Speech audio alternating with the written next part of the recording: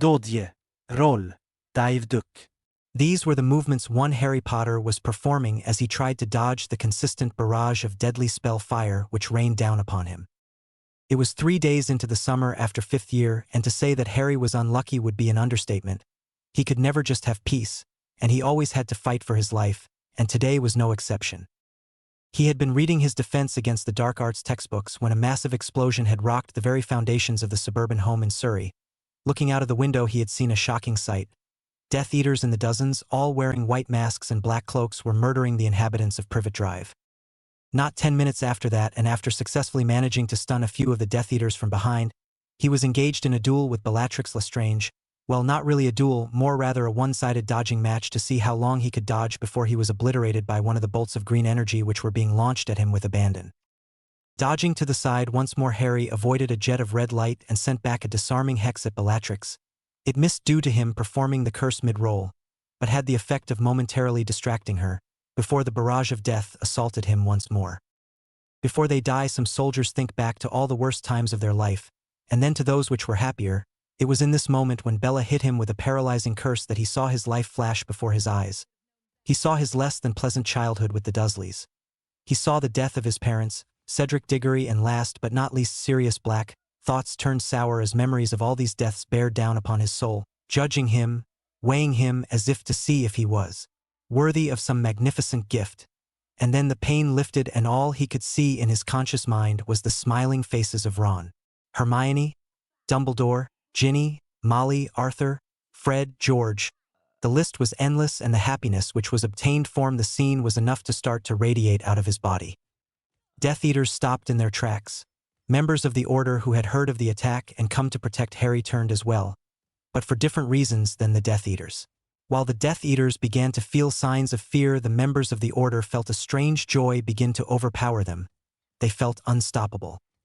The most interesting reaction was Bellatrix Lestrange.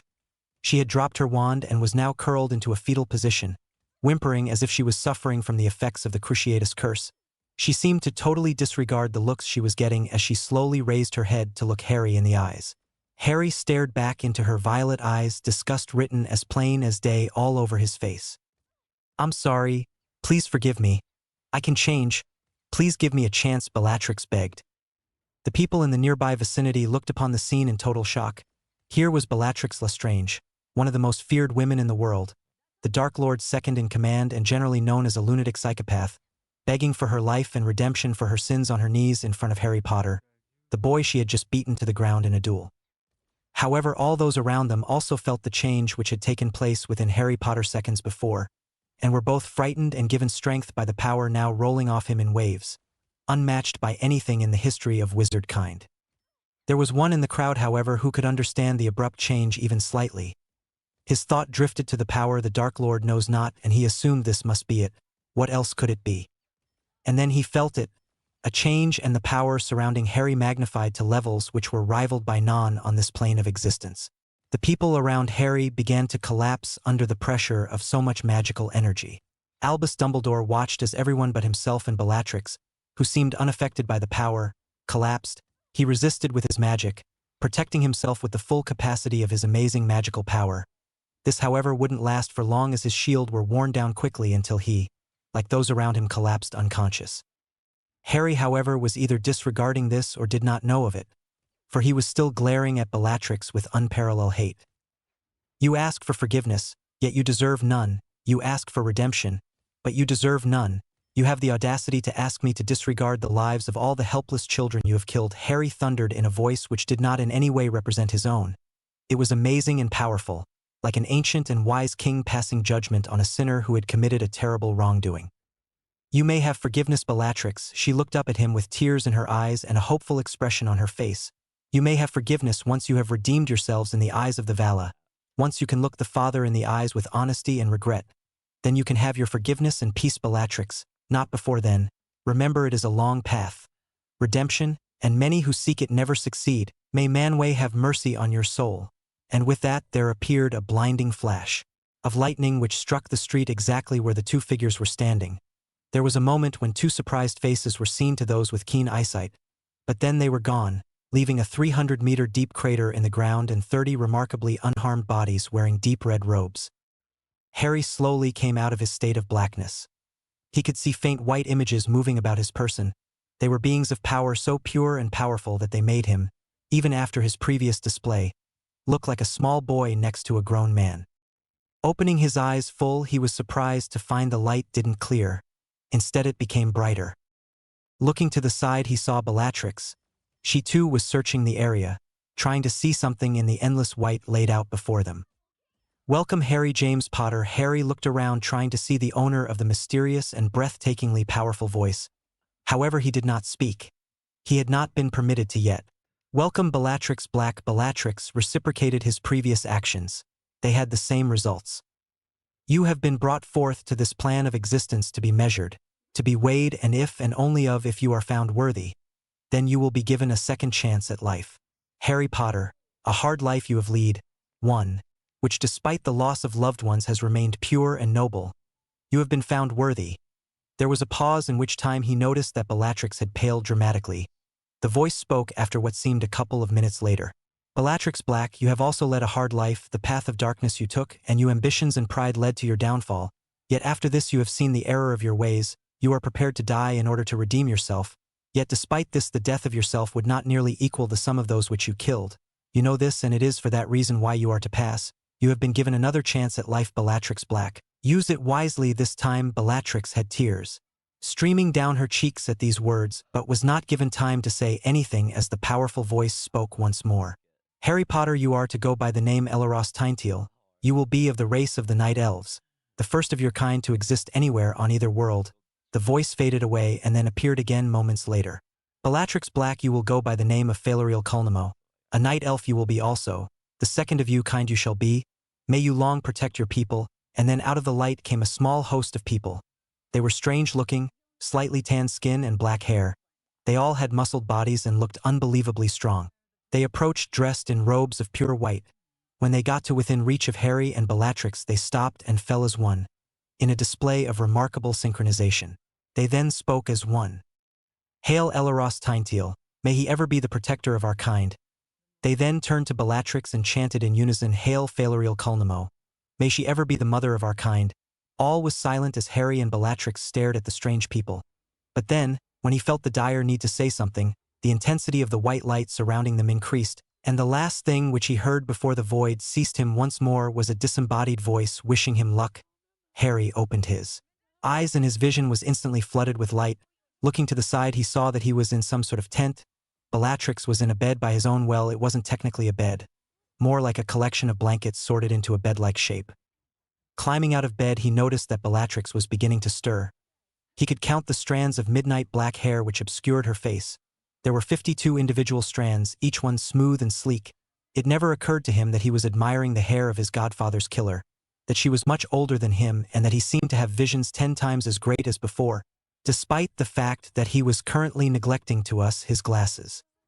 Bellatrix awoke. She presumed she was back in the Riddle Manor, but why did the idea sound so awful to her? No. She knew that she used to love her position as her master's second in command, but why did it now repulse her?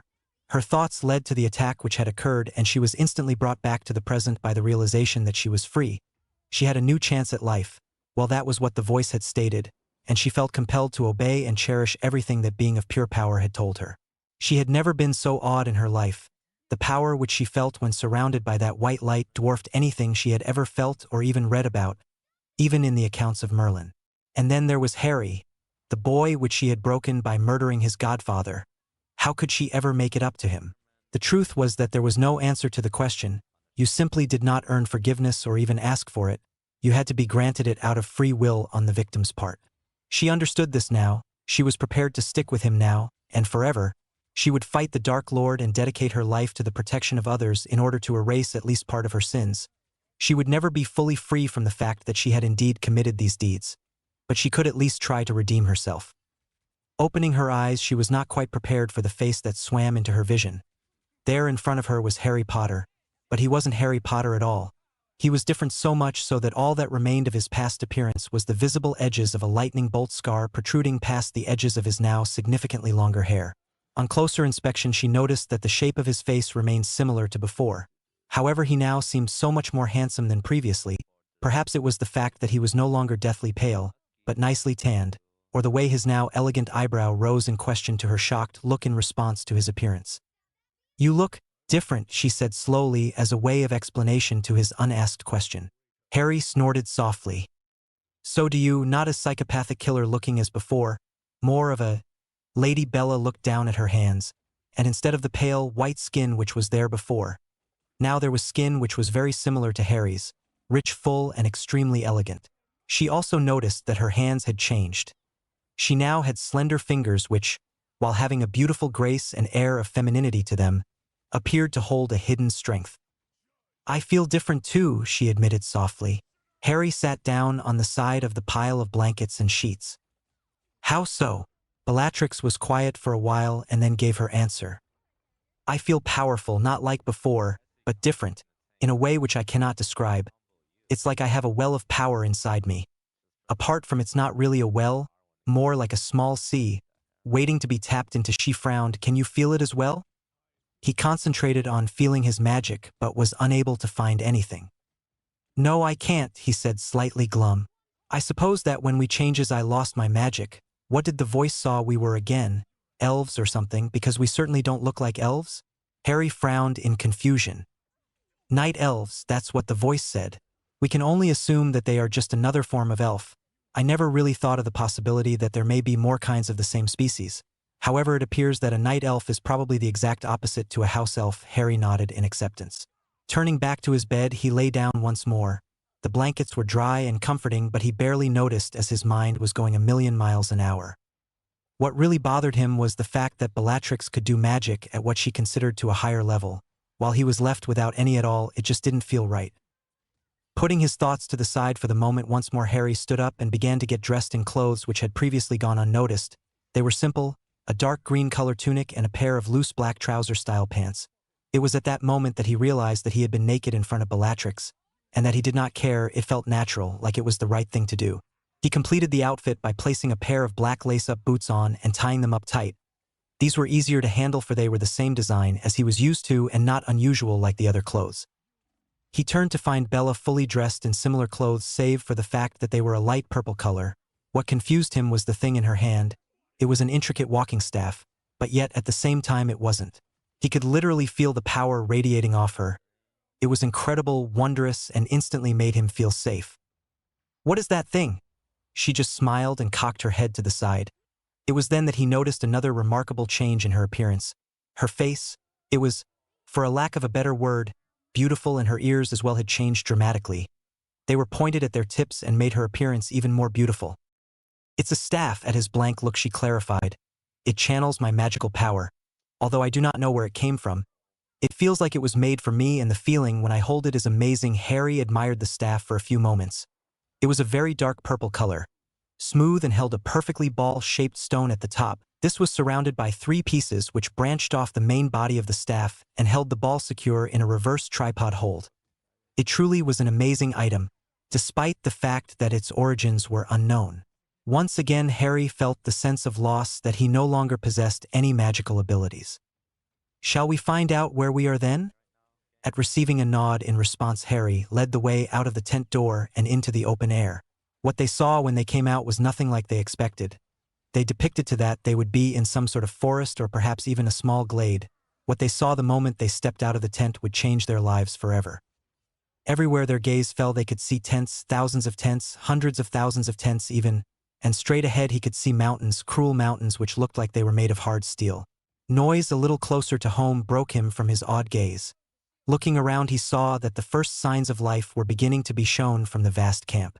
The people which passed gave them mixed looks, some grateful, although he could never guess what for, others awed by their very presence. Well, Bellatrix really. Even he was shocked by the feelings which her power represented and the magnitude which it had. They began to wander between the tents at a slow pace. Whenever they passed a man or a being which looked similar, though slightly different to them, they noticed a dramatic change in character. Men who were once burdened by their morning tasks stood tall once more. It was as if their presence gave them new strength. It was when they passed a tent which was slightly larger than the rest, perhaps housing 7 or 8 large men, that Harry realized that he was hungry. Not just hungry, but famished. The men were currently cooking on a fire and were sat in a small circle sharing banter and telling tales of the past. Harry decided he better ask directions to prevent them from getting lost. As he got within a couple of meters of the group, they all looked up at him in unison. "Good morning, young sir. What would you be looking for today?" His accent was slightly peculiar, but he didn't say anything. The man seemed friendly enough. "I'm lost, actually. I was wondering who might I see in order to salvage that problem?" The men laughed heartily, and the man who had previously spoken nodded to his left where a gap had been made in the circle for him to sit. "You have a peculiar accent, child. I am in fact curious as to what you are doing on the encampment. And goodness knows it hasn't come to making the children fight yet." Harry felt Bella sit by his side but didn't look up. He was too focused on what the man had said. "Fight?" They suddenly looked at him as if he was mad. "Of course fight. What do you think we're doing here? Preparing for war for the fun of it?" Harry's mind went blank, but his confusion didn't show on his face. It was at this point that Harry realized that a lot had happened, more than he had originally thought. It was clear to him now that they were no longer on Earth. Somehow they had traveled to a different world and landed in an encampment heading to war. His luck was really that bad? But then he remembered back to the white light and the voice which seemed to be made of magic itself. "You may pass. You have been given an opportunity to start a new life. Good luck." Is this what the voice had meant? Of course he could never have a new start in his world. Too many people knew him and he had too many enemies. And then the news fully hit him. He was free. He could forge his own destiny. There were no good-intentioned but equally manipulative headmasters to plot his path. He was free to do as he wished. He had a new name. He had no prophecy hanging over his head, and at the moment he and Bellatrix were unknown to the world. Harry smiled widely. "What are you two anyway? You look like elves, but you've got darker skin and slightly different features," queried one of the other men. Bellatrix chose that point to gain a foothold in the talk. "We're night elves, the first of our kind to enter the world. This is Elaros and I'm Phalariel." The men looked at her, and it would have been stupid to say that none of them looked upon her as if she was the reincarnation of Venus, for they all did. Further comments were put aside because at that moment a creature which Harry assumed was an elf, as it gave strong resemblance to his own looks, came riding over to them on a powerful white horse. "I am charged to escort you to the king's tent. He is expecting you young wizards." The elf spoke in a voice which, while being dignified, held no resemblance of lament or distaste. "Thank you," Bellatrix relied, apparently deciding to take the initiative in the situation. She stood up at the same time as Harry. "If you would lead the way?" The elf nodded and then proceeded to slowly trot off in the direction it had come from. Waving goodbye to the group of men, Harry and Bellatrix followed the messenger through a labyrinth of tents, all arrayed in perfect alignment. Eventually they reached a tent which was much larger than any of the others. It was easily big enough to fit a small party inside, and there were also guards surrounding it in a ring, facing out and aware of potential threats. They were led past the guards without a word and entered the elaborate tent. Inside there sat 5 men and 5 beings which he had come to recognize as elves. They were evidently discussing something important and has reached a state of agreement upon some issue. When they had been standing there for about 5 seconds, their presence was acknowledged. "Come sit." "Eat," called one of the men. He was tall and looked incredibly strong. He carried a sword at his side and was dressed in beautiful armor which had the image of a white tree upon a black background on it. Looking back at Bella, Harry moved over and sat in one of the 2 spare seats at the table. There were several maps upon it, everyone similar, but with others which showed specific locations in greater detail. Food was brought in shortly after, and not a word was said until they were halfway through a satisfying meal. "Have you any idea as to what your purpose is here in Middle-earth?" Harry put down his fork slowly and looked up at the man who had spoken both earlier and now. Harry thought it best to play slightly knowledgeable. It would not go down well if he said he didn't know what was going on. "I can't say I have. I have no connections here that I can look to. I am very much at a loss as to what I am to do." He shrugged his shoulders to emphasize the point. A noble and wise elf with stern features spoke up at that moment. "But what about your troops? Surely, with being new to this world, you will have to find home? We have long foreseen the arrival of the Night Elves' young master wizard. They are said to be a race similar to that of my own. The High Elves, stronger though and with slightly lesser eyesight, though not by much." Harry was now fully confused. "I have troops?" Some of this confusion must have appeared on his face because another elf spoke up, this time with a voice riddled with incredulity. "You mean to say that you knew not of the soldiers which came with you, of the women that came with you?" Harry looked at the noble elf and shook his head in admittance of his lack of knowledge. As he did so, there was a muttering heard from around the table, Some of the men looked on in doubt. You must understand that we know nothing of this world. We were sent over by a white light which seemed to be the very essence of power itself. We were told that we had to make our own choices in this world, and that is what I intend to do. We have no allies. As you now know, we were not aware of the troops which undoubtedly came here with us. And above all, we have no home or means of support. Excuse me, Master Elf, but how many men do I have at my disposal? The elf with the stern countenance regarded him for a moment before answering. I have reports that there were 75,000 female, male and child night elves, 50,000 of which are suitable as warriors, and by listening of reports on their stature they were intended as such. Aside from that, there are 25,000 female and younger elves. Harry reeled back in his seat at the staggering numbers. This was beyond what he had ever expected. Why him?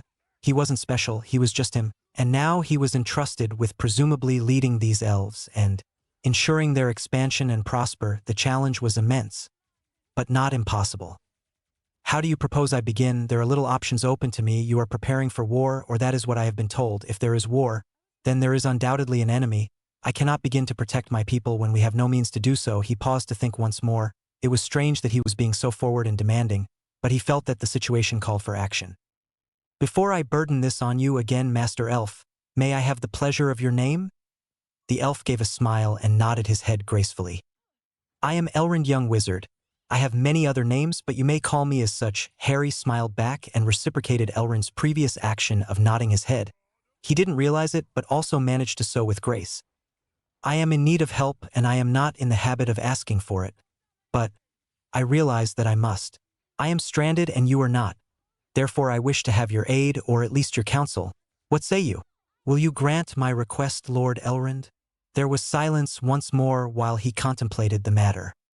You may have my counsel for the time being. Whether or not you have my aid is yet to be decided.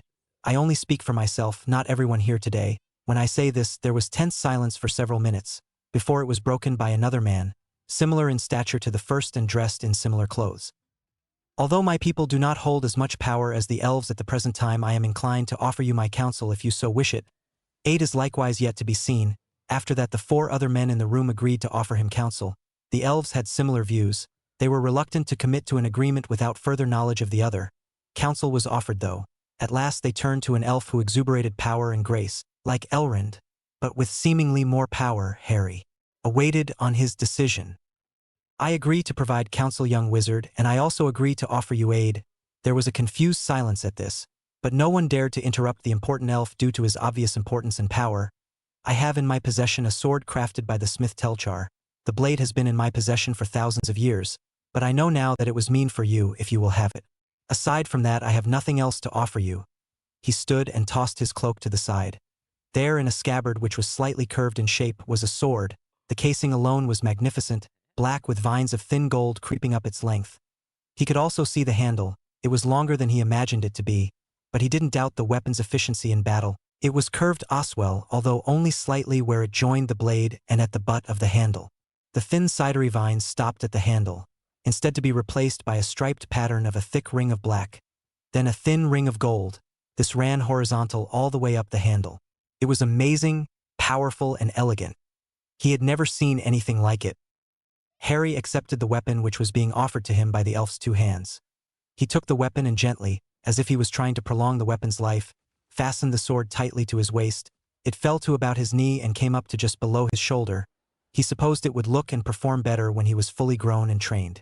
Turning his gaze back up to stare at the powerful elf, Lord Harry nodded in thanks and then regained the use of his seat which he had unconsciously abandoned to receive his weapon. That is a mighty gift, Gil-galad. The last sword forged by Telchar. The best bladesmith ever born. Elrond turned to him. Put it to good use, Master Wizard. Harry thanked him and then turned back to the group. Do any of you know of a place where I may set up home? I am inclined to dwell in an area which isn't totally forestry. A combination of perhaps that straight plains and mountains are best suited to the needs we have? There was silence around the table as the leaders of men and elves thought over Harry's problem. Sometime later a man spoke. He was as the norm with everyone at the table, royally dressed and noble-looking. However, he did not hold the power which Gil-galad or Elrond had at their command. It is a hard problem, for there are not many areas which have remained neutral throughout the war. I would suggest an area which is loosely controlled by the enemy and that has good prospects for a fortress of some kind. I feel that although you have a relatively strong force which could probably withstand any small parties and armies of the enemy, once Sauron learns of your identity and your power, he will undoubtedly begin to grow cautious of the growth of another powerful enemy. He will make strikes against you, small at first to test your strength. After that he will launch an assault on your forces which I am sorry to say will not be able to withstand his might." The man paused for a second before continuing. "You also face the problem of having no weapons, armor, and having troops which, although may be potentially great fighters, have no training or battle experience." There was another silence after these words. It was eventually broken by Elrond, who spoke once more. "Run might prove to be a great place for a kingdom. It is currently occupied by Easterlings whose standing army size is reported to about 30,000 men large. They are cunning fighters and strong allies of Sauron. However, if we broke them in one swift move, they will buckle under our might. The land has a small mountain range which, while small in length, is as mighty as even the tallest pass anywhere else in Middle-earth. With my lord Gil-galad's blessing, I wish to use 50,000 warriors of the House of Imladris to siege Run, for not only will it provide Elros with the land to build a fortress and locate his people, but it will also remove a great ally of Mordor and lessen the chances of having to fight off advances from both Run and Mordor. It is a good move for all involved. Yet the final decision does no fall to me, but to my lord Gil-galad." Here the powerful lord, who was now revealed as a person with rank lower than that of the elf named Gil-galad, turned to. Said Lord, "I do not condone this action, Lord Elrond, for I do not want to part with such a force in the case of a major Mordor invasion. I fear that we may be taken advantage of if that were the case, and although we could most probably defend our homes for a substantial period anyway, I feel that we would stand a greater chance if our forces were together as one, rather than spread across Arda." Harry's initial hope at Elrond's words were dashed as Gil-galad said this. He now turned to the Lords of Men, in the hope that they would be more willing. "The King Gil-galad speaks wise words. We also do not wish to part with forces in the case of invasion. I suggest that you look for other means of settlement where the enemy is less prominent." Harry's thoughts reeled and wound until he had them organized once more. It was obvious that this place Run was the ideal area to settle his people. However, there was a force of about 30,000 guarding it. He didn't know much about war of this kind, but he did know, due to his experience in the war against Voldemort and from reading several texts for his History of Magic class, that a stronghold was extremely important. If he didn't have one, then he would be easily sought out and destroyed by this enemy they referred to. And if the size of the forces that they were using was an example of this Dark Lord's power, then he would be a sitting duck in the event of an attack. The protection of his people was his primary concern, not the war, not politics and games. "Then you leave me with no choice," he said, standing. He didn't notice Bellatrix reciprocating his action at his side, for he was too deep in thought at the present time. Moving his chair back and walking away without a goodbye, he was stopped a meter from the tent's door by a call from what he knew to be the Lord Elrond. "What do you plan to do, Master Elros? If invading Run is your plan, then I would advise against it. Do not throw away the lives of an entire race of elves for the sake of one kingdom." Harry whirled around, his eyes narrowed. "And what would you suggest, Lord Elrond? If this place Run is indeed as suitable as you say it is, then I intend to claim it as the home of my people for many years to come. In answer to your question, I am going to walk out of this tent, out of this camp even, and attack the land of Run. I may not be as wise as you, Master Elf, but I know war, and in war decisive decisions have to be made in order to emerge victorious. Look for news of our victory." And with that final statement he turned and walked at a fast pace outside the tent. When they were about 50 meters away, Bellatrix caught up to him. "Not a bad show you put up in there," she commented. Harry scowled at her and she instantly shrank back slightly before regaining his confidence. "Bellatrix, I know we have had a bad past with each other, but I would like to put it behind us. Yes, you murdered my godfather and he was extremely dear to me. However, I believe that if you wish for redemption, then I cannot stand in the way of that. You are a powerful witch and will be invaluable in the future of our people. I'm sure you noticed that when we were in the light you were referred to as the mother of the night elves. You are obviously to be the leader of our kind. I am the protector. You are the mother." Bellatrix smiled and offered her hand to him, which he shook gently. When they once again started moving, Bellatrix grabbed hold of his shirt and pulled him back. "What?" he asked, confused. "You are the leader, Harry. You may not know it, but I feel as if it is your job to guide and govern our people. Not me. However, I will gladly become your second in command." Harry smiled and accepted her words. They set off a second later in the direction which they felt, for some peculiar reason, would lead them to their people. They came into a large section of the camp which had been slightly separated from the main group. When they entered it, they noticed that many of the night elves were up and about, very much unlike the majority of the men and other elves. However, there were areas where groups of fully armed elves with blonde hair and lighter skin were conversing with their own people. They were obviously getting along well, for their features were animated and excited. Harry surmised that the elves which had dwelt in Middle-earth for longer were fascinated with meeting a new kind of their species. He understood their excitement, for he himself was excited at the prospects at what was to come. After all, he had the chance of a new life. Walking over to the closest group, he made his presence known to them with Bellatrix by his side. "Good morning," they turned to look at him, and when they saw him they immediately fell to their knees with heads bowed. This had the effect of attracting other of his kind who, in seeing that their leaders were there, also fell to their knees with their heads bowed. Feeling nervous, he lightly touched the head of the nearest elf. "You may rise, my brothers," the words came out of his mouth before he could stop them. It was like he was meant to say it to them. The words had the effect of allowing every elf on his or her knees, numbers which he couldn't count with a passing glance, to rise and begin to celebrate their birth in a new world. They hugged and cheered with smiles painted upon their fair faces for several hours before they ceased the activity and began to relax. In this time, Harry and Bellatrix had got to know many of the elves which were now their kin. They were also pleased to note that the initial act of going to their hands and knees was a one-time thing unless he wished it again, and that in normal life they would just offer him either a bow or, if in close contact, a hand to the shoulder, which signified the bond of friendship and trust. Celebrations aside, Harry didn't have any contact with the other lords and kings through the period of 1 week in which he stayed at the camp. It was a surprise that the evening that they were to depart, Harry received visitors in the form of the Lord Elrond of Imladris and Gil-galad, who he now knew to be the High King of the Elves in the far west of Middle-earth. Their coming was seen from afar by the scouts who he had placed around the edges of their camp in order to be forewarned if they were attacked in the night. Because of this, Harry didn't meet them in bed attire, but instead in fine clothes which had been a gift from an elf maiden as a sign of loyalty. When their presence was announced and the two important figures sat down in chairs in his tent, he looked at them warily. "Your purpose still remains hidden from me, High King Gil-galad, and yours also, Lord Elrond. Why do you visit on the eve of our parting? Is it to dissuade me, perhaps?" The elves shared a side glance, and then Elrond spoke. "It was indeed our intention to dissuade you from going too readily into battle. However, I can see that it is futile trying to do so now." He paused, regarding Harry wearily for a second. "I speak for my king when I say that I wish for our people to remain friends and, in times of need, allies. Although we cannot, for reasons already mentioned, compromise our forces to you, we do wish to help in other ways." He pulled a great bow from its place on his back and handed it to Harry, much in the same way that he had received the sword from Gil-galad. Harry took the bow and slowly observed it. It was a beautiful weapon which held both power and grace in abundance. It had a strong string which, when touched, was comfortable and easy to manage. It was similar to his sword in its own way too. It had a unique style even among other elvish weaponry, and was made to be pure black save for 5 golden lines running on a slightly tilted angle by both sides of the area, which was designed to be held in the hand. Placing the bow into his left hand like he had seen other elves do throughout the week, he pulled back the string smoothly with his right. Its draw was 10 times more graceful than the bows he had tried throughout the week, and the power behind that smooth draw was amazing.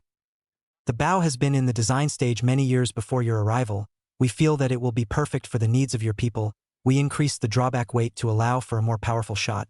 This shouldn't be a problem due to your people having greater strength than ours. The bow is a work of art. It has a mithril core to vastly increase the strength and the accuracy.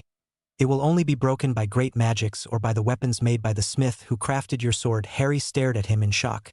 He, of course, having been around an army of incredible size, knew of the almost inexistent and valuable metal mithril. To make a bow core out of it was astounding. The price would be astronomical. He knew better to try and refuse the gift, however. If he did, they would find some way to get it to him without his knowing. "It is a mighty gift. Thank you, High King Gil-galad and Lord Elrond." Elrond, Harry stared. "Pardon." Elrond smiled. "Just call me Elrond. And I, Gil-galad. You are to be a king and are already an Istar of power I cannot begin to imagine. You do not yet have my respect, but you do have my goodwill." Harry bowed his head in acknowledgement, before standing along with his 2 guests. Nodding once, he was about to turn and walk over to his bed area when he felt a hand on his shoulder. "There still remains the task of informing you that I have taken the liberty to send riders with an order to deliver to Lorien. The order relates to the armament of your army. Weapons of choice will be supplied to all troops and any of those who desire them. Armor also will be provided, made of the best metals we have in our possession.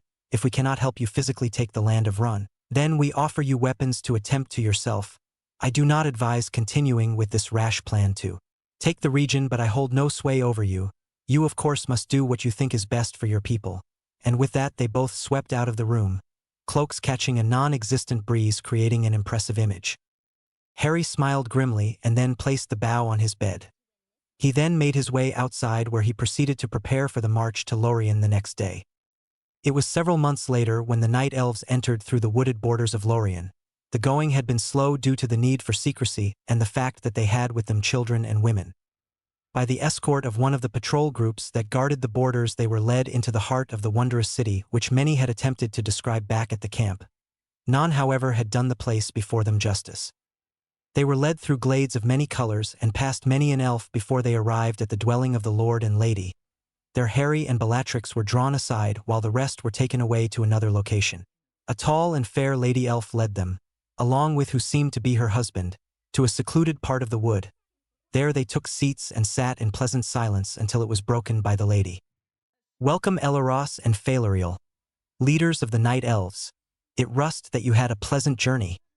"Moderate Lady Galadriel, the going was slow and tiring, but we are glad for the chance to rest," replied Bellatrix. Harry was now feeling stupid for not looking at the most recent history of Middle-earth. It would sure come in useful now. However, Bellatrix had taken it upon herself to start a sort of history class, if you will. Their elves who were interested to know about the history and factions in this new world could read and learn from books which had been given to them from the dwarves of Khazad-dûm when they had passed through only a month or so before. "You are most welcome in the land of Lorien, my friends. Even in these dark times your presence is wanted. For as you entered the wood I felt the power within its protection strengthened by great amounts. For this I thank you." Harry smiled softly. It wasn't done intentionally, but if it made elves in the world safer, then he was glad of it regardless. "I was informed by King Gil-galad that he had gifted you with weapons which were to be created here. I am pleased to say that we have completed the order, and they are works of great achievement. For never before have we had such well-crafted armor as we have done with this," continued the man next to Galadriel, who only Bellatrix could identify as Lord Celeborn, Galadriel's husband. "We are greatly indebted to you for your work and your kindness. Once we are able, I will find a way to repay you and all those who played part in giving this magnificent gift," Harry said. Celeborn smiled at him, as did Galadriel. There was a tense silence for a few seconds before it was broken by Galadriel.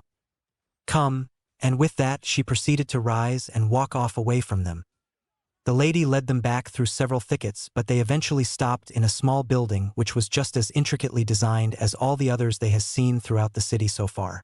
She led them inside, where they were met with 10 sets of black and gold armor, 9 bows identical to the one which Harry had given to Bellatrix, 9 swords, not too dissimilar from his own, but obviously different, and 10 spears, all lined up in separate racks along the walls.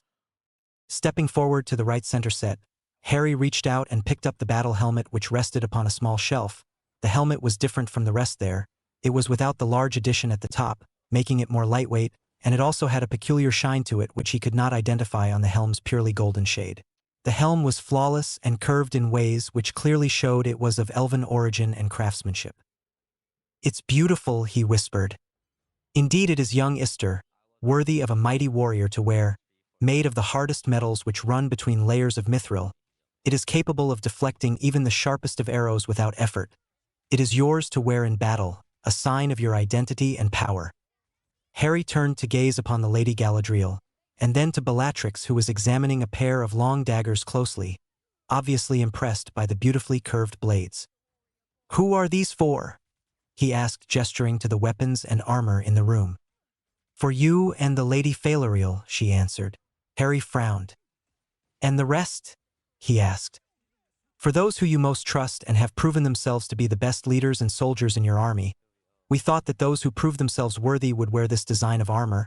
It shows their rank as one of the most senior in the army, even in the rush of battle." Harry nodded and smiled once again. However, the lady wasn't finished yet. "They, unlike the armor of the others, also have mithril contained in them. Not as much as yours and the Lady Phalariel's, but enough to make it some of the best armor we have ever had the privilege to craft." She smiled at him and then bowed her head slightly. "I will leave you and the lady to try out your armor and weapons. If you wish to see me or my husband, then you can find me near the archery range." And with that she left the room, her husband in the lead. When she was gone, Harry turned to Bellatrix. "This armor is amazing. It's so light, but so strong at the same time.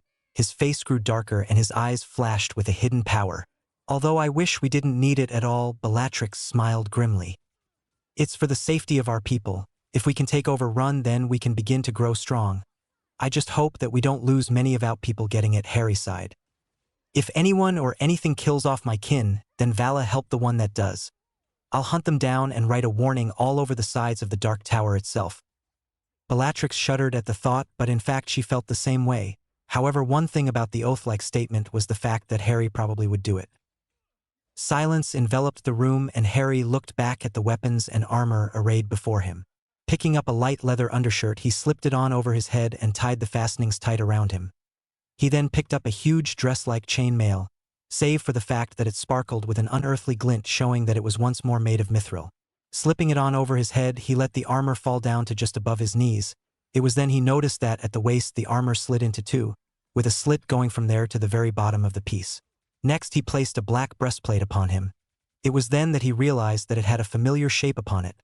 A golden lightning bolt in a circle outlined with a thin layer of gold was upon the breast. It was then that the huge truth came to him. This was a symbol which every one of his warriors would wear. However, instead of feeling embraced and upset that such a thing had been created, he felt proud that his mother and father's sacrifice, which was shown in the scar upon his forehead, was now to be used as the symbol which his people followed. Slipping the plated metal on, he pulled it down, now noticing that there was another layer of light leather between the pieces to provide a snug, non-slip fit. Next he placed bracers on his arms, and then fastened a pair of greaves to his lower legs. Stepping over to the weapons rack, he pulled off one of the midnight black bows, a pair of knives identical to Bella's, and a sheath to keep them in, which attached to his back and formed an X shape. Placing the bow down, he attached the daggers to his back and then his sword to his waist. He turned to look at Bella. She was looking at him intently, as if it was the first time she had ever seen him. "You look different," Harry frowned. "How so?" She smiled. "More kingly, I suppose. By the way, have you grown?" Harry frowned once again. "Not to my knowledge. Perhaps it was a side effect of being turned into an elf or something." He shrugged and proceeded to strap a black quiver to his back. "Perhaps, but don't you think that this is a bit of an expense for armor which we may grow out of soon? Well, maybe not me, because the only way I'm going is outwards, but you might have to get new armor soon if you grow out of it." "Oh, come on, I'm about the same size as you. And you're what, about 5'10", right?" She nodded and gave a slight smile. "Perhaps it's your face then that makes you look smaller. It looks much more youthful than many of the elves here." Harry snorted and gave a slight cough. "That may be because most of the elves we've seen are perhaps older than Hogwarts." Bellatrix had the decency to look slightly embarrassed by her huge slip. That was until her features became lighter and a smile formed at the corner of her lips. "Well, whatever, all I was trying to say before you sidetracked me was that I thought you looked very different, in a good way of course. And for the love of the Vala, I've just realized that you aren't wearing glasses anymore. You have nice eyes, Harry, so don't hide them, okay?" Blinking, Harry briefly wondered how she had switched topics so suddenly. Elf or not, women were still a mystery to him. Shaking his head, he picked up his bow in his left hand and opened the door with his right. Leaving Bellatrix alone, he started to make his way back to one of the archery ranges he had seen on the way to the room. He hadn't gone 10 meters when Bellatrix caught up to him. Looking at all her tightly worn black armor and her new graceful features, Harry couldn't help but stare a bit before he was brought back to the land of the living by a small slap to the head. "Are we going to go practice then?" He nodded dumbly and followed her as she set off at a steady pace in the opposite direction he had been heading, sighing at his inability to remember even the simplest of routes. As they walked, a thought which had been in his head since the time they had arrived in Middle-earth came to him, and he chose that moment to ask the question. "Bellatrix." She gave a small sound to show she was listening. "Why are we so comfortable around each other now? I mean, before we came here we were enemies, but now we seem fine around each other. It's just weird. And what about you? You've really changed in the last couple of months, to the point, scary though it is, that I feel like you could become a friend." She stopped and put a hand on his shoulder. "When we were in the light, and before that when we were back in Privet Drive, it felt like something was judging me. I don't know, but I knew when I felt it that I had done wrong. I asked for forgiveness out of desire to live, I admit. However, when we arrived here, well, let's just say that I felt almost all the evil gone, so much so that I could look at my past like a distant dream. It all comes down to that when I changed into a night elf. Evil was pushed from my soul somehow. I truly did get a chance to live again, and just so you know, I no longer want forgiveness out of self-gain. for there are more important things in life than myself: honor, friendship, love. I just want happiness, Harry, and I'll go to any length short of falling to the dark again to feel it for the first time." Harry didn't know what to say. It was now clear that she had felt similar things to him before they had been taken to Middle-earth. However, where he had prevailed stronger due to his honorable and kind nature, she had suffered for her wrongdoings. It made sense on some strange level, but he was glad that he felt he could trust her. It was a feeling that told him this, not evidence or documents, but a feeling that she would stay with him till the end. In his musings, he hadn't noticed that he once more started to walk and that they were nearing one of the archery ranges. When they got within 10 meters of the range and rounded a thick wall of trees which hid it from eyesight, they saw a magnificent sight. There was over 1,000 of them, all waiting in lines of 10, taking it in turns to fire 3 shots at the target. They would then rotate in turn so that everyone got in some practice. "Welcome, my lord, my lady," greeted an elf from their left. Turning, he smiled at the slightly nervous elf and nodded his head. "I am Revan, my lord. I am pleased to be here and will do what you ask." Harry smiled at the elf once more. He liked him already, tall, strong and loyal, yet possessing a personality which flooded the area in waves. "I am pleased to meet you, Revan. Perhaps you can tell me what has happened in my brief absence?" The eager elf nodded and then began to explain. "Those who wish to protect you and our people are, as you can see here, training to do just that. They are a large group and have been spread around the forest at various archery ranges in groups of 1,000. Weapons and armor which bear the mark of lightning have been given to all of those who are in training. Bows of great power and price have been given to all elves, even those who don't wish to fight. Along with this, all swords and shields have been given, along with full armor. It is a sight, my lord. They look spectacular when amassed together." Harry nodded, pleased that they had even got this far in such a short space of time. "And what of those who do not wish to fight? Women and children, men who aren't soldiers, what of them?" Bellatrix asked from his side. The elf turned to her and smiled fully. "They have taken residence in a small community on the outskirts of the forest. They have, with the exception of the children, started to find their feet. Many seem to be interested in crafting and forgery. Others prefer weaving or cookery. Everyone is pulling together to make our community grow." My lady Bellatrix smiled. This was good, because in times of peace there were other things which needed to be done, farming to name just one. "And what of you, Revan? What place have you taken? For you are not dressed as a warrior yet, you do not appear to be a craftsman. And indeed not a child, I dare say." He laughed softly. "I have taken the part of the unofficial village messenger." He shook his head. "Alas, less than an hour has passed since our arrival, and yet I become the village messenger." He gave a soft chuckle. Harry suddenly had an idea. It was a good one. Well, at least he thought so. "How about we make your job slightly larger than that, Revan? I propose that you become the first messenger and scout for our people. Your job will be to gather information from across the world and give it to me or the lady beside me. Will you take the task, Revan?" The elf thought for a second before nodding. "Indeed I will, my lord. It is an honor to serve." And with that the elf strolled off into the trees, where after a couple of seconds, he seemed to just vanish.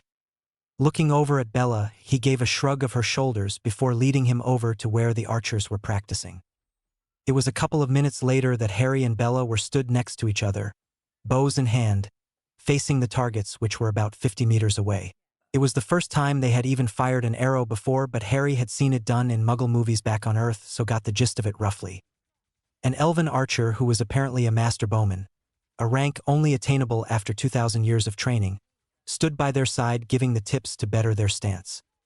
Pulling an arrow out of her now full quiver, Bella slowly fitted it to the string. She then proceeded to pull back the string and after about a minute of aiming, let the arrow sail right past the target she was aiming for. Harry snorted softly. This earned him a glare from Bella. "Go on then, you try. See how you like being laughed at on your first attempt," she snarled menacingly. It was then that Harry realized that although the evil had been taken from her soul, that she still had one hell of a temper when annoyed. Pulling back his string slowly, he aimed at the target and let the string loose. His arrow swept straight past the target. Coughing and laughter came from Bellatrix's general direction. He, however, wasn't looking at her, but at the finely crafted bow in his hands.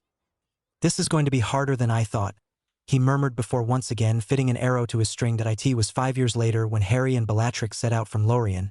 It had been a short 5 years, mainly taken up with training and preparations for the attack of Run, which he had informed the people about shortly after their arrival. The news that they would be going to battle went down surprisingly well. Everyone understood that they couldn't stay in Lorien forever, and that they would eventually need to build a home of their own. Not a month after their arrival, Harry began to see difference in the soldiers. While some excelled at the bow, others preferred the sword and the up-close method of fighting that it entailed. He was among those who preferred the sword. However, he also liked every other way of fighting nearly as much. And so it was that Harry and Bellatrix decided to split the ranks up into several sections. There were those who were masterful at the bow and also wielded long knives in a dance-like attack when in close quarters. These were under the direct command of Bellatrix, as she was the better with a bow between the two of them.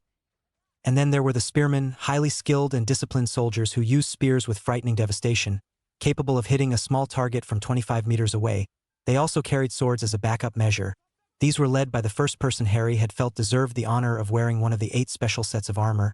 He was named Etierian and had become a great friend to Harry over the years.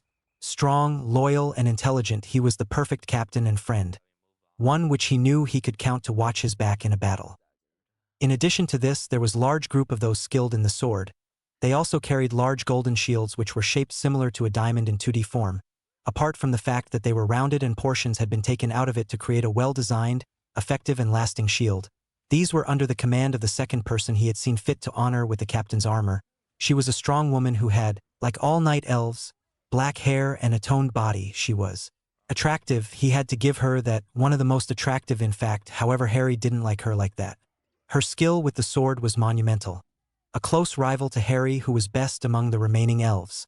Those were left behind to guard the forest borders. She was also a close friend and valid confidant when he couldn't speak of a matter to anyone else.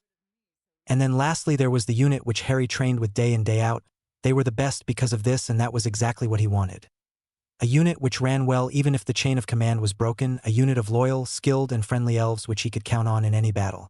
It was these elves which made the final part of the army. They were trained in all weapons as they had no exact preference. Most, however, favored one weapon slightly more, like Harry and his sword. Harry himself preferred a total combination of weapons. He liked to be versatile in battle and able to respond to any situation he found himself in. His sword stayed faithful, and he dedicated the majority of his time learning its ways. He complemented this with a confident archery ability and keen shot with the spear. He was no way near to be a master, but he was gaining on his goal as each day passed. Bellatrix spent most of her time training with her large unit at the bow. She was by far the best in the army with it and approached her training as often and in as much vigor as Harry. The unit which she commanded was by far the largest, making about 30,000 in total, with each section of 5,000 run by a lesser leader which would be under her direct command. She used this system because there was no way she could keep track of all of her troops at once. Those who didn't take to fighting followed other pursuits while they stayed in Lorien, such as weapon crafting, where men and women alike would learn from the master smiths in the nearby kingdom of Khazad-dûm. And so it came to be that a host of 40,000 trained night elves set out from the borders of Lorien. They left heading to the east at great speed, using scouts to make safe areas before they moved into them. Harry rode upon a great horse Othion which had been given to him as a last gift from the Lady Galadriel. In fact, all of his men, some 5,000 elite men under his command, were currently mounted upon great steeds, great beasts bred for war by the kind hands of the elves. Harry's horse alone, though, stood taller than all the rest, pitch black as a sharp contrast to the other white ones which were being ridden. The party made fast progress along the shores of the river Anduin, which if followed completely would lead through the city of Osgiliath, the capital of the great realm of Gondor. This was not to be, however, for before they came to the city, they turned off to the north and headed at a direct course, past the wooded land of the Golden Wood and onto the borders of Run. It was here that they set up camp, a couple of miles from their final destination. While the camp was set up, Harry led a party of 100 horsemen out to scout the area and spy upon the strongholds they were soon to attempt to siege. Riding hard, the small group came close a large mountain range with a name which they were oblivious to. Spread out and search the area for 10 miles round here. I want the Sea of Run and the forest that backs onto it scouted fully. No inch is to remain unseen and unchecked. Report back to me before the night is out. Dismissed. With that, Harry signaled for 5 to come with him before turning and galloping off into the slowly darkening night. The base they were looking for was found easily by the 6 of them.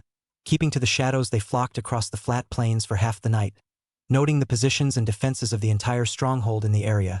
Sometimes he would meet up with other small groups which were tirelessly following his orders, but other than that they remained alone until, with writings and maps marked with intricate detail, they retired back to the camp to plan for the attack at sunrise.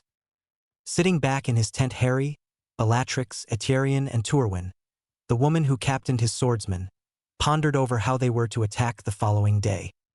Their defenses are strong. They have various catapults and sentries posted on the walls of some of the fortresses but less on others. Those which hold the most will be the bases with the most protections, Bellatrix commented softly. Nodding, Harry frowned, a sign that he was concentrating. There are 4 separate strongholds, correct? They all gave a nod of their heads. We didn't prepare to assault 4 strongholds. We have little options left open to us. He lapsed into a thoughtful silence for several minutes before a smile began to form at the corners of his mouth. We draw them out. Everyone kept their gaze fixed upon him, waiting for him to reveal the plan to them. How would we fare if we fought over an open plain? Bella got an evil smirk on her face. We outnumber them and no doubt are better trained and organized than they are. We would definitely win with relative ease, answered Turwin with a smile. And so instead of breaking ourselves on their walls, we draw them out and fight them on our terms, which just leaves the question of how we can draw them out effectively, said Etienne. Harry nodded slowly, clearly in thought. It was over 5 minutes later when he spoke once more. We could attack one of the lesser defended settlements but make sure to let one of them escape so he can warn others.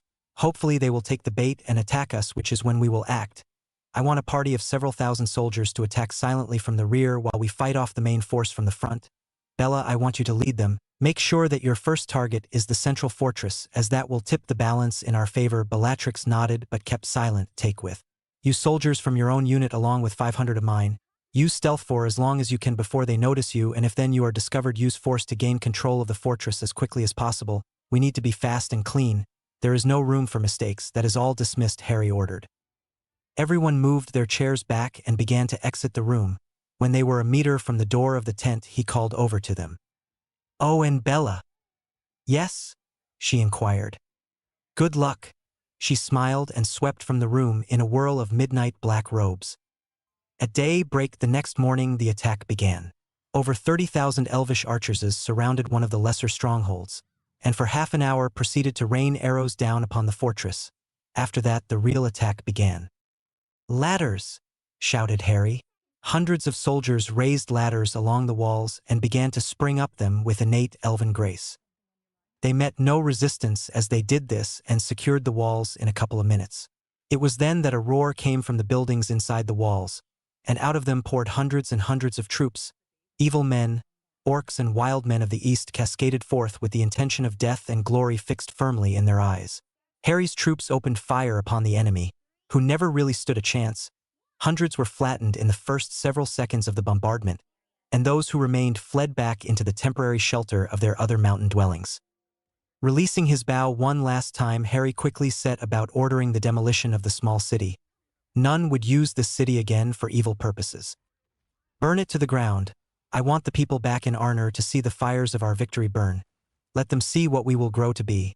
And with that he descended the ladder he had climbed minutes before and headed back to camp to prepare for the inevitable conflict which was soon to come. Meanwhile, in a small room overlooking a wide landscape, a table of important lords, both elven and man, sat around a table discussing the war and a way they could work together to create a stronger resistance. All I'm saying is that if we combine our forces and march on the Black Gate, then we may have a chance of victory. If not, then I don't know how much longer we can last, years, decades, centuries. It doesn't matter how long it is, for we will inevitably lose if we don't act soon, said a broad-shouldered man. He appeared to be young, but you never could tell with men these days. We do not have the strength to accomplish such a feat, perhaps in 100 years, but not now. We need time to prepare for a siege of that size, time which we don't have. Our efforts are already full with the war abroad. We cannot reserve any of our forces, or we may run the risk of losing vital positions the other side of Khazad-dûm and the Misty Mountains, replied Gil-galad. He was about to speak once again when he looked to the east and spotted a very faint burning fire to the east. He smiled and leant back in his chair, seemingly content. What is it, King Gil-galad? Asked another elf who hadn't spotted the fire. He smiled and nodded his head out of the window. Look to the east. Everyone in the room turned in the direction he had said and grew confused at the small flaming light which was obviously a great distance away. What is it, my king? Asked the same elf. "It is a sign that the siege of Run has began, Lord Tiltathel," he said calmly. There was muttering from around the room at this news. "It'll be over in a day. I really do pity those who had no option than to go along with their lord's foolish venture. He is too eager to jump into battle, a little too much for the role of a king. In a way I feel sorry for him," stated a lord of men calmly. "I would not be too quick to judge a book by merely its cover. I believe those flames were set as a first sign to us that the night elves are indeed in the control over one of the strongholds in the area of Run. It won't be long before the main siege begins. I just hope that they are up to the challenge." Gil-galad lapsed into silence, as did the rest of the room. "They will be broken within a week. The structures there are strongly built into the mountainside and hard to attack. There is no way they will emerge victorious," said a smaller man who was in no way small but looked it by comparison. "Do not underestimate their leader, young lord, for it may prove to be a great mistake in your time of need. Should it ever come," the man laughed and wiped a tear from his eye. "Come now, how could he possibly help us when he will be dead within the week?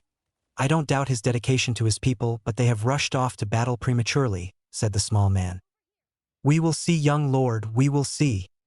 The council returned to more pressing issues. A lone man, dressed in dirty clothes which were frayed in various places, stumbled in through the gates of a large city. People nearby came to his aid. However, before they could help, he spoke several soft words. "Send aid, the western fortress has been attacked. Elves, lots of them, kill them all," and with that the vile man's spirit left his body, never to return to this plane of existence. All around him, however, there were harsh cries of anger and fury. Men and orc alike began to arm themselves in ill-fashioned armor and badly crafted swords. "Assemble the army, kill them all," shouted a large man. He wielded a large scimitar-like sword and wore a huge helmet to signify his rank as the leader. "What of the city?" asked a small goblin in a wicked voice. The large man turned his evil gaze to the small orc. "Leave 10,000 to defend the city if it's attacked. The rest of ye can follow me."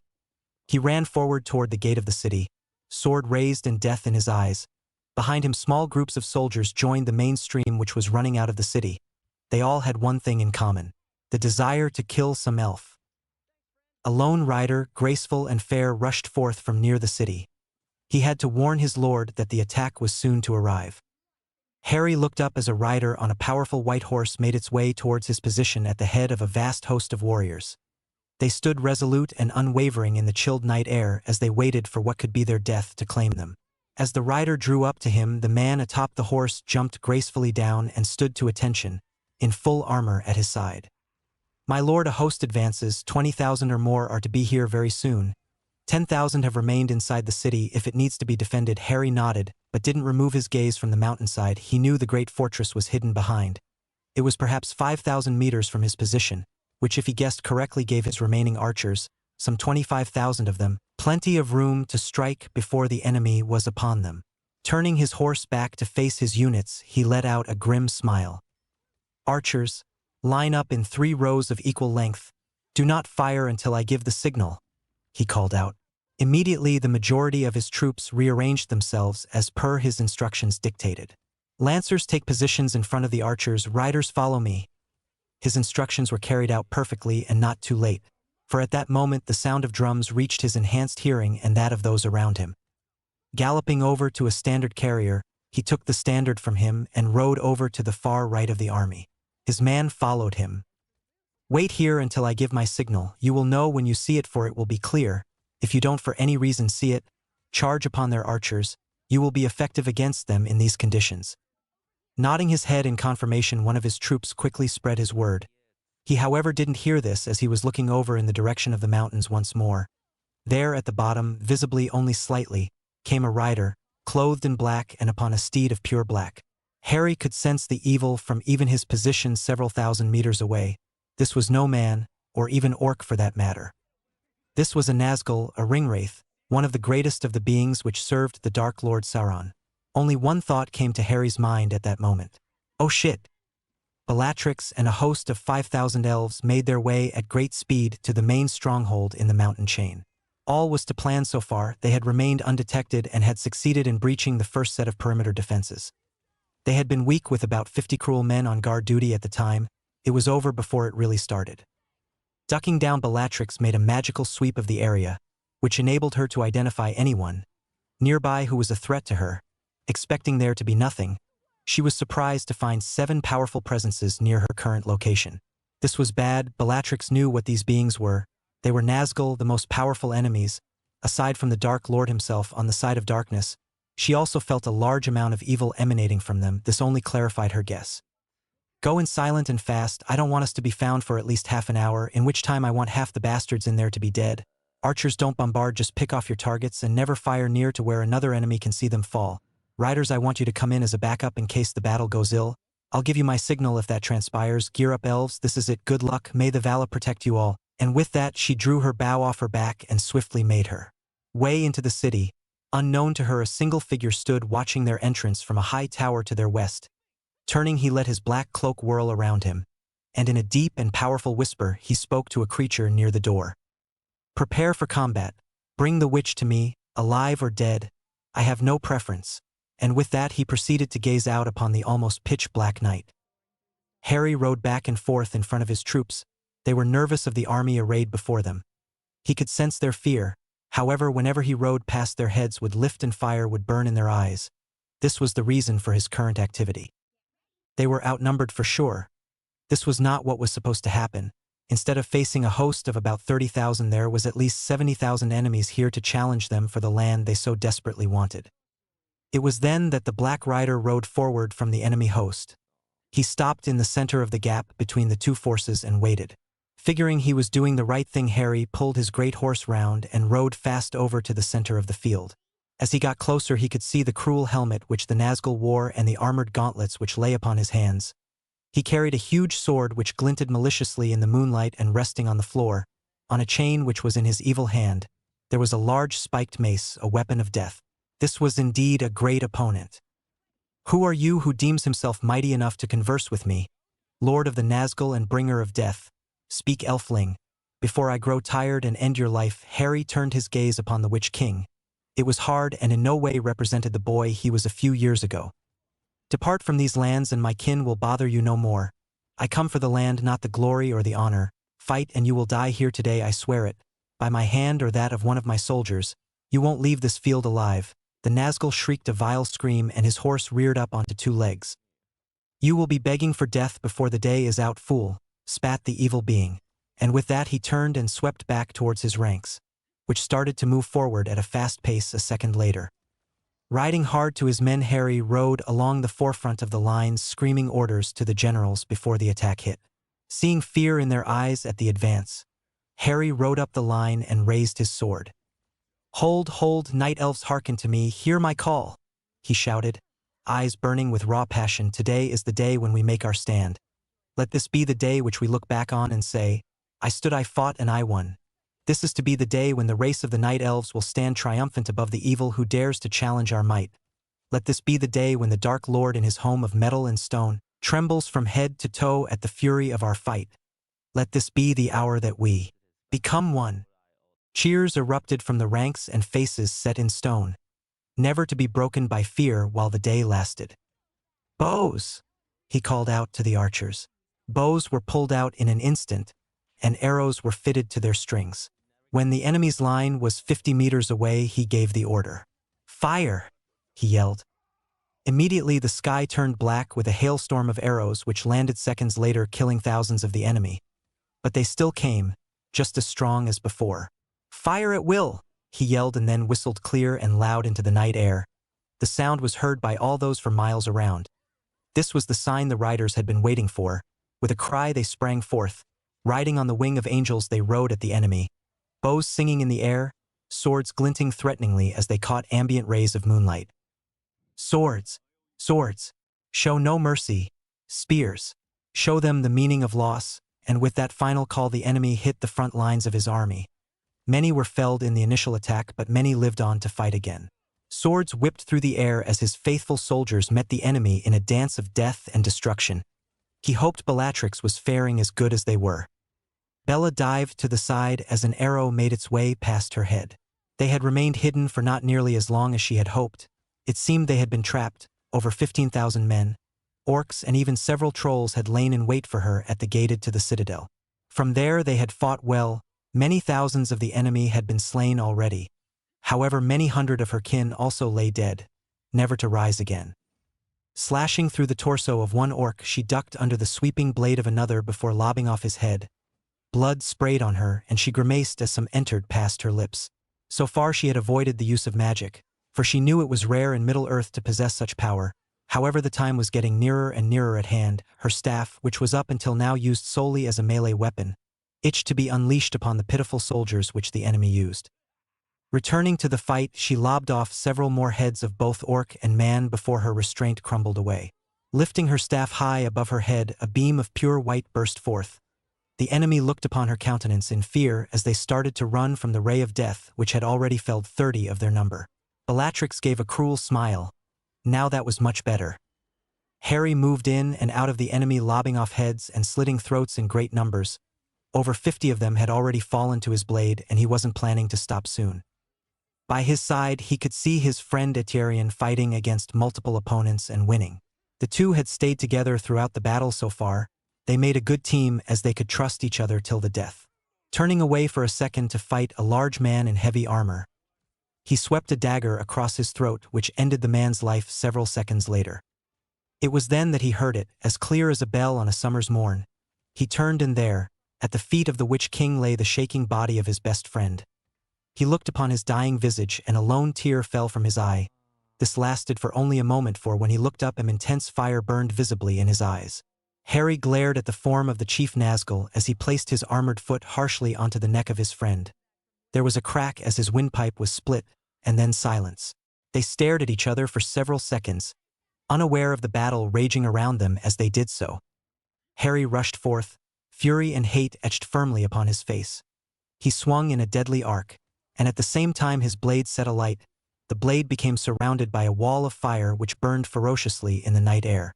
Dodging, the witch met the next hard stroke with his blade, and the next and the next. The blows kept coming, HW as enraged, fueled by the desire to avenge his great friend of 5 years, who stood in place of Ron and Hermione in this world. He met blades with his deadly foe hundreds of times until, when his anger finally exploded, he held up his hand in a gesture which seemed to confuse even him. Lightning arched across the sky and struck the Witch King full on. The Nazgul stumbled and then sank to his knees in a scream-filled anguish which couldn't be stopped or helped. There he knelt until Harry drew his blade across his head in one powerful stroke, effectively sending his life force from his body. Around him cheers rang out as the great leader was slain, and his elves attacked with a new energy which went well beyond any type of food or rest. Thousands more of the vile creatures fell to the might of the elves. Only when they were all slain did they stop the slaughter, and by then the sun was once more rising to signify the dawn of a new day. Bellatrix dodged another stroke from one of her enemy's wicked blades. Swinging her sword horizontally, she cut open his stomach and then kicked him to the ground. The same thing had happened numerous times in the past few hours, and still, she was here, fighting on, risking life and limb for the salvation of her people. Her magical reserves were still adequately full and could last much longer. She was out of breath but could go on a bit more yet. However, what was really taking its toll was the continuous death of her comrades, her brothers and sisters. It sickened her and made her want to lash out with all her might at the nearest enemy. This was not to be so. Over the past 5 years she had learnt to control her emotions to a deep point where she could literally be on the verge of death and choose to forsake her own life for the good of others. There was still some darkness in her, but it was well contained, for the moment. Her forces were now down to about 3,000, with almost all of the troops Harry personally commanded being still alive. The enemy, however, had many more, about 5,000 in total, but they were slowly being pushed back. Slicing the leg off an orc, Bella whipped a dagger out of an arm holster and threw it into the neck of another, effectively killing it. It was then that she heard it, a high-pitched screaming coming from a way away. She of course knew what the sound was the moment she heard it. It was the war cry of a Nazgul, deadly to any mortal's ears, inspiring fear even in the hearts of elves. Offering a hand to a fallen elf, she ran headlong into a group of enemies, ripping them to shreds in less than a minute, with her ferocious attacks. Half an hour later, and Bellatrix had successfully decapitated her 90th enemy of the day. She was currently back with the archers who rained arrows continuously down upon the enemy from their slightly elevated position a short distance from the main fray. "We should win, my lady. They are down to 1,015 while we still retain our numbers well. "And it will not be long now before victory is ours," one of the archers commented as he fired off another arrow which she saw hit an orc directly in the forehead. "Keep it up, Commander, I want every one of these beasts dead before the night is oh." She trailed off as a high-pitched scream echoed through the air. It was one of death, anguish and pain. And then 7 more screams were heard across the battlefield. And out of the main stronghold rode 7 beings, cloaked in black and radiating power and evilness at levels so extreme that even the stalwart night elves couldn't look upon them. The 7 rode out, slaying many of her forces as they did so, for none met them in challenge to their might. Growling, Bellatrix raised her bow, and in a movement not even seen by those around her, fired off an arrow, which hit one of the black figures in the place where a head would usually be. The arrow caused no effect. It merely punctured the robes and flew out the other side, although it did have the effect of directing their attacks upon her. Thinking quickly, she acted. Raising her staff, she let loose a jet of dark blue light. It hit the ground just in front of the now charging figures, and made the earth fly up in masses in the area. However, when the dust settled, they still came, as strong as ever they rode to attempt her demise. Robes whipped back as they let loose screams of terror which forced the night elves around her to flee. Alone she stood, defiant as the beings finally surrounded her, circling and eyeing her ceaselessly. "Surrender, she-elf!" one of the cloaked figures spat out in disgust. "Fuck you!" she replied with more malice than even she had previously deemed possible. She didn't know how she could possibly defeat them, but she was sure as hell going to try. "Then you choose death," as one they drew their swords, 7 cursed blades which glinted in the dying light of the pale moon. She matched their action by drawing her own beautifully crafted weapon from its sheath. No further words were needed as the figures rushed her. Rolling to the side, she whipped her blade horizontal and sliced it across the body of a horse. The rider fell, but not for long. From the dying body of the horse emerged a figure of death. It would take more than that to fell a Nazgul. Seeing the fall of one of their own, the Nazgul moved in around her. She whirled around, pointing her sword at the nearest of them. To her surprise, they dismounted. Slowly and gracefully they did so, letting their horses run wild while they pressed the advance further, walking forth with swords raised, and the hilt resting slightly on the cloth near the head. As one they struck, sweeping and crushing blows were met in a flurry of defense as she tried in vain to parry the 7 mighty swords which descended upon her. She was hit, it was inevitable, she was hit, however the hit made no damage, for her armor was doing its job. Smiling slightly at her fortune, she moved her blade in an arc, letting it sing through the air, desperate to regain a rhythm long lost. Once, twice, and thrice she smote down upon her nearest enemy, until he buckled under the pressure of her attacks. Staggering slightly, the Nazgul fell back, only to be replaced by another, just as foul, just as powerful being of the dark. Again she went on the defensive, now including her staff into the dance of death which was being performed on the mountainside. Blows were traded, neither side losing their ground in the fight, but it couldn't go on forever. Bellatrix was tired, already she had slain many foes, and that was before her battle with some of the deadliest beings in the whole of Arda. She was reluctant to use magic save as a last resort, for she had seen the effects it had caused previously, and wished to conserve her strength for as long as possible, and so the fight continued.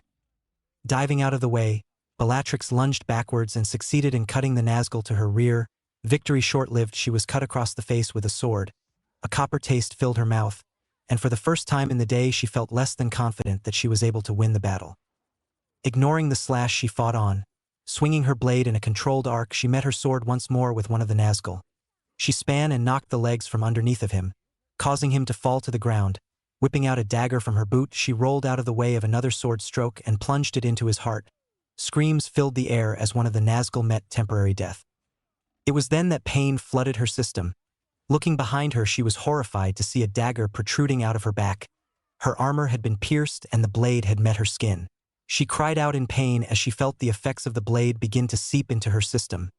It was then that she knew she had been stabbed with a poisoned blade. None other would have hurt this much. It came as a shock, if such an emotion was even possible, to the Nazgul. When she stood once more, defiant to the last, she raised her head and spat at the feet of the nearest enemy. Crying out even more, she raised her sword and once more took up a defensive stance, ready for the onslaught. "Why do you continue, she-elf? Why let the suffering continue?" Why keep fighting a fight which doesn't have to be yours? Give up, elf. Death awaits you. Raising her head, she locked her gaze upon the speaker. She then gave her one-word answer. Forgiveness, she whispered, and with that she rushed forth from her position, straight into the Nazgul, heedless to the cries of despair which were being shouted from the elves fighting near her position. She charged forward, sword raised and staff already twirling as she approached death with a defiant gaze. She met them in a flurry of moves which far exceeded the level which had been used before. Her attacks were now filled with passion and righteous fury, fury which she had once criticized Harry for feeling, the same fury which now kept her standing despite the great bodily damage she had suffered, and her slowly fading life force. She attacked heedless to the further damage which was being inflicted on her as she did so. Swinging her blade, she lobbed the head off one of her assailants. This came at the cost of her blade, which was knocked out of her hand moments later by another of the enemy. It was in that moment when she lay sprawled upon the battlefield, cut, bruised and injured far worse than all of these combined, that she knew how much Harry had gone through in his life. How many times had this been the case when he had fought the Dark Lord? How many times did he have to fall before he eventually gave up? The answer was beyond counting, for there was no number. He would never give up on what he believed. This was why he stood like he did today, alive and proud of the first part of his life. Raising her head slightly, she saw the reinforcements from Mordor overwhelm the last of her forces. Looking up, she saw a malicious blade being raised, before all vision was lost in a blinding flash of light. Bella let her eyes drift open slowly. She felt no pain anymore, that much was apparent. For she wasn't almost dead to the world.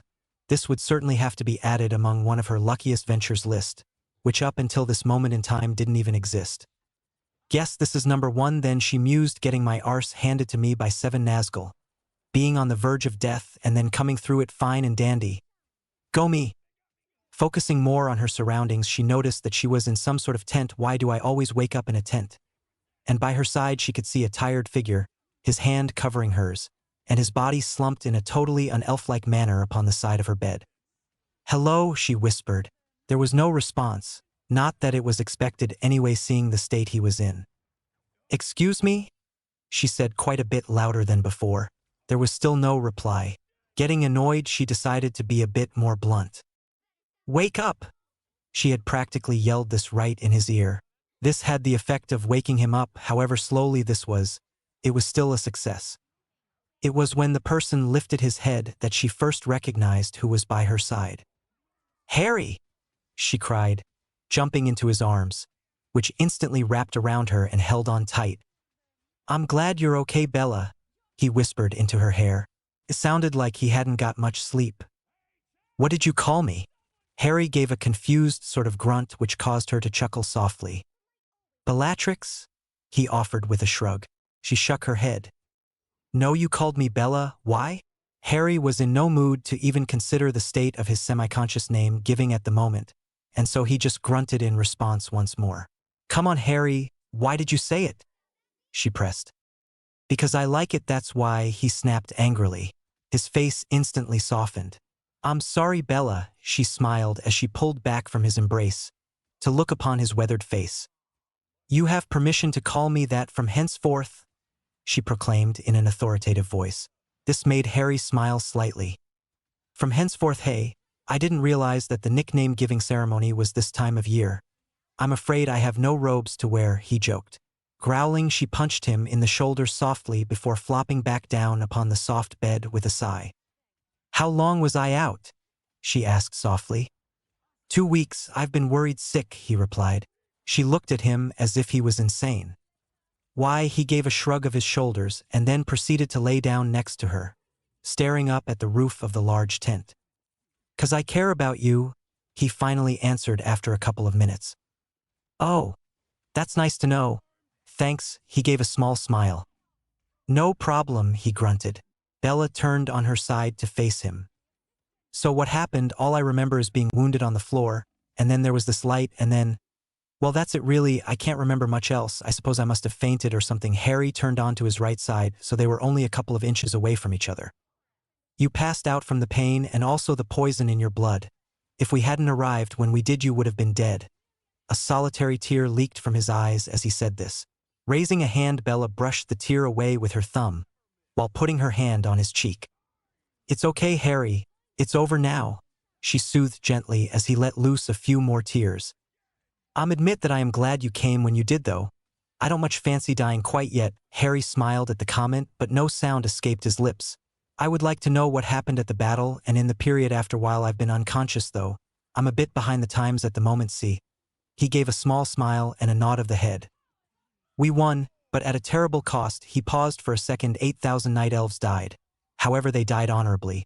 For between us we felled about 100,000 of the enemy forces. A great blow to them, I'm sure. Our kin will be sorely missed. He bowed his head in memory of their sacrifice for a moment before continuing.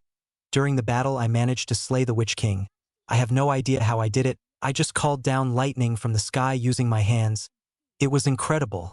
The power felt like nothing I have even dreamed of. It felt like I could destroy a mountain if I tried. You have no idea." He gave a shake of the head as he trailed off in remembrance of the wondrous event. "So you finally realized it, did you?" stated Bella smugly. He gave her a confused look. "What do you mean by that?" he asked. "It's been almost comical to see you oblivious to the fact that you were still magical. Everyone around you knew of it and most assumed you knew. Some, mainly the scholars or those with more time among the ranks, figured that you had no knowledge, that you always transmit power wherever you go." She paused for a moment.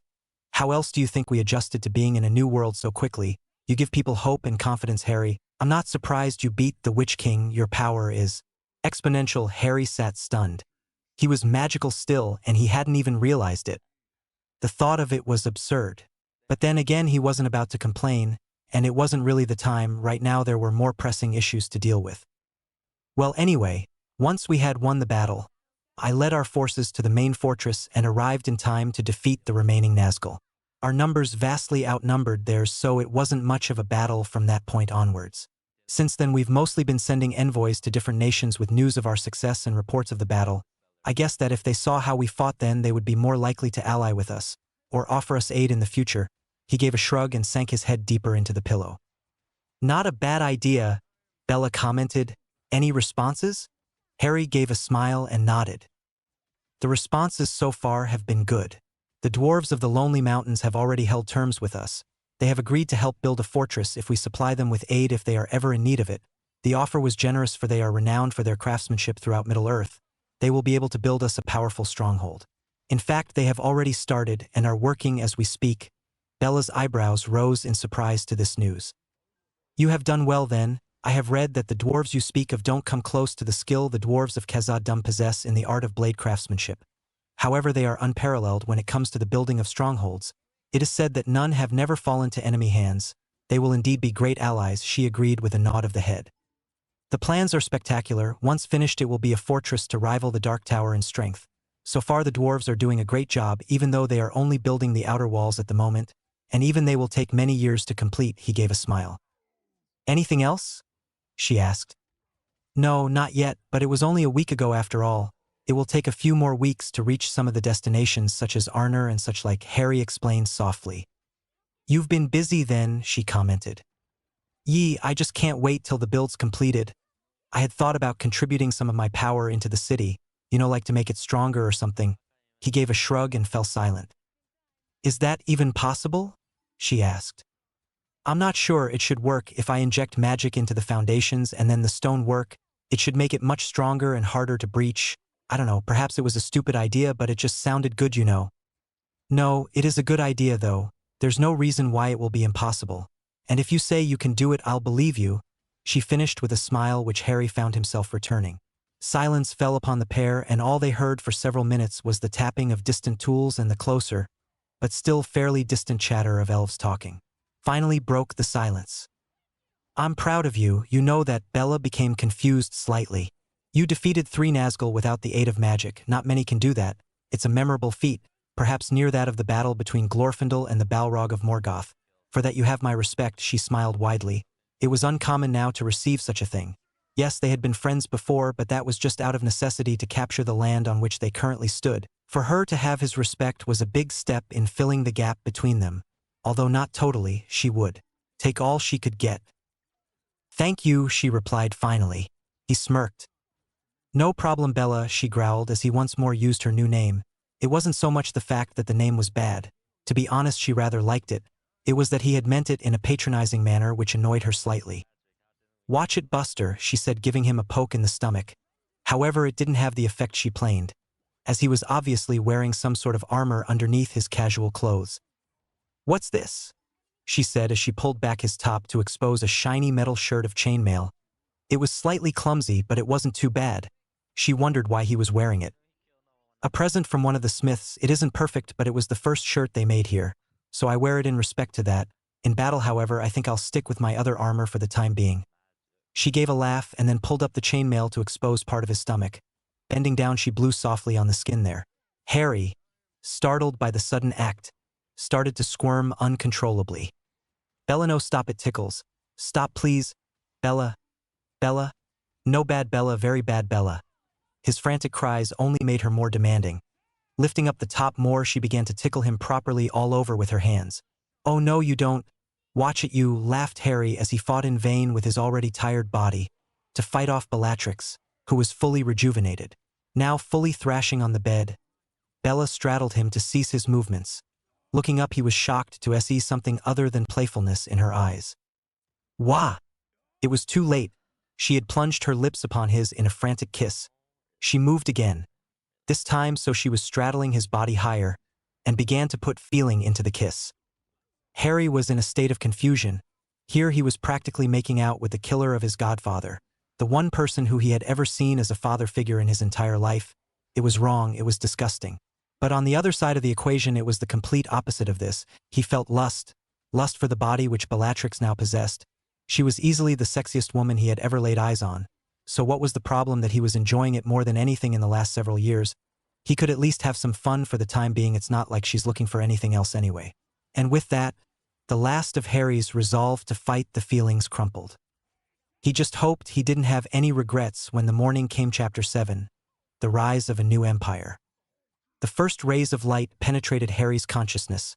Slowly he rose, wiping his eyes as he did so. By his side lay a vision of beauty which was unparalleled by any upon the earth.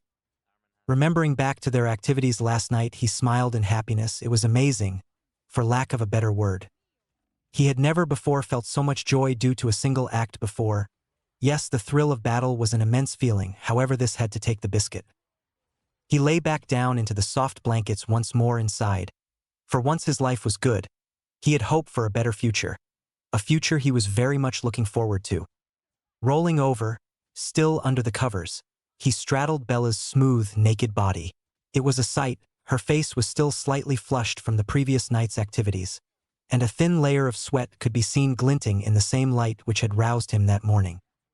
Leaning forward, he kissed her softly on the lips and placed his hand on the side of her beautiful face, gently stoking the skin there. "Bella?" he said softly into her ear. She let out a soft moan but refused to wake at his urging. Leaning down once more, Harry ran his tongue all the way up the side of her face. This successfully roused her. "Get off, you moron, let me breath first," she snapped as soon as she had laid eyes on him and his position. Leaning back slightly, Harry still refused to move from his straddled position, and to be honest, you couldn't blame him. Who in their right mind would freely give up the feel of rubbing their member along a beautiful girl's naked sex? "I told you to get off, Harry, now do as I say," she persisted with a growl. She was obviously in a less than good mood. Still refusing to move, Harry pushed her upper body, which was trying to rise, back onto the bed. Once there, he placed both arms on her shoulders and started to kiss her passionately. Her protests quickly turned into moans of pleasure. Moving his hands down slowly, he brushed his fingertips across her smooth neck and past her shoulder, until he eventually cupped the now familiar weight of her full breasts. At that moment, their pubic regions also started to grind together frantically. Breaking their kisses, they stared into each other's eyes, searching the other's soul for acceptance from the other. Green and violet, two unique shades met in an act as old as elven kind. "I'm yours, Harry," she said finally. "And I'm yours, my love," he whispered back. Laying in each other's arms, the couple drew copious amounts of comfort from the other. It was a moment that was pure bliss, one of those moments which wars and death occurred for. This was love. If you had asked Harry a few years ago who he thought he would fall in love with, it certainly wouldn't have been the mature woman laying in his arms at that moment. Yet here he was, as real as anything else in his life, in the arms of Bellatrix Lestrange of all people, and yet, he would rather have no other. From the moment he had woken that day he had felt it, more than simple attraction, more than even love. It was a feeling which could only be described efficiently by the Creator himself, for it was a thing that great. In some way their friendship, which had been slightly insecure due to the small deterrent that she had killed his godfather and committed many other evil deeds, had prospered in the space of a single night into something which went beyond words. He had no explanation to what the feeling was like. It was a combination of happiness, acceptance, joy, love, passion. In fact, every positive emotion which has ever been expressed in words, combined together to create the bond which he now shared with Bellatrix. "I love you, Bella," he stated clearly. There was no hesitancy in his words, for he knew them to be the truth. "I don't deserve your love, Harry," she whispered back with downcast eyes. Harry tilted her face to meet his. "I saw the way you fought for our people back at the battle. I saw the new you clearer than day. That was you, Bella. You may not be perfectly light, but you possess a heart stronger than anyone I know, which is why I love you, Bella. To me you are perfect." And with that final declaration he seized her luscious lips in a soul-searing kiss. A messenger made his way into a conference room inside a large camp of warriors. There he stopped and waited to be acknowledged. Finally the lords did so. "What news do you bring, young one? Tidings of good fortune and victory perhaps? Or are they off ill deeds once more?" called a finely dressed elven lord. "I have come bearing tidings of victory over the area of Run. I have been told to pass on word that during the assault our forces defeated over 100,000 of the enemy, along with the temporary defeat of the witch Nazgul and 7 others which ride with him.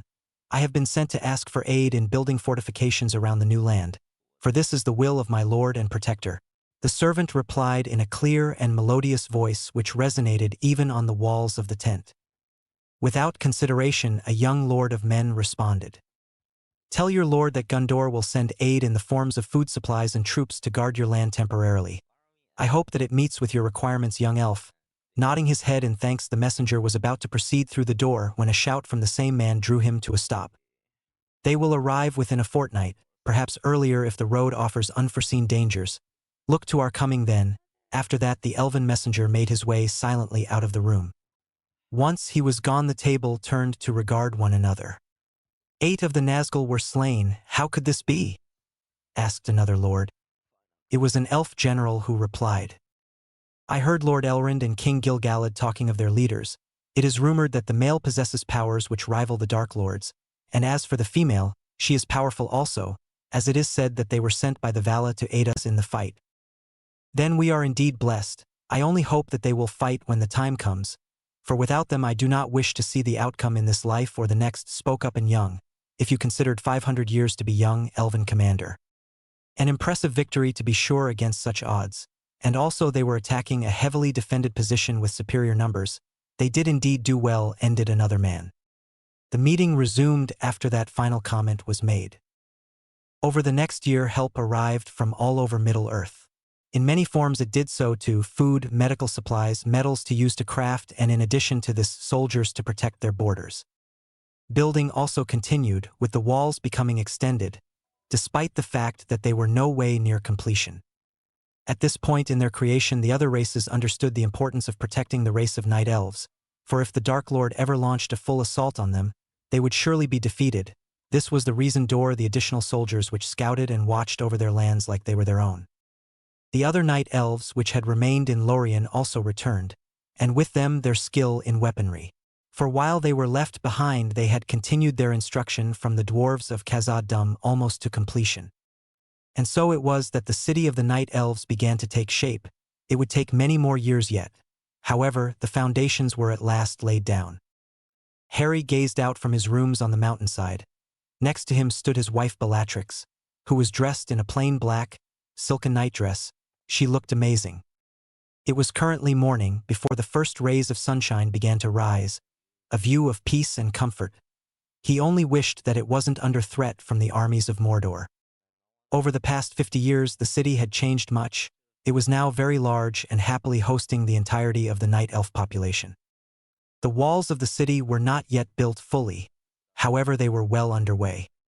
The reason for their lack of completion was magic, It was fused in every stone which was laid down, and therefore became harder to build with. The strength it contained, however, was worth this weight. So far half of the wall had been made all the way round their populated lands. It was a mighty start too, several meters thick at the base and without crack or chink in its surface. The wall was a sight for the eyes, even in its uncompleted state. Reaching to the side, he drew in his wife and nuzzled the top of her head. She smelt of lavender, as she usually did. Hetel couldn't get enough of the scent. "What are you thinking about, my love?" he asked after kissing her hair. Turning to face him in his arms, she slipped her arms around his neck. "Us and the future," she replied with a smile. "I was thinking of our future together." Her smile grew wider. "And also about children," she added on the end. Harry blinked as the words punctured his thought process. When he had finally worked out what she had said, his eyes grew wide in shock. "What about them, Bella?" he asked. "I want them, more than nearly anything in the world," she declared softly while gazing into his eyes. "Now's not the time." Seeing her hurt look, he quickly added, "But that doesn't mean we can't have any. I would be a fool to turn down even more frequent sex with you. Beautiful, but with the war effort and everything, now's not the time, love," he explained, placing kisses randomly on her face as he did so. "Besides, it's not like we can try much harder anyway. We do it like twice a day as it is. I don't think I could handle any more," he added with a smile. Nodding, he had Bella snuggle up into his half-naked body so that her head was resting against his torso. "You never regret our decision, do you, love?" she asked in little more than a whisper. "Never, Bella. Why would you think that? I love you more than life itself," he immediately responded. She began to shake as tears let themselves loose. "Because I want to stay with you always, Harry. You are the best thing which has ever happened to me. I never thought I stood much of a chance at finding love, what with Rodolphus as my husband and the Dark Lord. And to be honest, back then I didn't want it much either, but now I have it. I will never be able to let it go." His words were jittery. However, they contained passion and more emotion than could be described even in the tongues of elvenkind. "I will always be here for you, Bella, always. You never have to fear that," he replied while slipping a hand under her robe that it was hitched up at the back and his hand was cupping her ass. "Perhaps I can take your mind of things, my love," he whispered. "Perhaps you can," she replied with an insane smirk, before they both made their way back into the bedroom to relieve themselves.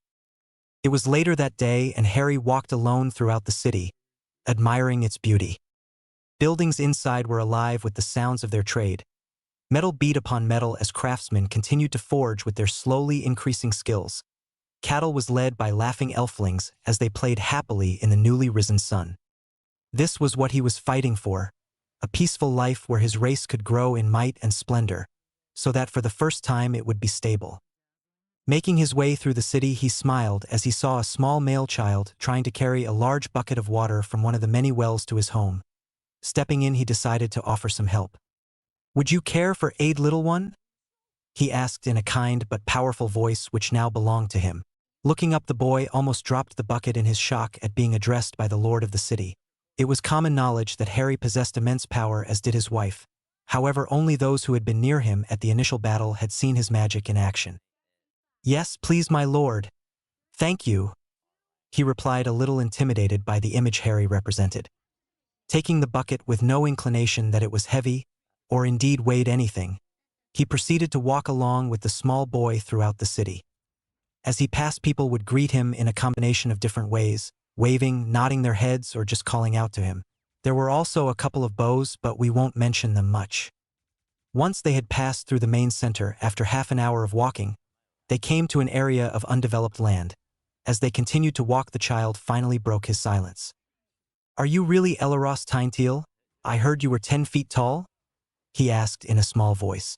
Harry chuckled softly but remained walking. "Indeed, I am, young one. However, I suppose that the part about my size is in fact incorrect, for as you can see, I am nowhere near 10 foot, he responded with a smile. He liked this kid already. "What is your name, young one?" he asked. "Darius, my lord," he replied more confidently than before. Harry frowned slightly as he regarded the boy momentarily. "Who was your father, Darius? I do not recognize your name and surely should do?" he inquired. "My father's name was Elethorn. He died in the initial battle, or so I'm told. It's aid that he was no warrior, and yet he still went to battle for the glory of his people. I want to be just like him when I'm older," He was said to be an honorable elf who served you to the end, Darius declared proudly. Harry closed his eyes in sadness. I do not recognize his name, and I surely wouldn't have let him into the battle had I known he was no soldier. It, however, was a brave and noble act. You should be proud of your father, my child. For he died doing what he thought was right, and that is the most noble cause of all, he said slowly. The boy nodded and turned away slightly. I will, my lord, he promised. Good, however, don't ever rush off to battle. It can get you killed. Prepare and strike when the time is right, for that is the best way to fight. I would like you to never try what your father did. He spoke softly, but Darius could still catch every word uttered. But why? Was it not honorable to do so? He asked, confused. Sighing, Harry stopped and placed the bucket on the ground. Yes, it was honorable, however, I do not wish for you to throw your life away so rashly. You are a night elf and are therefore immune from the effects of disease and old age. Enjoy your life, and if you feel that way inclined, do it properly. Learn to fight so that you will survive against any odds. Preserve your life, for it is far too valuable to throw away. And with that they continued walking once more, only minutes later reaching a small house which was surrounded by a few others.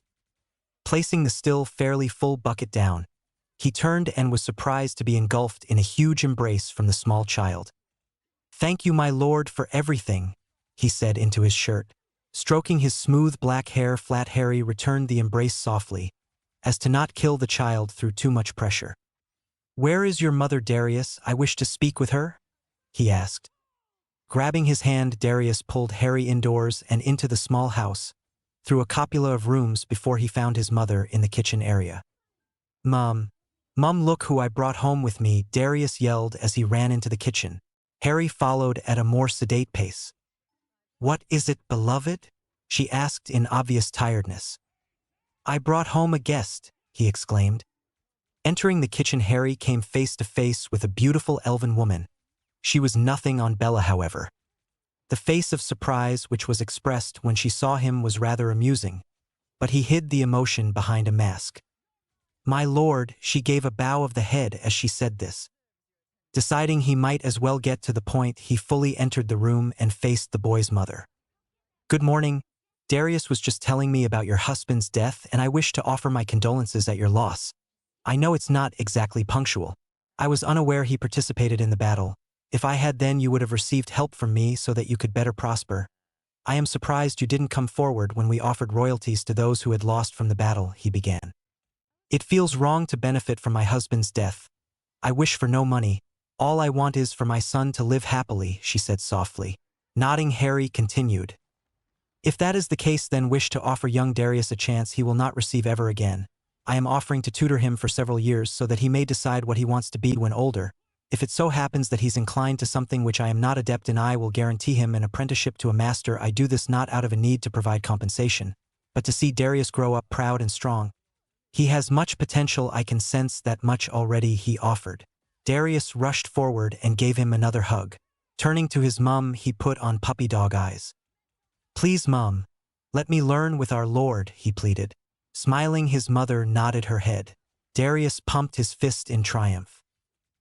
Excellent, I am sorry to do this so suddenly, but he must begin right away. He is already a year behind others his age, and if we are to exceed those others, then we have to make haste. Pulling out a medium-length, finely crafted dagger, he handed it skillfully to Darius, who took it with wide eyes. This will be your first weapon. You are to look after it at all costs, as you will be defenseless without it. Lose it and my training ends. Retain it and you will improve quickly, he instructed in a teacher's voice. Nodding, Darius held the weapon down at his side. You'll also need this apprentice. Always wear it. Even when doing everyday activities like washing or labor. Harry handed him a finely made black sheath which had golden runes on it. This was attached to black leather belt which could be fastened at the waist. Darius quickly attached the items and then looked up at Harry, beaming with pride. Come, we have much to do, said Harry as he began to walk towards the door. When he was near the exit, he turned back and addressed Darius's mother. He will return to you often, perhaps once a week, so that you may catch up. Aside from that, he will be under constant instruction. It is vital that training isn't interrupted before it is well underway. If you need anything now or in the future, never hesitate to ask. And with that, he swept out of the room with a running boy in tow. Making his way back through the city at an accelerated pace, Harry spoke to the running boy beside him. I have to know what you feel like becoming before we begin. Tell me your interest and desire for the future, for it is no use doing something which you do not feel strongly about, he asked. I've always liked the idea of fighting, leading troops into battle and fighting for my homeland. I've read many stories which talk about such deeds, but I never thought I'd be given the choice in real life. He paused to catch his breath. Taking pity on him, Harry decreased his pace so that they were moving at a steady walk. Apart from that, I thought about becoming a smith, a weaponsmith, so that I could still help the fighters even if it is indirectly, he commented. Harry nodded his acknowledgement. They are both honorable trades. However, he former presents many more immediate risks. The question is, which do you want to be more? There was no reply as Harry led the smaller boy through the city. The aforementioned boy had seldom traveled this far into the center, and so was only vaguely familiar with his surroundings. Harry explained his plans as they went. In the future, I am hoping to have many cities like this one. However, this will always remain the capital. I can't wait till it's completed, for it will be a mighty fortress, a stronghold which will increase the fear of our enemies whenever they hear our name, he explained to a captivated boy. And what of the walls, when will they be completed? I have watched the dwarves and elves work tirelessly on them. However, as each day goes by, they make little headway? Harry smiled as Darius said this. The reason they take so long to build is because I have molded some magic into the stone used. It will be another 50 or more years before they are complete, and then it will still only be the outer walls, he explained. And what does the magic do exactly? Darius asked. It makes it many times harder for any enemy to breach them. They are unbreakable as long as Sauron himself comes and breaks them down. In that case they will fall. Aside from that, the only way to get past them is over or under. It is my intention for them to be the strongest throughout Middle-earth once they are completed, even more so than those which guard the Dark Land. And what of the rest? Tell me everything. Now isn't the time, Darius. We have work to do. Have you decided on a profession yet, or are you still undecided? He asked as they at last made their way into a small weaponsmith's, which was widely regarded as the best in the city, with the owner, an older elf, having skills which rivaled smiths back at Khazad-dûm. Yes, master, I wish to be a warrior. Will you teach me the ways of war? He asked confidently for the first time that day. Harry nodded his head in approval. Indeed, I will, my apprentice, but first you need to decide what weapons you will wield. This is an important decision, so take your time and try them all, Harry advised while taking a seat on one of the 3 wooden chairs which were there for customers to wait on. It was a few minutes later when a stern-looking elf made his way out from the back. Shooting the door which led to his work area behind him, he turned to face them. A smile broke out on his face a second later. Harry, how good of you to come by. How are you, friend? The man greeted with a smile, the stern countenance being replaced with a look of delight. Ethrahil, this is my apprentice Darius. Darius, this is the finest weaponsmith in the city. Ithrahil Tethalon, Harry introduced with a smile. The pair greeted each other in the traditional elven way, with a grasp of the other's forearm and a slight nod of the head. It's a pleasure to meet you, Master Tethalon. Darius greeted the smith politely, acknowledging his rank and title within Night Elven society. The pleasure mine, young apprentice. You must be something if you are to learn from Harry. You're his very first apprentice, I believe, returned the master with another warming smile. Harry gave a nod of the head in affirmation of this statement and then stood to address his friend. I've come to acquire some weapons for my apprentice. If it's not too much trouble, I would like him to try some out before he decides, Harry asked, getting straight to business. Of course, my friend. I always have time for you. Follow me, he ordered with a grin. Harry and Darius followed him through a small door to the side of the room and found themselves being led down many stairs. A couple of minutes later, they entered a huge hall which had been divided into many different rows which extended running the length of said hall, parallel to the walls. On further inspection, Darius noticed that they were racks and that they contained innumerable weapons which were complete. Well, go on, take your pick, the master urged Darius, who still stood frozen in shock due to the sight. Harry looked over as Darius performed various forms which were designed to increase the potency and the balance of the fighter. He was doing remarkably well, only 10 years into the apprenticeship. He had already surpassed many if not all his other soldiers, including his captains and generals, with the exception of himself and Bellatrix. Flipping through the air, Darius performed an athletic movement and ended with his preferred weapons, twin long daggers, pointed backwards in a stabbing motion. Very good, my apprentice, he congratulated warmly. Harry was by no means a cruel master. However, he had certain expectations, which had to be met in order to survive under his instruction. It had been a slow 10 years, but it had eventually come to an end. Soon Darius would leave his teachings and go solo, for he had received an offer off a high-ranking general in the army to be his captain. Harry had eventually agreed to this but knew in his heart that it wouldn't last. It wasn't that he didn't have confidence in Darius's abilities. It was that he thought the position not good enough for his apprentice. Once Darius became fed up, he would be waiting with a place for him in his inner circle, where only those who he trusted the most resided. There were currently only 5 of the 10 positions filled, and this included himself. It was hard, you see, for a position was not given easily. An elf had to display abilities up and beyond those of everyone else to even be considered worthy of such an honor, and then they had to come out top of that select group. No, not an easy task. He had acquired 2 additional members in the past 10 years, both amazingly able in many arts of combat. First there was Eltima, who was a master of the spear. Deadly and accurate, she could slay beasts of great proportion with ease. In addition to this, she was also a great tactician with a great strategic mind. As well as Eltima, there was also Anthon, a loyal friend of Harry's from just after the initial battle. He was masterful with a short bow, a weapon, not quite as deadly as the longbow of Bella but much lighter and easier to carry. In addition to this, he also utilized a unique round shield which had 3 arcs cut out of it. He used this alongside a single medium-sized dagger which easily killed any who were unfortunate to getting its way. "I will miss you, master," the voice of Darius cut through his musings.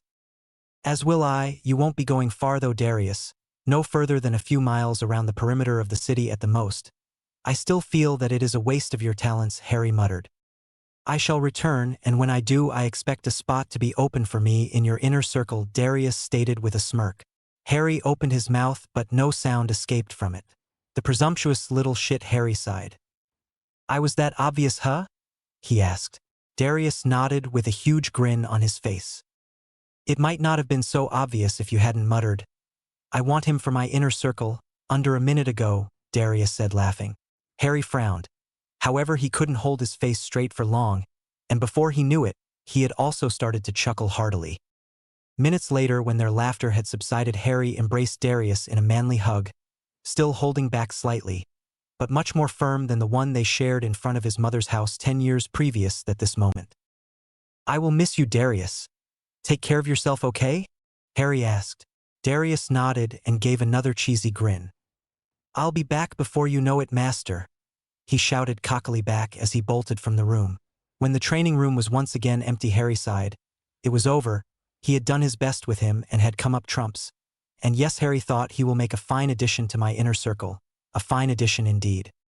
Thinking back to the last 60 years at the slowly developing fortress, Harry smiled. Many things had transpired in that time, and he had only aged slightly in the face from when he was 16 back on Earth. His own skills had increased many times over, becoming more aggressive and powerful as the years went by. His stamina was incredible, and his skill with a sword was famed throughout the entirety of Middle-earth, due to many raids on smaller strongholds he had participated in. And then there was his magic. It had increased significantly also, and now was a force which could bring both happiness and death. It was a different style of magic than what was utilized on Earth, however it was much more powerful.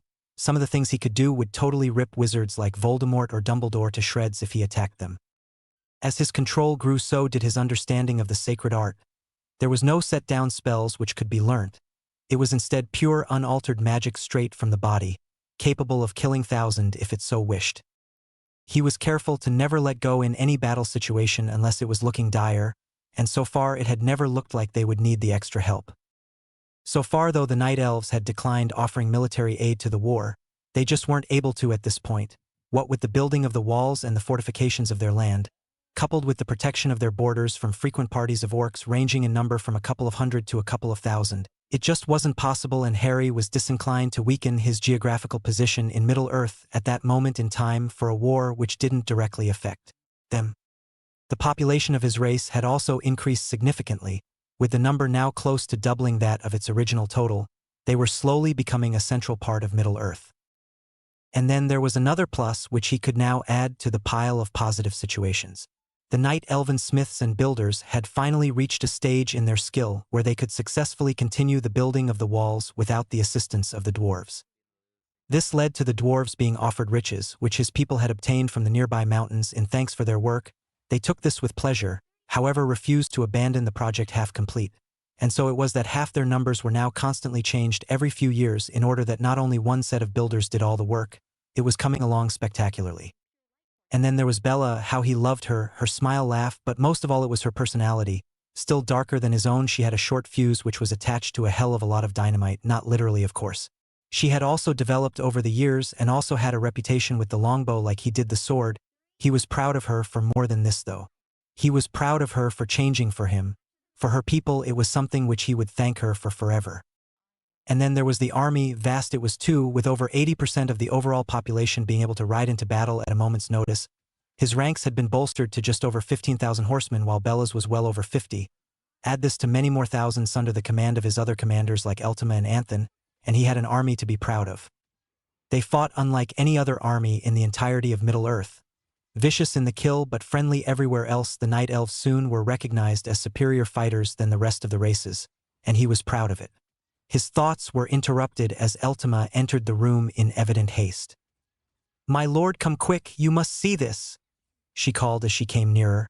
It was a large hall and she obviously had no time to travel its entire length. Sensing the anxiety in her voice, had quickly fell into step behind her as she led him out of the hall and out across the courtyard. He was surprised to see men and women running in all directions. Following the line of a soldier's step, he let his gaze fall on a gathering contingent of armored elves. They were mounted and at their lead sat Bella on a great black steed. Bow upon her back and sword at her hip, she looked an amazing sight, which was only perfected by the tall staff which hung from a sheath on her horse. When she saw him heading over to her, she rode up to him at speed. "What's wrong, Bella?" he asked quickly as she drew near. "We're under attack. Out scouts reported a force which has already slain some of the outlying villages coming this way. They are 15,000 in number," she informed him in the rush. Thinking quickly, he came to a decision. "Bella, stay here and protect the city if it's a diversion. I'll lead out my troops and meet them head on. There's no point in even getting them get near the city. We have to protect the civilians to the best of our ability," he ordered. Bellatrix knew better to argue with him on this point, so she just nodded her head in confirmation. Before she could turn away, Harry spoke once more. "How many have they killed so far, Bella?" he asked. Bellatrix hesitated for a second before replying. 3,000, Harry. They were defenseless and didn't stand a chance," she informed him. Growling once, Harry let out a sharp whistle which resonated in the air. Moments later his horse, which put even Bella's to shame, came galloping into the courtyard. Without pause he swung onto its back and rode away in the direction of the massing elven cavalry. Being fully armed from his training session with Darius was in this instance an advantage, for it saved valuable time. They were ready to depart less than 10 minutes later, with a host of over 10,000 riders and a very pissed Harry who wanted to kill something before he decided to do something very stupid, such as make a direct assault on the Dark Tower without help. "Form up!" he called to the assembled riders. Immediately they formed into lines of great length. The idea was to space out the enemy's archers so that they were a less obvious target. Looking behind him, he smiled at the other 2,000 which he had drawn aside. Even in his pissed-off state of mind, he was not stupid enough to go ridding off into a head-on battle against a large force. "I want a full frontal attack on the enemy lines, occupy them long enough for me to lead in a separate attack into their flanks. I'm proud of you all, may the Vala be with you," he shouted over all the noises from the horses. And with that he rode off once more, fully confident that the main part of the army was capable of leading themselves. Besides, they did have Eltima with them if they needed guidance. From the top of a steep hill, Harry and his 2,000 troops watched as two large armies charged one another. One of them, which was unmistakably the Night Elven army, was moving over twice the speed of the others, and when the collision came, the front line of the enemy was smashed to pieces. Harry watched as his faithful men rode through the enemy ranks like scissors cutting paper. It was an inspiring sight and roused him to take action. "Charge!" he called, letting his voice magnify with his magic so that it could be heard by all. They set off, gathering dust as they did so. They trotted, and then that progressed into a medium sprint, until at last their horses were pushing to the limit in a tidal wave of death and destruction. Harry alone was at the forefront of the charge, his horse a great distance from his comrades.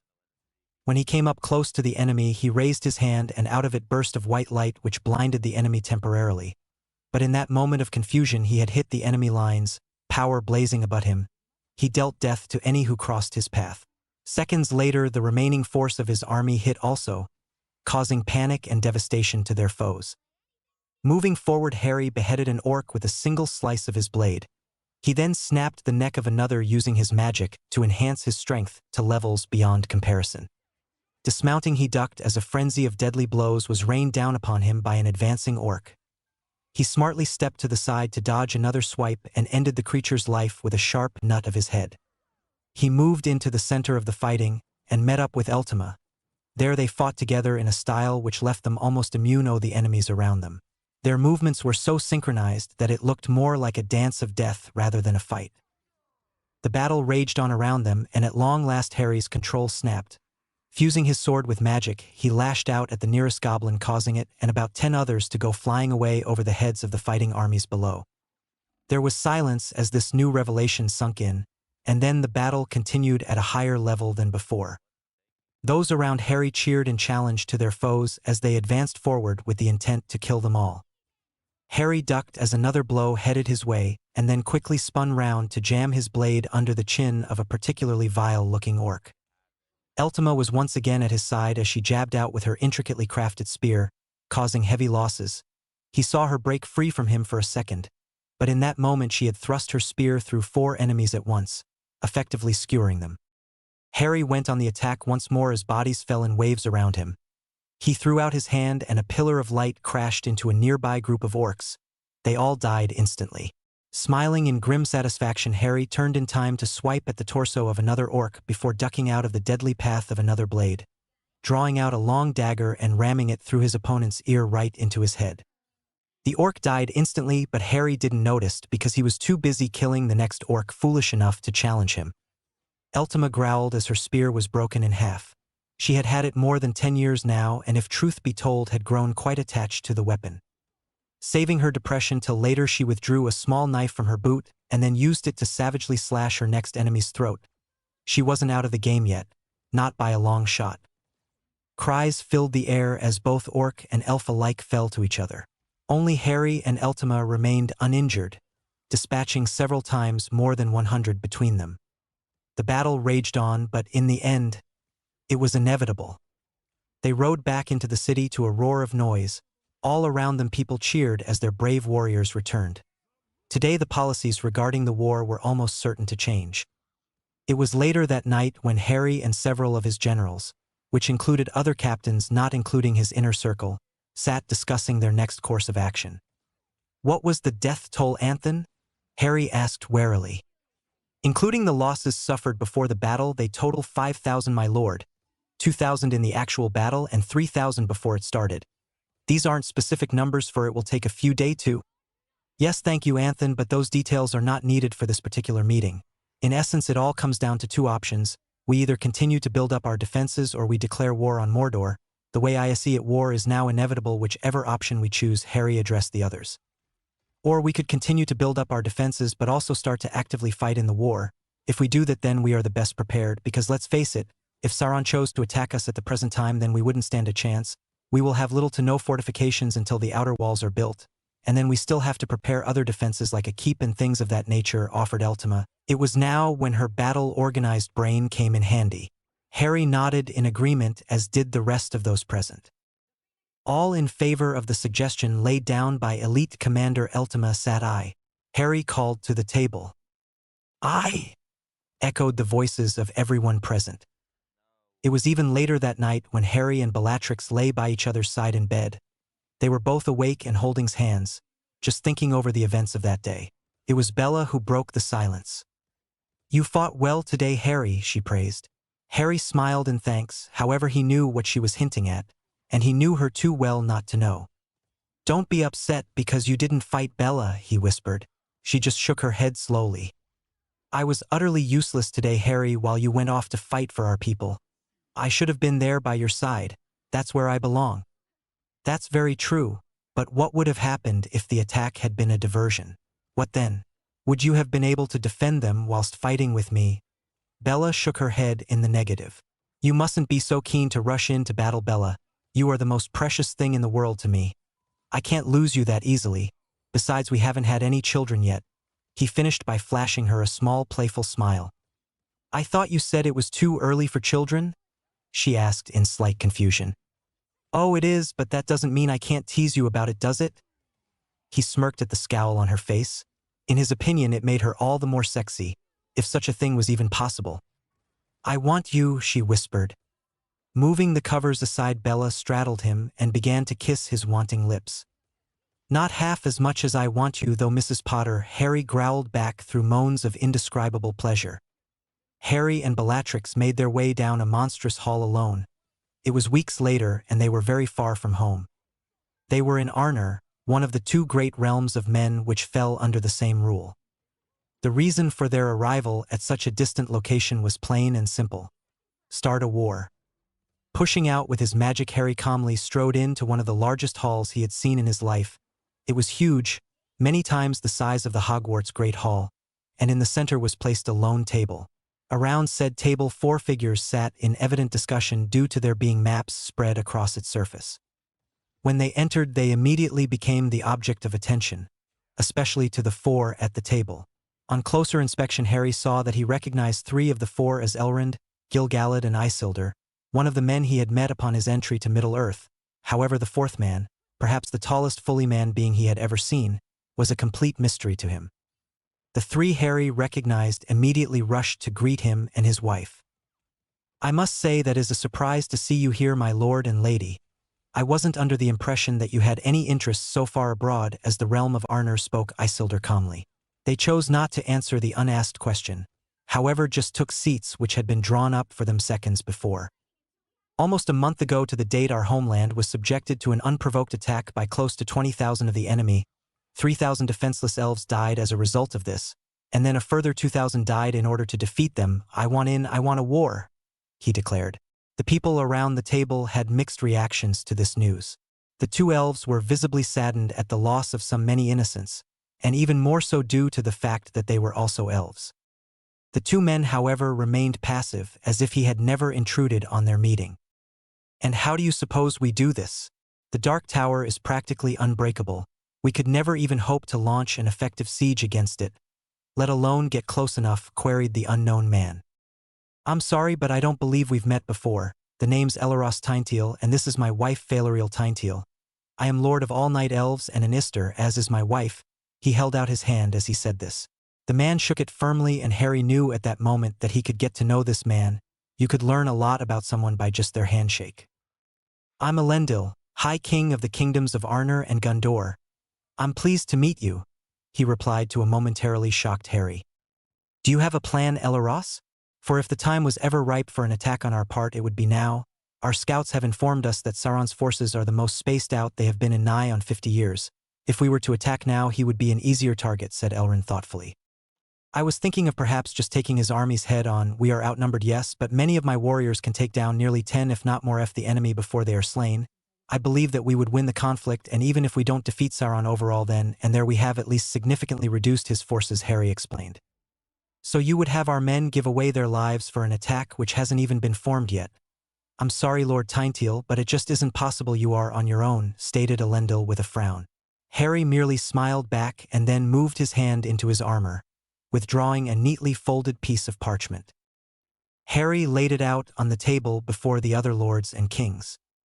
This is what we're going to do. At that same time as this took place, a rider, clothed in gold and black and bearing the sign of the Night Elves, made its way to the borders of the evil domain which was Mordor. Once there, he dismounted and withdrew a huge banner from his horse's side. He thrust it into the floor with a thud, and then silently mounted his fine horse once more. He then rode off away from all the shadow and mist. Looking back, the last image he remembered from that moment was a single banner, swaying in the wind, a sign of promise and death. There was only one thing which the symbol meant for the forces of Mordor: death, for the Night Elves had entered a war for the first time in their short history. The battle was soon to begin. Chapter 8: The Price of War. Harry flopped unceremoniously onto the ground as the last of his strength gave way. His sword clattered to the ground by his side as he did so. Around him, he could see others in similar positions and others unable to do so for terrible reasons. He was currently fighting in a remote region of Gondor named Pinith Gelin. Another battle was over, and he had no energy left. Thinking back, Harry's face grew grim as he thought of the countless numbers which had fallen by his blade or magic alone. Added to this was the total of his troops, and you had a number nearing 1,000,000. He had revisited his city once over the course of the last 50 years, and that visit had been close to 20 years ago now. He missed it, he knew this in his heart. Even if it was incomplete, he needed to return there. He could, however, never do this the way he wished, with the war covering all free lands in Middle-earth. He had to wait till victory had been achieved, if it ever was. The war had also taken a heavy toll on the Night Elves. There were close to 150,000 who had fought in the war thus far. However, only 50,000 of those still remained. It was a sad loss, but he refused to surrender. Over the course of these years, his city had finally had its powerful walls completed, and more work was now being undertaken inside. Buildings such as a citadel carved into the mountain, and other defenses such as building more walls inside the outer shell had begun. Harry was now a well-established figure throughout Middle-earth. His name carried fear among the enemy like Sauron's did among his own troops. However, his were better trained and would not flee even if they were forced to battle him themselves. Bellatrix also had become feared, less so than Harry, but it was still known that her powers equaled those of Sauron's greatest lieutenant, the witch Nazgul. And then there were his soldiers, how much they deserved peace, but still they were not granted it. Fearless and powerful in the attack, the Night Elves had already become the best warriors throughout Middle-earth, lesser in number, but much bigger in aggression and natural skill. To his immense fortune, he had only reserved minor injuries thus far in the war. However, aside from the first Battle of Run, he had never faced an enemy stronger than a troll or a particularly fearsome giant or two. Picking himself up, he dusted himself off his robes, which partially covered his mainly black armor. He gingerly picked up his sword and fastened it diagonally into a sheath which lay on his back. He then picked up his bow and limped off to the nearest mass of troops. As he did so, he had to negotiate his way over countless dead bodies which littered the field. In a way, it brought him pleasure to know that the more he killed, the safer his people would be. This is what kept him from pitying those that he fought. He despised them for that time many years ago when they had killed all those innocents so close to his central city. He finally reached his destination. "Anthony, how are you?" he asked as he let himself fall to the ground once more. Anthony gave a grim smile. "As good as can be expected, my lord. However, I am happy that I broke my previous kill record today," he replied with a small smile. Harry rolled his eyes in annoyance. "How many then?" he asked. Anthony gave a boyish grin. 95, my lord. Beat my old record by 4, he exclaimed proudly. A clapping noise broke their conversation. "Very well done, my love. However, I see you are still incapable of beating me.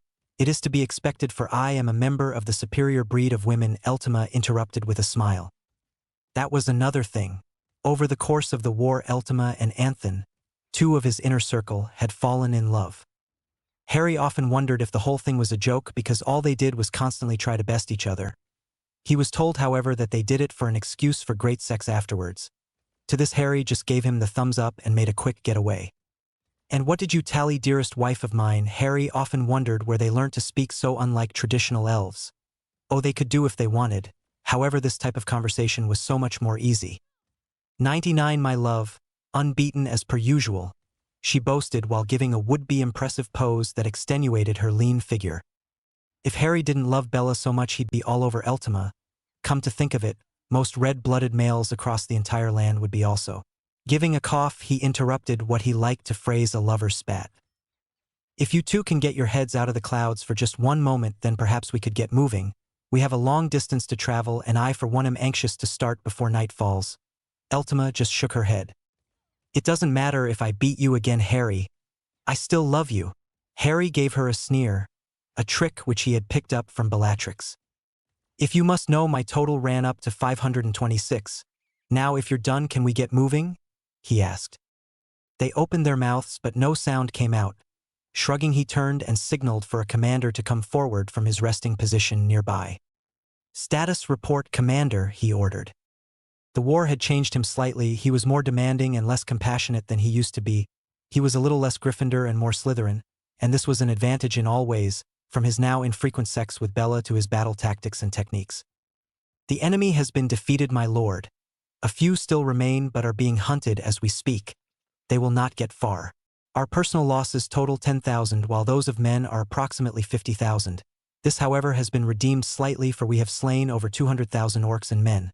A great victory, to be sure, the elf stated quickly and smoothly. Thank you, Commander. Bury the dead and mark their names upon the site. When help arrives, they will ensure they are honored properly, for we have little time to do so. After that, prepare to leave for the city. Tell those of Gundor and Arnor that they are most welcome to return home with us. We're going home, Commander. He smiled as he said this. The commander nodded his head sharply and then ran off, injury and fatigue apparently cured, to do his lord's bidding. Several months later, a sight which held so much pleasure came before his eyes. Before him was his wife. She was dressed in a simple black dress, which made a change from her usual battle gear. She was beautiful. She stood in front of a huge set of doors which shined as they reflected the sun's light. He looked on in wonder as he saw the complete outer layer of his city for the first time in his life. It was amazing, powerful, and beautiful all in one, and he couldn't imagine it being any greater than it was. Behind him, the survivors mimicked his wonder. For them, it was the first time they had seen the walls completed, let alone the great metal gate. Smiling, Harry broke away from the main army and sped his faithful horse into a full gallop towards Bella. He drew near fast and soon found himself where he belonged, in her arms. Lifting her up, he spun her around, oblivious to her squeals of delight and the happy onlookers from the walls. All that mattered in that moment was that they were together again.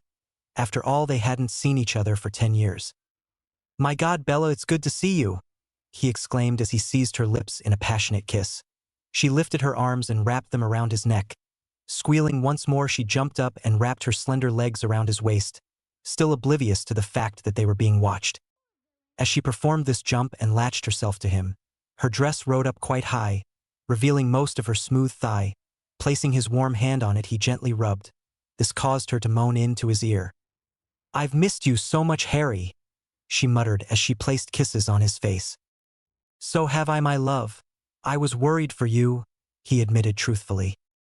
"Thank you, beloved. However, I think we should save this for later. We are currently being watched by thousands of people, and, while I may not care about public displays of affection, I think there may be a few children up there," she said with a grin as she detached herself from his midsection. Looking up, Harry laughed at all the smiling faces way above him, atop the wall. "Why didn't you tell me before I made a pillock out of myself?" he asked with a smile. Bella just smirked. "And miss out on that excellent make-out session? I think not," she scoffed. "Point taken, my love," he agreed as he placed a gently kiss on her nose and then drew back. Bella's gaze fell to their right, where once Harry turned, he could see his troops entering the city to celebration and love. He was glad that the attention of those above had now been taken with the returning heroes. "We should make our way back into the city. It has become dangerous for anyone but me to be out of the protection of the walls, and even I have to be careful when I do so," she suggested, still very close to Harry. He nodded his head in agreement, and the couple proceeded towards the city, arms linked and smiles on their faces. Even though he had changed so dramatically from when he was back on Earth, there were still many things about Harry which remained true. One of these was his shyness in front of large numbers. It was fine in a battle situation, as his mind seemed to shut down and be replaced by words from his heart. However, at this present moment, there were no bloodthirsty enemies to slay, and therefore this had brought on nerves. At this present moment, he stood in front of a huge crowd. Well over 200,000 elves stood before him, waiting for him to begin.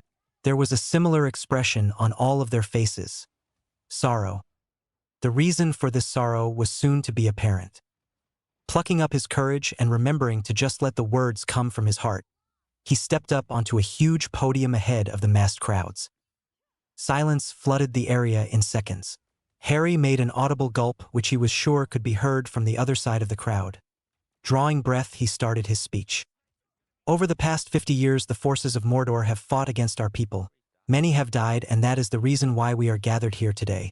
To honor those who risked their very existence by fighting for their country and what they believed in, for that we honor them." He paused for a second to give the crowd time to think over his words before he started up once more.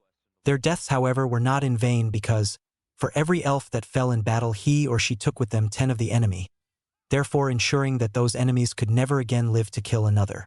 Over the past years, I have seen many incredible feats of bravery displayed by soldiers who I admit I didn't know the names of. These are the elves which define us from all others, who would rather face death than leave their loved ones to be butchered. This is who we are, my family, and today we remember that, Casting a glance to the side, Harry lowered himself to one knee and bowed his head in the direction of the monument which had been crafted in remembrance of those with their name engraved upon it. Not a word was said for over a minute, until arrows leapt into the air, more specifically flaming arrows, set the sky ablaze with a red glow. They landed perfectly on target and soon began to burn the ring of straw which surrounded the monument. Harry watched on, and as he did so a tear fell from his eye. He vowed to himself then and there that he would do anything in his power to make sure as many of his people as possible survived the war.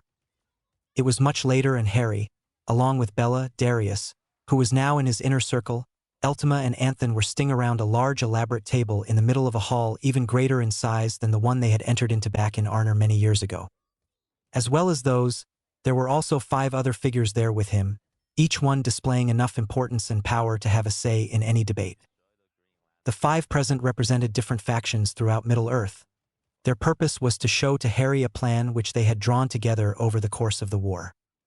Sauron will need at least another several years at the moment to rebuild his forces to their previous strength. We have damaged him badly, and he is tightly drawn to challenge us at this present time. However, he still retains a large force within the Dark Land at all times, so it will not all be easy. What Lord Elrond and I propose is that we amass our full strength and advance upon the Dark Tower. It is now that we have a chance to take the victory. We cannot hold out much longer. The enemy can easily rebuild his forces where we are not so lucky. It must be now, while we still have the strength to defeat him, that we must make our stand. I can feel that this will be his end, said Gil-galad. Harry's eyebrows rose considerably at this bold new tactic. This was so unlike the High Elves that it almost seemed bizarre that they would suggest such a thing. He decided to remain silent and see what the other people's view was on the matter. And who do you propose leads this attack? For my forces will not be following any other but myself into such a battle? Asked an elf he was only barely acquainted with. His name was Thanduil, and he was king of the elves in the Greenwood. Wood elves they were called, and his people had taken well to them whenever they had visited. The army would be under my command. However, if you feel that this is unreasonable, you may express your views. That is what this council is for, offered Gil-galad. Harry regarded the much older elf with curiosity. Curiosity as to how he even hoped to gain his allegiance in this battle by asking for his night elves to fight under his command. The very idea was absurd, of course, as he knew that they would only fight if he directly told them to, or for their loved ones and homes. It was unlikely they would follow Gil-galad anywhere, as night elves were naturally more cautious than other elven races. A trait which could be both a hindrance and a help. And what of Lord Tyntail, as the most powerful on our side? Should it not be him who leads the fight? It is said that he has powers which rival those of the Dark Lord. If this is true, then it would be a logical choice, Thanduil pressed further. Harry silently agreed, although he was slightly annoyed that the kingly elf hadn't even acknowledged his presence even in his own halls. It was then that he decided to put in his piece. Although I usually refrain from boastful behavior, I will have to make an exception on this part. I agree that an attack must take place. However, I do not think that you should lead. There is no offense intended to your skills and bravery, High King Gil-galad. However, my troops will be reluctant to follow one such as yourself, who they don't know too well, Harry said to the table. Nodding his head, Gil-galad leant back in his chair. A fair comment, and yes, I know that you are a far greater warrior than I will ever dream of being. However, I still feel that I have more experience in the field of war tactics than any other, he reasoned. Harry nodded, almost mimicking Gil-galad's previous movement exactly. My forces are behind you, King Gil-galad. Gondor and Arnor understand the importance of this attack and will help in any way possible, stated Elendil from the side. So far he had remained silent, so it was a slight surprise when he did indeed speak for the first time. My thanks, Elendil, your help's much needed and appreciated. Turning back to the other people, the aged king spoke once more. I understand your reluctance to commit at this stage. However, I can assure you that this will not under any circumstances be half attempted. I either have full support or it doesn't take place at all. How about a compromise then? It is evident that I and King Thanduil are reluctant to give up our forces. I propose that while the main attack takes place, we both lead another assault from one of their sides. This will solve both problems and spread out their defenses much more. I'm agreeable to that if it is the will of the council. However, we will have to ensure that timing is right if we are to attack together, said Elrond. Harry nodded and drew aside a piece of parchment to do calculations on. It is 6 days to the Black Gate from our current position. If the main force made an obvious approach towards it, Sauron will meet you around the plains before that. So, if that is correct, then it could be possible to launch a second assault from Say Nindaf, an area near the River Anduin and north of Osgiliath. We could transport troops from the Great Wood using the river to ensure speed and stealth. My forces can meet them there and we can attack from there, that is, if we in agreement.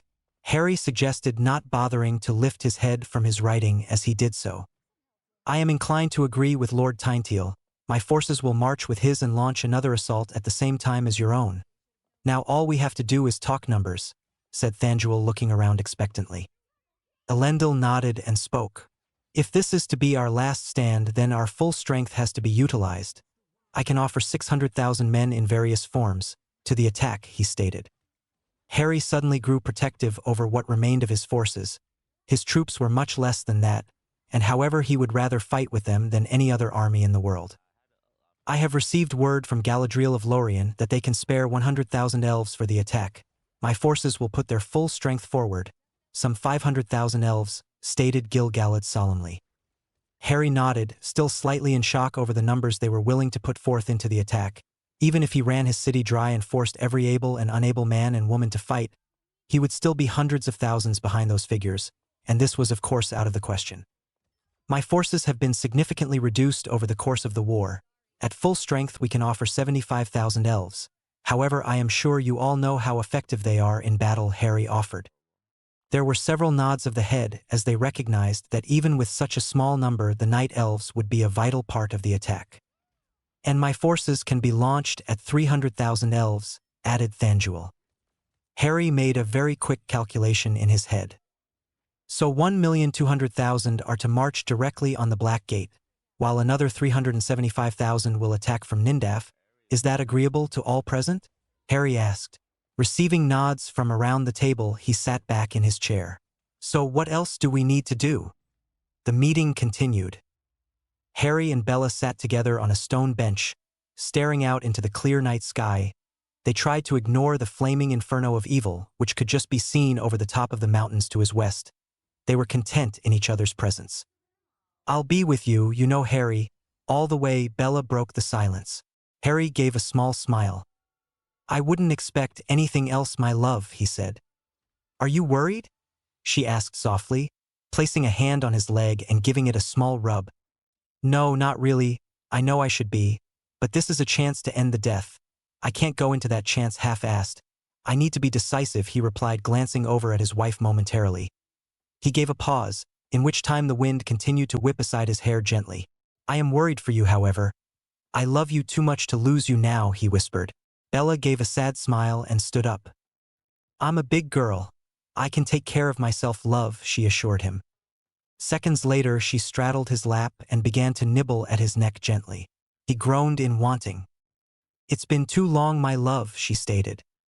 Indeed it has, my Bella, indeed it has, he agreed, and with that he once again caught Bella's lips in a frenzied kiss. Harry lay by Bella's side in bed over an hour later. He was tired now. Between the journey and the amazing sex he had just experienced, he was completely done for the day. Bella slipped in under his arm and proceeded to lay one of her legs across his body while snuggling into his bare chest. Harry nearly groaned at the sensation that this position caused. I have an idea which may help us in the battle, Harry, she said after placing a kiss on his chest. Harry turned his head to look at her. What is it, Bella? He asked curiously. The dwarves, send word to them. They will surely come to our aid, she suggested while wrapping her small feet around his ankles. Harry smiled at the idea. I don't know why I never thought of the idea before, love. They could offer us many more capable soldiers to use. I'll send word to the different clans in the morning. Until then we must sleep. For tomorrow we have much to do, he replied while gazing down at her. Pouting, she gave him a small slap on the chest. We're not done yet. You still have to compensate for 10 years of sexual frustration. I need more, she declared with a sly smile. Harry nearly choked at this. She wanted more, and how could he even get up in his condition? Bella, I'm a bit tired right now, perhaps in the morning or something, he suggested, looking for a good excuse to get out of the sex.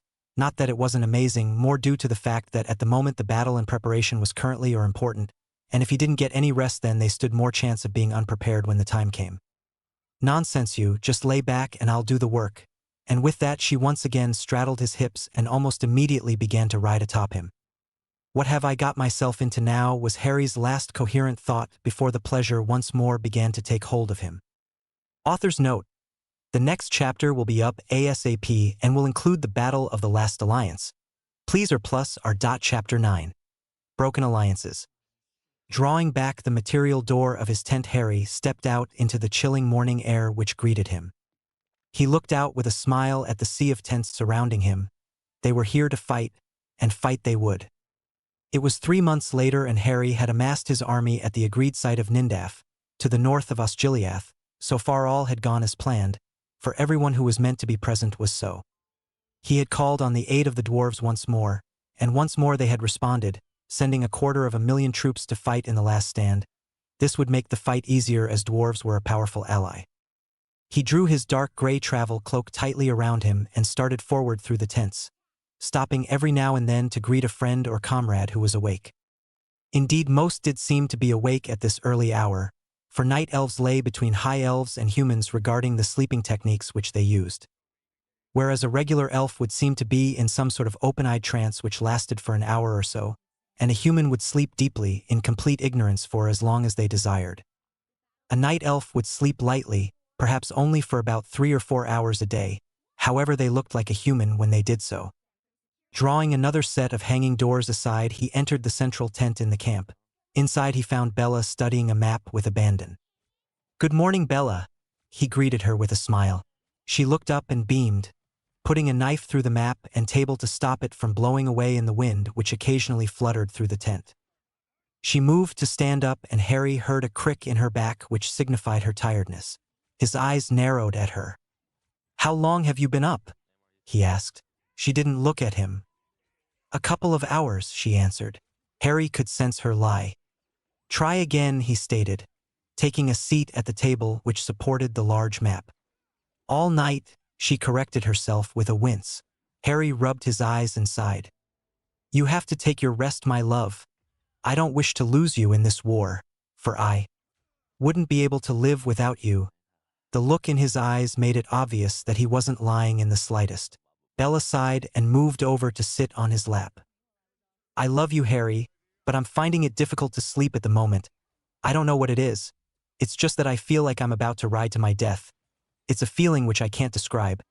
All I know is that I can't even begin to comprehend the power which awaits us in the hard F Mordor.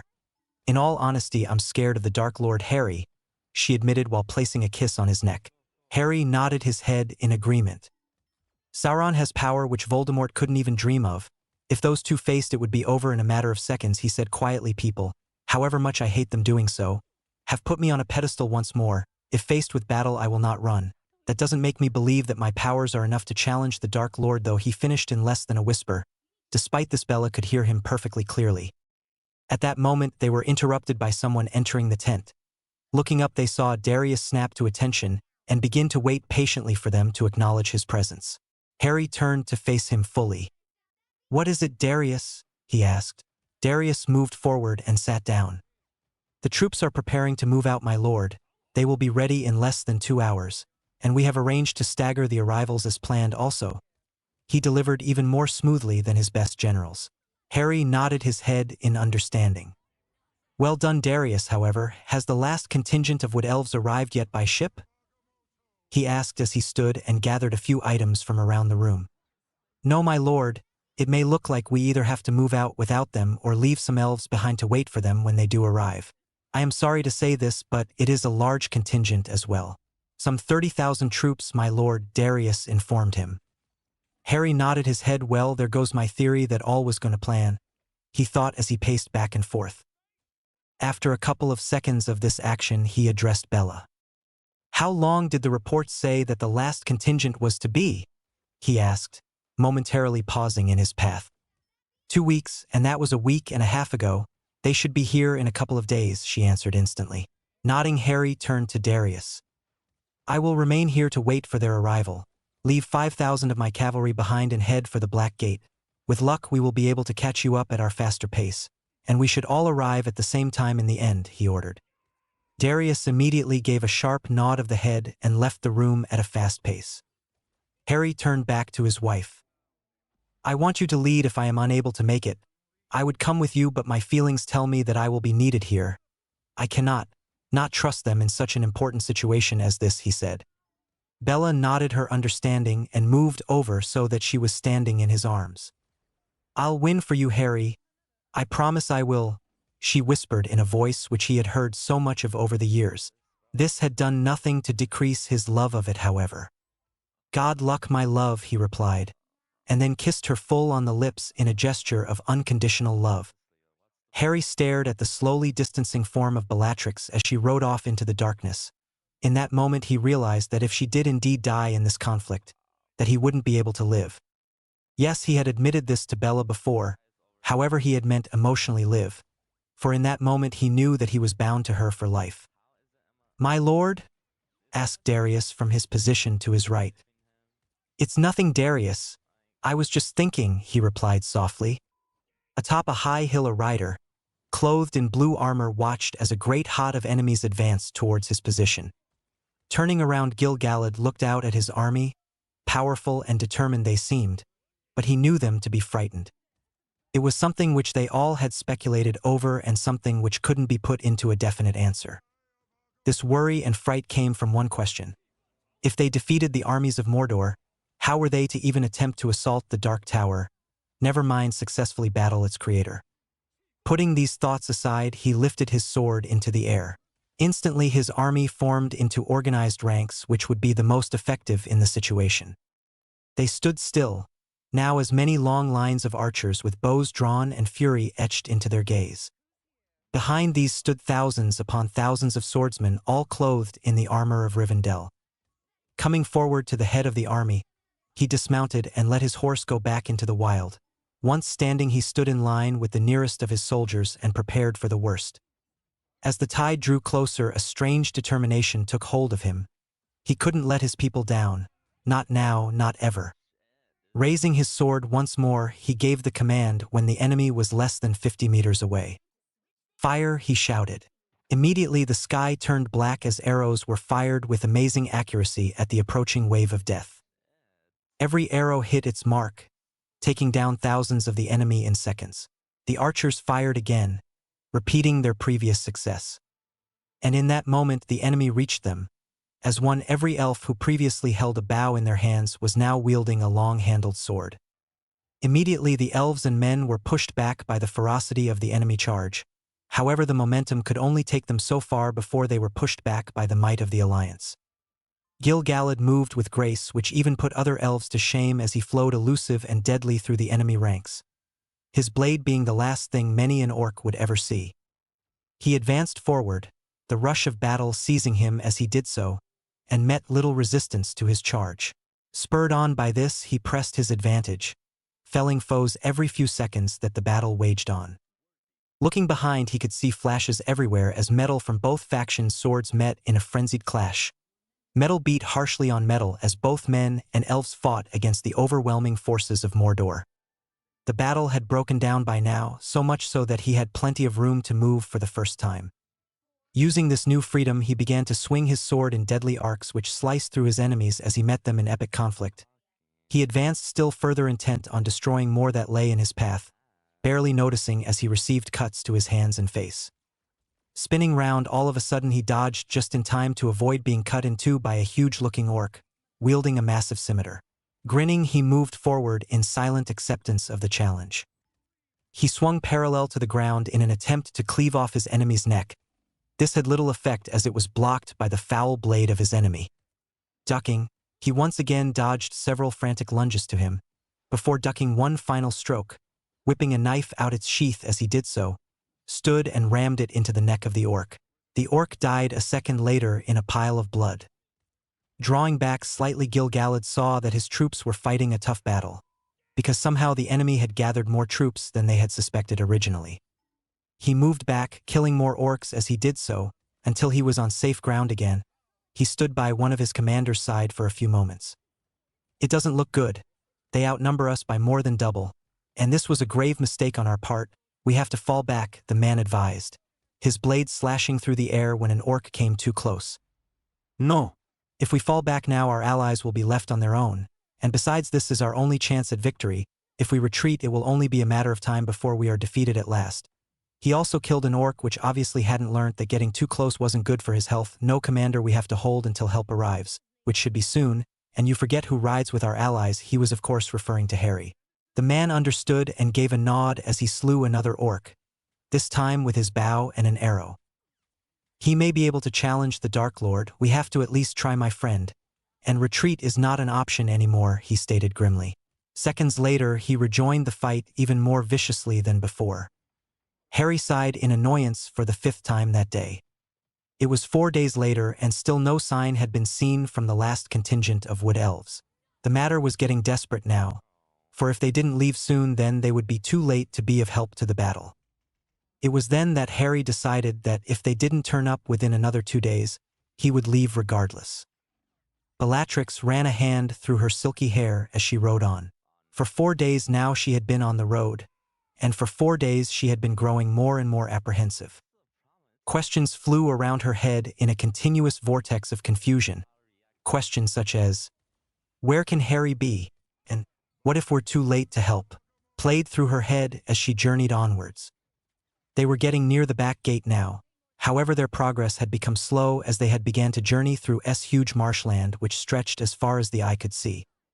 A growing sense of dread had been inside her for days, and she couldn't shake it off even in her still partial sleep.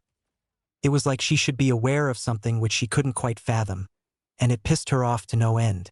She looked to her right as Eltima rode up beside her. "Can you feel it, my lady?" she asked quietly. Bella nodded and closed her eyes. "Yes, I've been able to sense it for over a day now, ever since we began to cross these terrible marshes.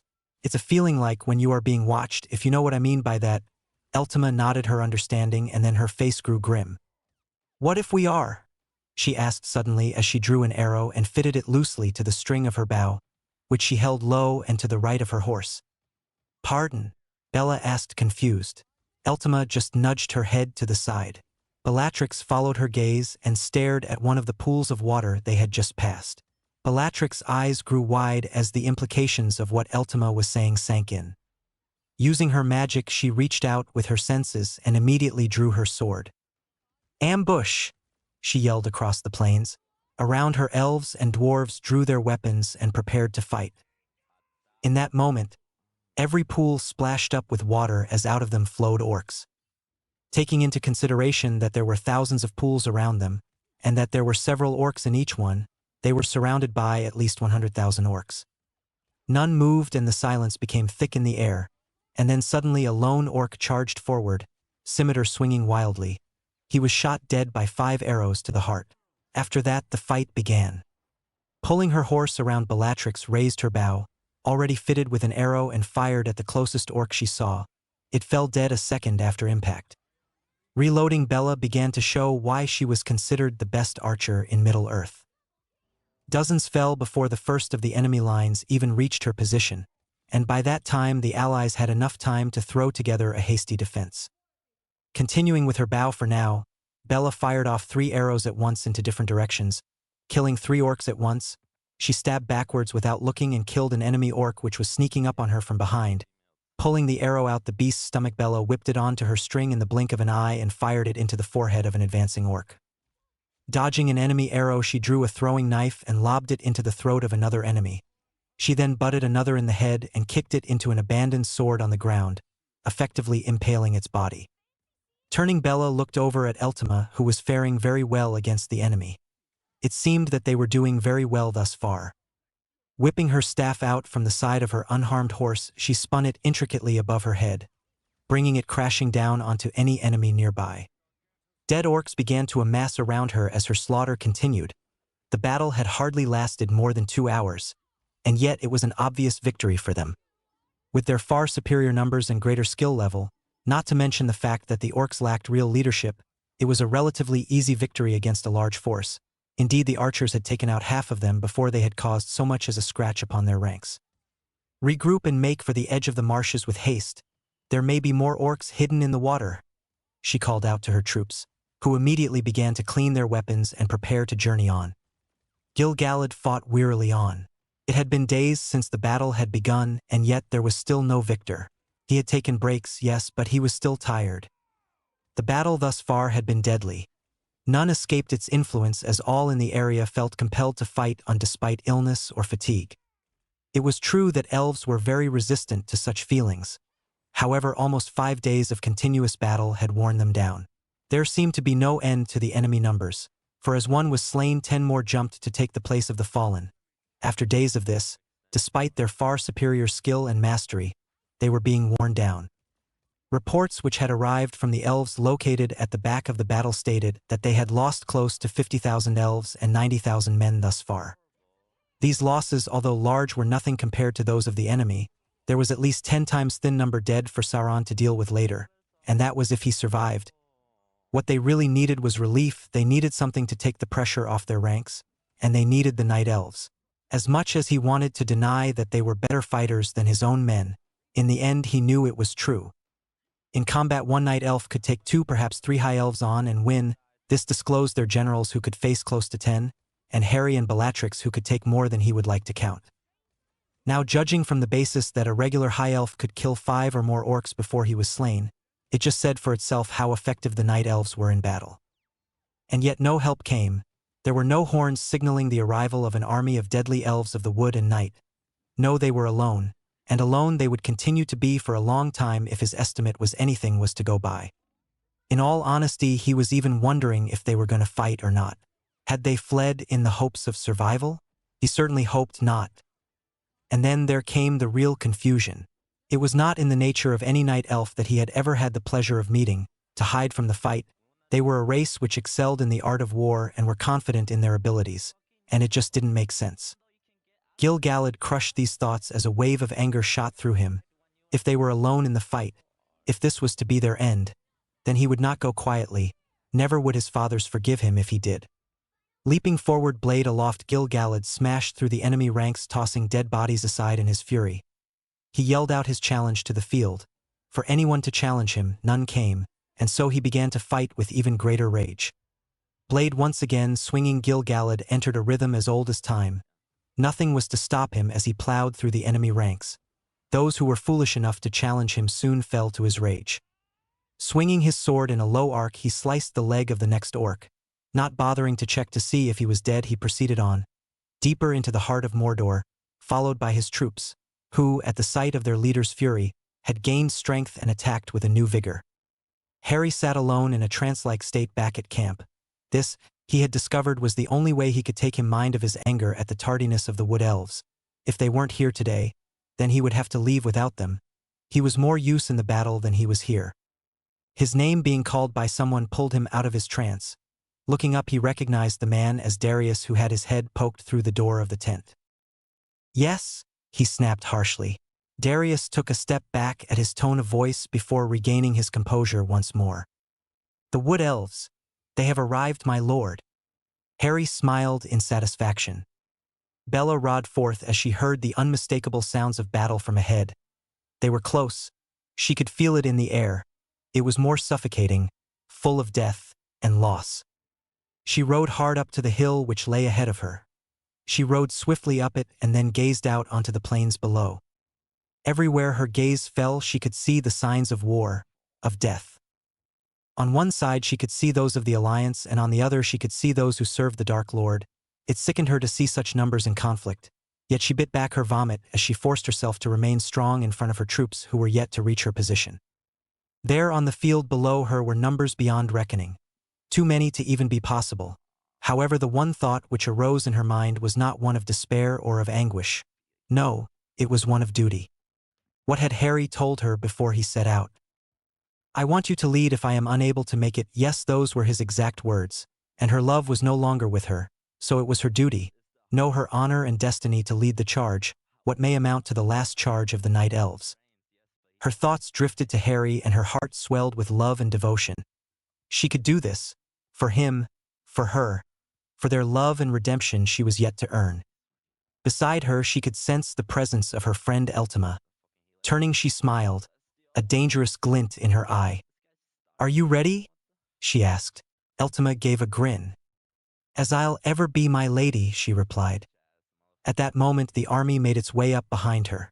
Turning, she looked upon all the murderous faces of the Night Elves and the grim faces of the dwarves. It was a natural elvish and dwarven reaction to seeing so much death. For love, she spoke in a whisper which carried on the wind and somehow spread so all in the army could hear it. And with that horns blew, disrupting the fury of the battle below as those fighting looked up momentarily to see the charging force, led by a being of dark purple on a black steed. Gil-galad looked up from his fury. There above him on the hillside was a sight which he had prayed for, the same relief which he had guessed to have fled back to their homes. There atop the hill to his east stood a figure mounted on a horse. It was the Lady Bellatrix for certain. Confident and powerful, she flooded the battlefield with her presence of warmth and fury. And then the horns blew, clear in the air as a signal of death for the foes that had aroused the might of the night elves. Together they charged down the hill. On wings of death they rode determination etched into every face present. Turning back to the battle, Gil-galad continued his fight with redrawn hope. Hope which had come from the expulsion of a fear. This fear was now gone. Chapter 10. The final stand of the Night Elves. Down the steep hill they flowed, faster and smoother than any substance known in any universe. As one they struck the enemy lines hard and fast, an unstoppable storm with deadly effect. At the forefront of the charge rode Bellatrix, face alight with passion and power, as she easily overcame any foe which came in her path. Her horse did a fair share of the work as well, trampling most which were low to the ground. Her bow sang through the air once more, shots of accuracy which would make the Vala look down in pride at her skill. Behind these riders came the majority of the wood elf forces, their numbers totaling 170,000. Alongside these elves came the night elves, rushing on with no sense of self-preservation, the lust for battle full within their hearts. And lastly came masses of dwarfs, slow in the charge they were, but no less deadly, for small throwing axes flew through the air and into the heart of the enemy ranks. It was a sight worth remembering, and indeed it would be for ages to come. Bella rushed forward, strong and powerful in the charge, her sword and staff swinging through the air in arcs of death, unavoidable by any in her immediate range. By her side Eltima and Anthan fought also, not as deadly as her, but worthy of remembrance nonetheless. Swinging round, Bella lobbed the head off another orc. She then butted another in the head while ducking under another blade, sweeping its feet and sticking a knife in its torso. Smiling in satisfaction, she moved on, anger still palpable in her desire for redemption. To her right she could make out the distinguishable form of Gil-galad fighting furiously with innate elven grace. She smiled. Perhaps there was hope yet. Gil-galad dodged a series of slashes and lunges as he fought for his life and lives of those around him. Moving swiftly to the side, he put a dagger through the head of another orc and thrust his sword deep into another's neck. Around him he could see his comrades fighting against the tide, stemming the flow of death on his side. For that he was immensely grateful. It hadn't been more than an hour after the arrival of the night elves when his hopes were once again thrown bitterly to the ground. Just when they were starting to make progress against the overwhelming forces, this had to happen. Looking up he saw them, 9 in total, for that is where they got the name the Nine. They hadn't been seen at all after the battle against the night elves many years ago, but here they were once more, this time on winged mounts, bred in the very heart of Mordor, awaiting the time to come forth. And come they did.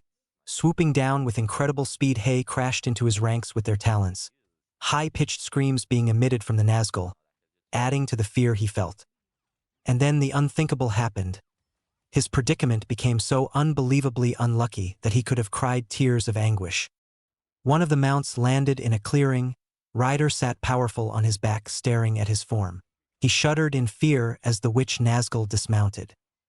He had heard stories of this enemy's incredible power and had seen him from afar in some battles, but never before had he had the being's full power directed to him. He was of course glad about that fact. Holding up his sword in an act of silent defiance, Gil-galad cringed as the Nazgul hissed, in what might be considered a laugh, a mocking laugh to be sure. "Come to death, elf scum!" he hissed in a voice which made him cringe back in fear. Quickly controlling his fear, Gil-galad straightened up and prepared for death to claim him. He rushed forward, a battle cry sounding from his lips as he did so. The Nazgul swung his mace, faster than even his eyes could comprehend. He was hit with the full force of the weapon, forcing him head first into the side of the gate, and there he lied dead, never to draw breath again. There was silence in the area as people looked from the greatest of the nine to their fallen leader. Once proud and strong, now all which remained was an empty shell which was his body. And then there was a sound. Confusion became paramount in the vicinity of the disaster. And out of the ranks came Bella, a mask of hate etched into more than just her face, onto her very core, her heart.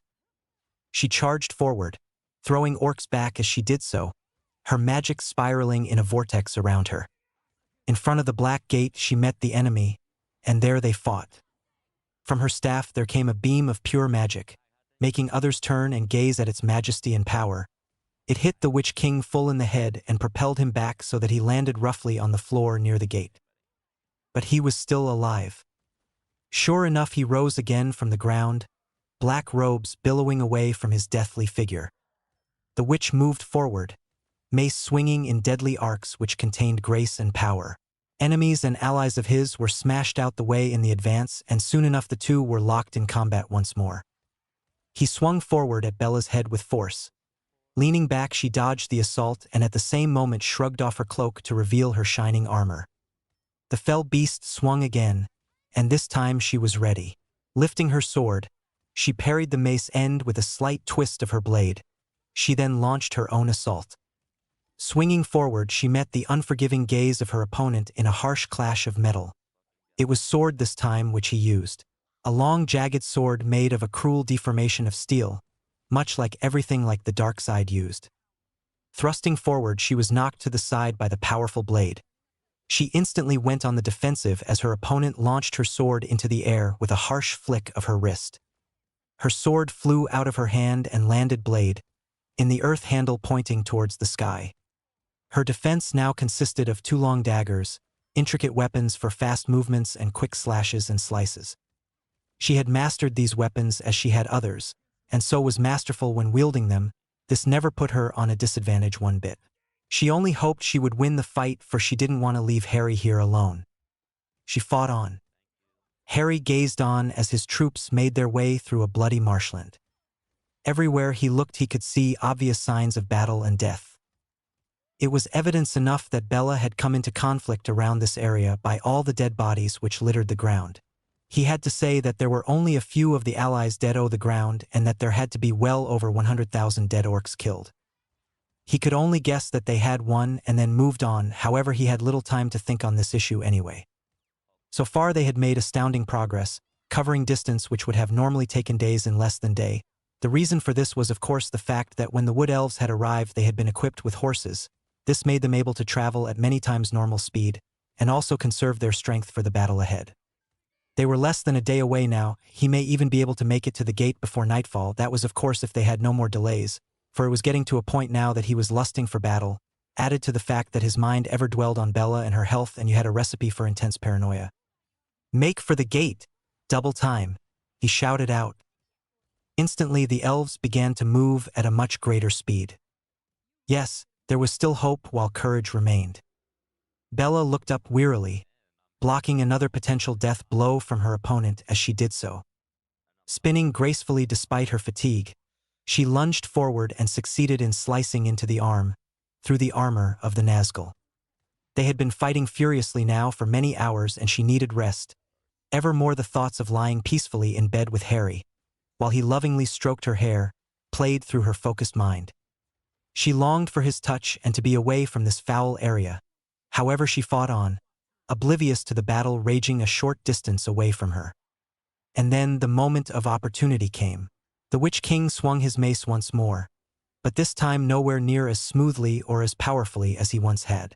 Taking her opportunity, Bella caught the chain of the deadly mace with her dagger and wrapped the chain around the blade. Ducking a strike from his sword, she thrust the dagger into the ground and then stood straight, deflecting a blow with her other dagger as she did so. From her back she withdrew her staff, which she had mostly refrained from using before now for fear of hitting her own troops. Lifting it up in her right hand, while deflecting a series of blows with her left, she closed her eyes momentarily and let her magic guide her. Slamming down, there was a mighty explosion, and those around her died instantly in the shock of the impact. There below her staff was the broken mace of the Witch King, his most potent and feared weapon. He let loose a shrill scream, and before she could react, His armored fist had knocked her to the ground and his heavy boot was grinding her face into the foul earth. Looking out from her position, Bella's frantic eyes searched in vain for help. None came. She spat out as earth made its way into her mouth. She was going to die, and she just knew it. And then the pressure was suddenly relieved. Looking up, she saw a shocking sight. Eltima and Anthon had come to her aid, desperately trying to deflect the blows which were being rained down upon them. Fury grew within her heart as she watched Eltima cry out as a knife pierced her hand and protruded out the other side. Picking up her fallen staff, she lunged forward with her magic, letting it loose for the first time since her initial advance upon the deadly enemy. The Witch King was hit. Flying in pain through the air, he was sent crashing against the side of the gate, landing next to the fallen figure of Gilgalad. He never rose, but gave off slight twitches as if he was still alive. Bella wasn't willing to take any chances. Pulling out her bow, she fitted 2 arrows to the string and launched them with all her might at the wounded body. They hit true, and with a blood-curdling scream the Witch King imploded, sending shock waves through the earth. Flushed with her victory, Bella continued with the fight. Eltima had received a wound, but she wasn't in a critical condition. It wasn't like they had much choice anyway. Fully extending her power now, Bella made the earth give way in huge chunks all around the battlefield. Thousands fell to their death as the earth swallowed them and then regrew itself in front of their eyes. Hope flared in the hearts of all those present. Victory for the first time in the battle thus far was attainable. Onwards they pushed, slaying many thousands as they went deeper into the rhythm. Onwards they pushed, oblivious to the shadow which watched from a very close distance away. Harry spurred his horse on and soon enough came to another site where battle had previously taken place. Looking down from the small hill he stood atop, he squinted. He could hear slight sounds coming from a distance less than a mile away. Looking back at his force, he pulled his steed into an all-out gallop in the direction of the sounds. He would be damned if he wouldn't make it. Fear clenched at her heart as a presence which was unfamiliar swept over her. Focusing, she extended her senses, but instantly recoiled in shock. He was here, that was all she could think of for over a minute. This he wasn't a positive he either, no, definitely not a positive he. She was sure of her judgment and she knew that said being was on a level miles above his own. She wouldn't even be able to put a dent in his armor, he was that powerful. Touring, she faced the black gate which at that moment had began to emit rumbling sounds, signaling that it was opening. Taking a breath, she walked forward. To her death she knew. However, she was willing to die for her new life and kin. It was, after all she had ever loved in her life. From out the gate came a single figure. Dressed in black and carrying a mighty club he came, power hundreds of times that of her own. She suddenly felt very vulnerable, however refused to submit to her fear. Here he was, Sauron, Lord of Darkness, many times more powerful than Lord Voldemort could ever dream of being, and he stood before her not as an ally, but as an enemy. An enemy which wished for her death as quickly as it could be arranged. Stepping forward, she watched silently as he made his way forward. Those closest moved back from him, and even his own ranks made a path for him to walk through. To the visible gap between the armies he came, silent, a predator with unknown capabilities. She stood still, resolute and determined before him. There was a moment of silence as the Dark Lord stood before them, before he made his move. Lashing out at the nearest unit of enemies with his club, he sent them flying across the battlefield with little to no effort. Just like that, he had killed 50 men. Taking a step forward, he came face to face with Bella for the first time, if you called being hidden behind a mask his face. Lifting his club once more, he let it loose on the unit she stood with. Thinking quickly, she erected the most powerful shield she could around herself, for she was too drained to cover them all. The club struck and she saw the bodies fly, however she wasn't affected. Dropping to the floor, she sobbed in pain as her body tried to maintain itself with her now non-existent reserves. The pain was excruciating, 10 times that of the Cruciatus curse. "Death, my sweet," hissed the voice of the Dark Lord. Looking up, she saw the helm of the Dark Lord above her. Before her world passed into nothingness. Harry rushed forward. Hearing the sounds of battle had increased his desire for combat. He felt it in his heart that Bella was in trouble, yet he could do little to help her save for make with all haste to her position. At last he made it to the summit of a large hill, and looked down upon all the death. Hundreds of thousands of troops were separated by a line about 10 people wide, and in the center was a single figure with a body at his feet. It was then that a feeling of loss and despair washed over him. His eyes became damp as the reality of the situation he was observing sank into his reality. Bella was dead. The Dark Lord had killed her. Anger arose in Harry such he had never felt before. Desire for revenge flooded him, and all he could think of in that moment was the best way to kill the person who had done it. Not bothering to wait for his forces to catch up, he rushed over the peak of the slope with an inhuman cry of challenge. His magic exploded in frenzy as orcs across the field blew up in their hundreds and thousands. He rushed forward, still mounted on his great and faithful horse, intent on killing the Dark Lord once and for all. He reached the monster that had stood still the entire time, watching his advance with an almost calculating wariness.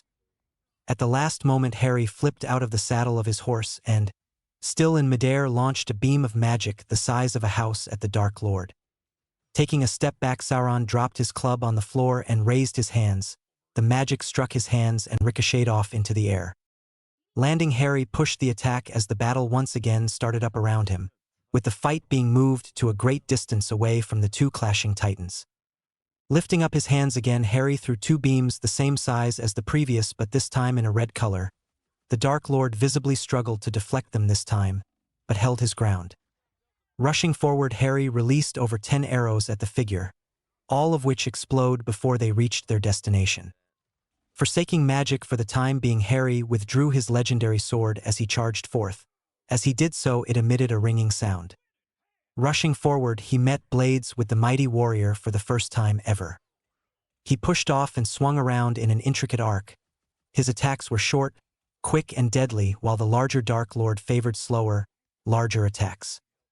Moving back, he slashed repeatedly at the figure of evil in front of him. Metal and metal met in a clash which would ever be remembered in Middle-earth.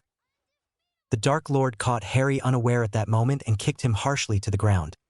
He rolled straight back onto his feet and launched a fireball at his opponent, who absorbed it with a dark orange shield. Pressing the attack once more, Harry struck with power and accuracy multiple times at the Dark Lord's shield, which eventually shattered. Victory was short-lived, as the moment that the shield collapsed, a beam of black light came from the Dark Lord, flying at him with speed even greater than the attacks of the former Witch King. Diving gracefully to the side, Harry looked around and found that those who had been near them when the duel started were now far away, fighting against the enemy once more. He paid for this moment of rest, as at that moment he was hit full in the side with deep purple light which literally reeked of evilness. Falling to the floor, Harry bit back the natural impulse to scream his lungs out at the pain. It was in that moment that he looked at a body not a meter from his own. It was Bella, so cold but so beautiful. And for the first time in his short time on Middle-earth, Harry let his full power show. An aura of power suddenly broke free from the powerful restraints he himself had placed on it. Putting his hands in front of his body outstretched, a ball grew in front of him. Starting about the size of a football, it increased to the size of an average man in under 5 seconds. He was vaguely aware of the pain which raked his body in his concentration. Spells impacted upon his body, causing him great damage. He fell to his knees as his right leg was severed from his body, and finally he was ready. Crying out, Harry pushed forward with his arms, letting loose the now house-sized, but immensely concentrated ball of raw power. The ball erupted from his hands, and the earth rumbled and spewed up as it passed in midair over it. The ball traveled at a speed unguessable and unavoidable. It hit the Dark Lord full in the chest, and a blinding light filled the area for miles around. Fighting stopped as all around gazed in wonder at the phenomenon. Harry slumped his head as the light began to clear. He had nothing more to give after releasing enough magic to level Cahadras with ease. Moving his eyes up, he saw the unthinkable. There, in the clearing smoke, the Dark Lord still lived. On his knees maybe, but he was still alive. How was it possible? It was obvious from the state of the posture of the evil being that he was in not a much better state than Harry. However, he was in better shape, and that was the most important part, the most unfortunate part.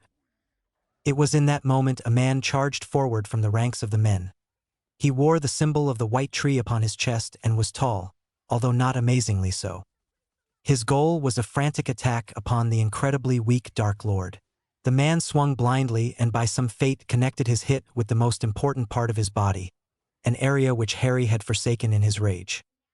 A finger was cleaved clean off the Dark Lord. Harry recoiled back, still on his knees. There was a moment of silence before an implosion of power ripped through his soul. His magic had suffered too much and needed escape. Harry's conscious mind didn't last for much longer after that. His power spread out and with some divine will rushed over those solely fighting the dark. They were all killed seconds later. The last image that Harry Potter saw was a single golden band with red fiery writing etched into its surface, before his life force passed on from the world, Chapter 1, into the nothingness. There was nothing, no wind, no life, nothing. Total blackness surrounded him, but at the same time, it didn't. He couldn't feel, he couldn't smell, he couldn't even hear, and don't get me started on whether or not he could taste or speak. There was nothing but the void, suppressing his very thought as he floated in a state of limbo. The one sense which he did, was he even male? Was he human or elf? Dwarf or giant? In answer to his question, there was no immediate answer, for there was nothing here. But at the same time there was everything. Going back to what sense he did, and that was assuming that he was indeed a he, have at his disposal was a sort of sixth sense, an ability which remained active even after his physical body had been destroyed.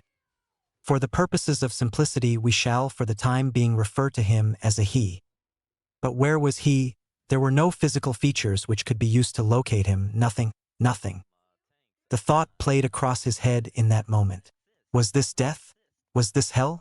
To be trapped here for all eternity while his very essence ate itself out in confused frustration as the ages went by. The answer to the question never came. Extending his sense he, and that is to say one Harry James Potter, or what was left of him, recoiled back in shock. Answers to questions yet to be asked appeared in his head. He was in a place, yes, that's right, a place. This was no specific place, more of a place which wasn't technically a place at all, for this place could be found nowhere on the mortal plane. You would be a fool to try and look for it, for how could you search for a place which could not be found by any means, magic or muggle?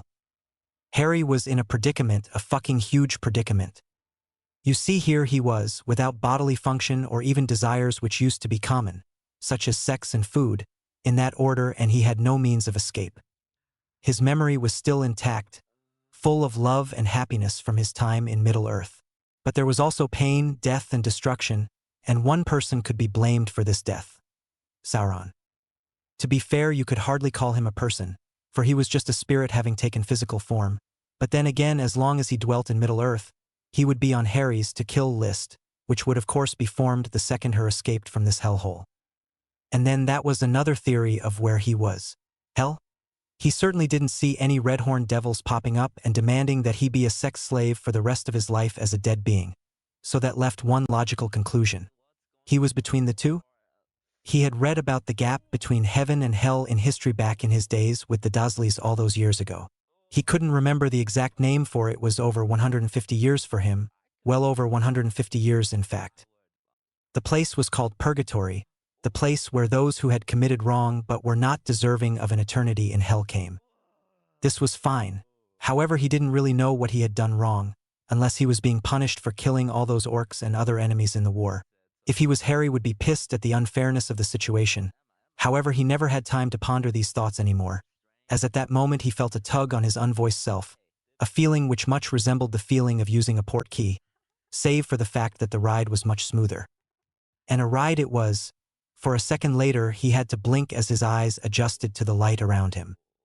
And then what he just done registered on his still confused mind. He had blinked and he had eyes. And sure enough, when he looked down he was in the same clothes and body which he had grown in Middle-earth. Apart from now they were cleansed of blood and tears or holes. Looking around, Harry had a sudden sensation of déjà vu from many years ago. Becoming fed up with the silence, he called out to the light. "Hello?" he called out. There was no reply. "I heard the first time, Mr. Potter," said a voice to his left. Spinning round, Harry came face to face with an aged man, beard extending to the floor in a very elegant fashion. "Good morning, Mr. Potter," he greeted kindly, his eyes twinkling in a way which reminded him so much of Albus Dumbledore. Harry frowned in confusion. Morning? He queried curiously. The man beamed at his observation. Sharp mind you have there, Mr. Potter, and yes, it is morning here, for we have no day or night. It is simply what it is, and that is that, he explained, as if this would solve all of Harry's confused thoughts. Harry just shook his head in disbelief. But if you never have day or night, how can it possibly be morning? He asked. The man smiled once more. I merely judged the time of the day on the basis that you had awoken now, and since mortals tend to wake up in the morning, it was as good a reason as any to refer to it as the morning, he explained.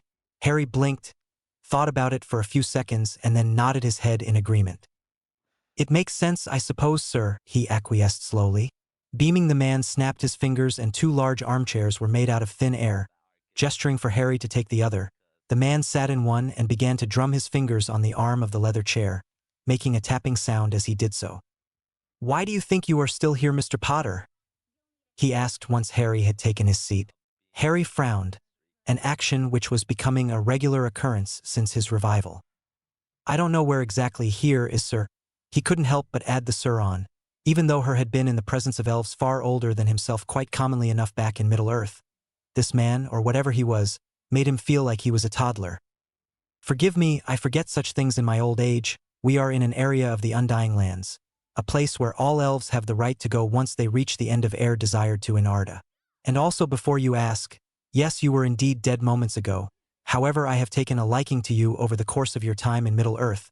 You have shown qualities beyond my greatest expectations, and for that you have my respect. You did not deserve death, Harry.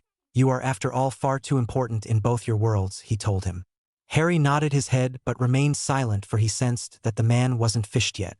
You have before you a choice, Harry, for you now belong in 2 worlds, and that is not permitted by any of my own laws.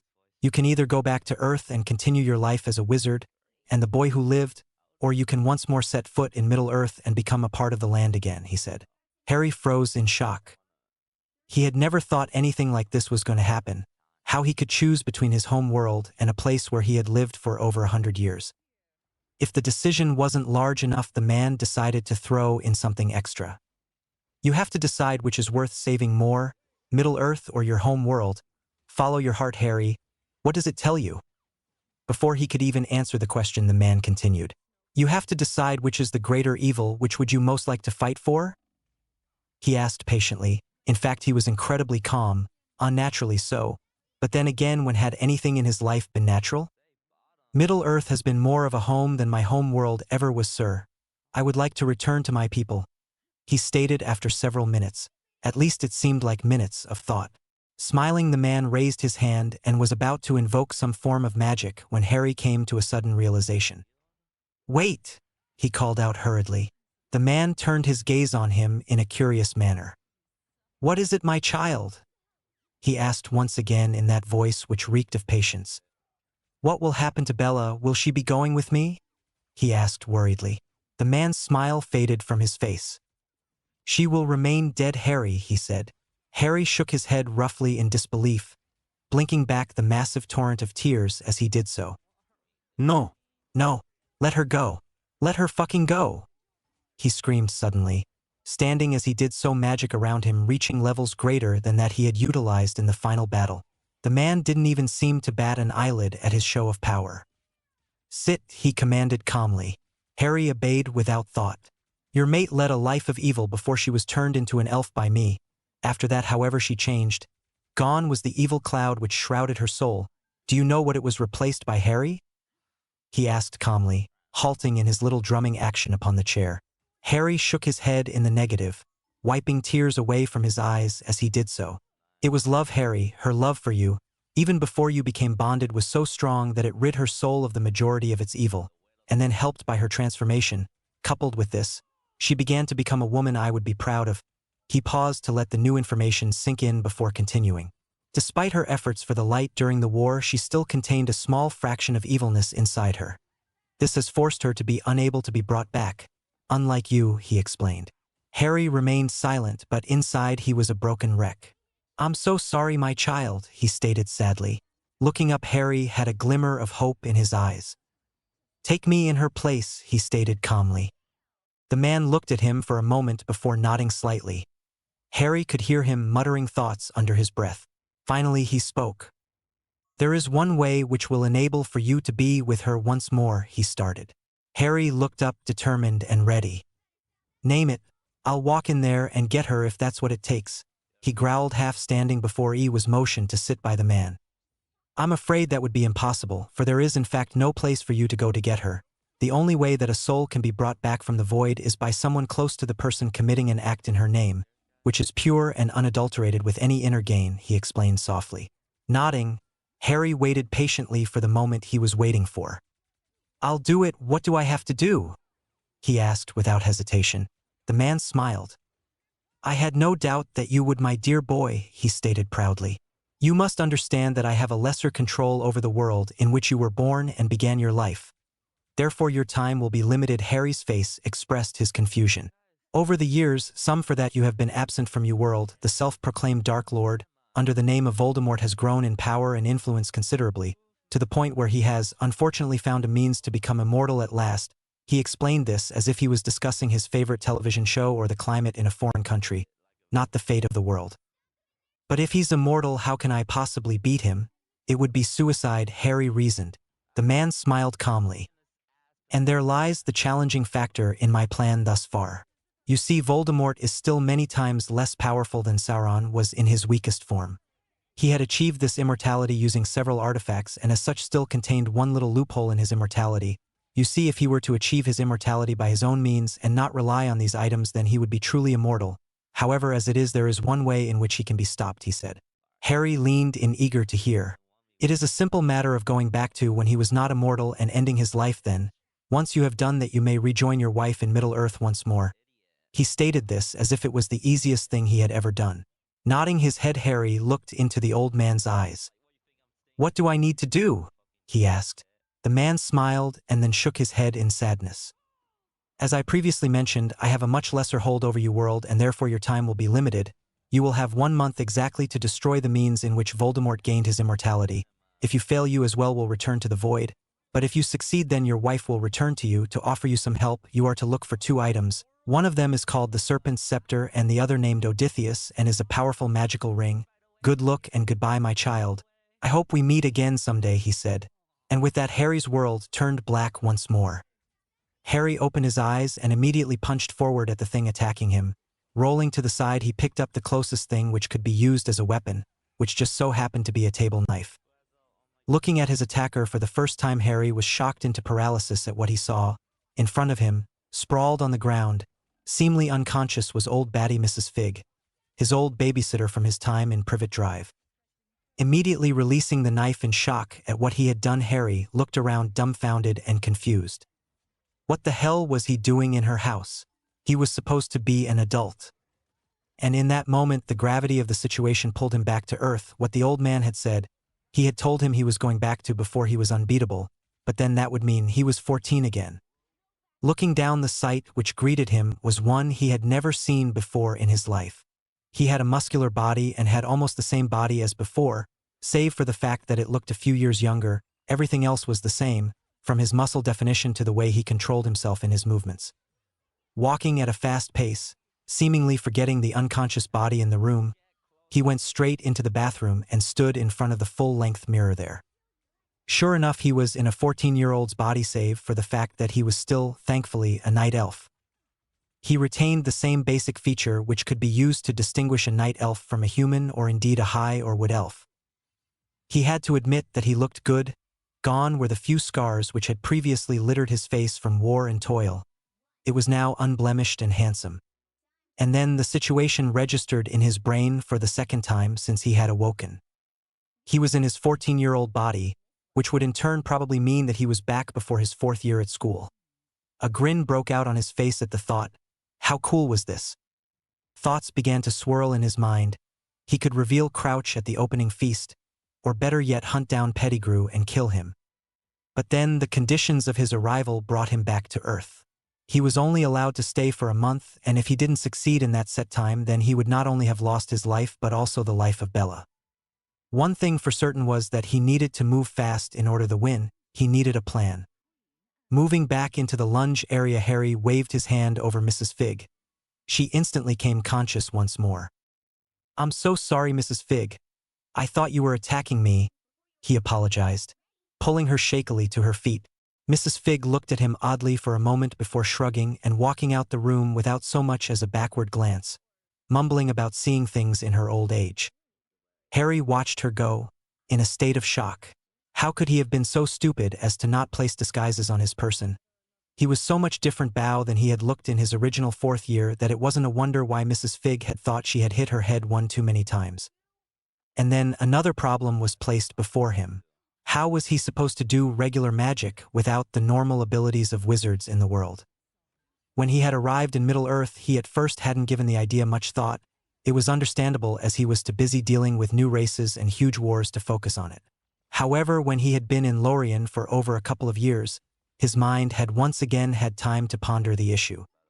It turned out that when he changed into a night elf, his magic was taken away to be replaced by a different, more powerful kind, based on intent more than actual spells. It had taken him a while to get used to not saying incantations all that often, and his mind wanted to shout out the incantation to a variety of different hexes and jinxes, but in the end he had succeeded. When he literally tried to use spells, he found that he couldn't. It was impossible for him to get even the smallest of effects from his efforts. In the end, he just settled for the new, greater form of magic which he had been blessed with upon his transformation. Setting aside such thoughts, Harry just assumed that his kind of magic wouldn't be detected by the ministry and left it at that. Making a hasty retreat from the cabbage-smelling house, Harry ran with grace only capable from one other race in his home world: vampires. He arrived at number 4 seconds later and didn't even bother to knock as he barreled through the door and sprinted up the stairs without even a sound, save for the click as he let the door close. Once in his room, Harry noticed several things. One was that there were currently 2 other occupants to his room, both of them from the lovely species of the owl. Sitting on his bed, he received another shock. There on his bed were 2 daggers. On closer inspection, he realized them to be his daggers. Long they were and in beautiful sheaths of black and gold, the colors of his people. Smiling, Harry ignored the owls temporarily in favor of his second favorite weapons. He picked them up and they were indeed the same as he remembered them, down to the last detail. Beside the covered daggers was a rather handy belt which he presumed was to wear the daggers on. Picking it up, he slipped the daggers onto the belt and then placed it back on the bed. It wouldn't do for him to be seen with dangerous weaponry in a muggle neighborhood. Reaching forward, Harry gracefully picked up the 2 owls in alternate hands. They looked at him, and then seconds later began to snuggle in a weird sort of way against his hand. He presumed this was another advantage to being an elf. Placing the owls back on the bed, he plucked the 2 letters from their legs with ease and then set about reading them. Dear Harry, I heard from Ron that your aunt and uncle agreed to let you stay for the World Cup and then the rest of the holidays. They're coming to pick me up tomorrow, though, as I'm currently in France on vacation with my parents. Did you know that there are other magical schools throughout Europe? We took a trip to one here. It's called Beauxbatons Academy of Magic and is simply wonderful. It's so beautiful, but I still think I prefer Hogwarts. Anyway, I can't wait for this next school year. I've already lent all our course books off by heart, of course. You should try asking for McGonagall for the book list before term lets out this time. Then you could read up over the summer. Anyway, I have to finish here as my parents are calling. I'll see you in a few days, Harry. Take care of yourself. Love. Hermione. Harry smiled as he read the letter. Even though he had had a great life in Middle-earth, he was still inclined to let his thoughts drift to his 2 best friends and indeed the others back in this world. Swiping a tear from his eyes, Harry picked up the next letter. This time, however, it was written in writing which was barely legible even to his amazing eyesight. Over the many years he had stayed in Middle-earth, his writing had developed from the mess it once was into an intricate flowing script which would look good even to a master of the written word. It seemed incredible to him that Ron, because it was obviously his writing, could get away with handing in essays with this scrawl. If he had done so when he was first learning Elvish and the other languages, then he would have been abandoned by his teacher. Opening the letter, he was greeted by more untidy scrawl. Dear Harry, everything's good. My dad will be arriving at 4 o'clock to collect you from the Muggles. Man, I can't wait for the World Cup. I heard that Victor Crumb was playing and he's one of the best seekers in the world. Anyway, don't bother to send a reply as I will be seeing you in a few hours anyway. Pirata's dad says that he's managed to get a ministry car. We were considering using the flu, but with all those Muggles around we reconsidered. PPS tell Snuffles I said hi when you next send your letter. See you soon. Ron. Harry stared blankly at the letter in shock. The last line replaying in his head as he did so. Tell Snuffles I said hi when you next send your letter. It was like a light switch had been turned on inside his brain all of a sudden as he realized the ramifications of what that line meant. Sirius is alive, he breathed. Chapter 2. Complications. A smile broke out on Harry's face as the revelation slowly sunk in. Sirius was alive. He could save Sirius from death, and he could see him once more. And then the realization that he only had a month in which to spend with him sunk in. He felt instantly far less happy and flopped onto his bed wearily. Why is my life so fucked up? He mumbled sadly. 2 hours later, Harry sat with his back against his trunk in his room. It had been packed with incredible accuracy and a level of neatness which definitely didn't go with his previous mannerisms. He idly flipped his daggers through the air as he waited. It was a technique which he had used countless times to increase his hand-eye coordination. However, he usually used 10 daggers at once. Before he was either cut or dropped one, this was child's play with just 2. A noise broke him from his game. It was the unmistakable sound of car wheels screeching to a halt. And then there was large crash, followed by intense screams and then the inevitable yell as his uncle got mad. He stood and looked out of the window. The sight made him break down in laughter. There were 4 people standing, ash covering their clothes, next to the burning car which was stuck in the side of the neighbor's house. They were in the middle of an argument which could be heard by the entire street of people, who had gathered as soon as the crash had taken place. That's it, I've had it with you too. I don't even want to hear what Molly is going to do when we get home. Giving the driver a pucking pastille. Honestly, I can't take my eye of you for 1 minute, shouted the form of Mr. Weasley, oblivious to the crowded street. It was apparent by their frantic motions, however, that the other boys, who now some of the dust had been brushed off their bodies, were Ron, Fred, and George. It seemed that no matter how different he was and how much this year would deviate from the original version, they were always going to be able to cause trouble in similar ways. Half an hour later, Harry was sat in the back of a large black ministry car talking to Ron about the upcoming World Cup. He couldn't resist making a prediction that Troy, the Irish seeker, would be injured in the match. To this Ron said he was worse than Professor Trelawney and that the chances of such an event occurring were very slim, seeing as they were talking about some of the best Quidditch players in the world. After a while, the conversation turned to how he came to look so different. They had refrained from asking him about his physique since then, but it was eventually too much for Ron. So, he said idly, "You've grown a bit over the summer. How did you get so muscular all of a sudden?" he asked curiously. The only change they could see in Harry was his new build. All his other features, which specifically belonged to an elf, were hidden behind magic barriers which only he could pierce. To the outside world, he just looked like a normal boy of about 15 or 16, with an athletic build and an air of confidence, and that was what Ron was referring to. "There's a gym about a mile or 2 from my relative's house. Last time I visited Gringotts, I had them transfer some money into pounds for me, and over the holidays I've spent considerable time at the gym. The Dursleys also fed me well for once." He added the last bit on as an afterthought. There were no further questions regarding his body, as his explanation was perfectly possible. If he had spent lots of time at the gym, he would have indeed had a good physique. However, it wouldn't be nearly as strong as his body was after many years of war and masterful practice. Leaning forward, Harry pulled the Daily Prophet, which was inside a pocket attached to the back of Mr. Weasley's car seat. Taking one look at the front cover, he dropped it in shock. There were many things which Harry had seen which many would never experience. And there weren't many things which could surprise him anymore. The Prophet, for the first time since his introduction to the wizarding world, had printed something of great importance to him. Opening the paper, he began to read the long article. "This paper has been included in the wizarding world for over 300 years so far, and will continue for many years to come. Over these years, we have given you incredible stories of magical activity from around the globe, from events such as Quidditch phenomenons to the dreaded rising of He Who Must Not Be Named.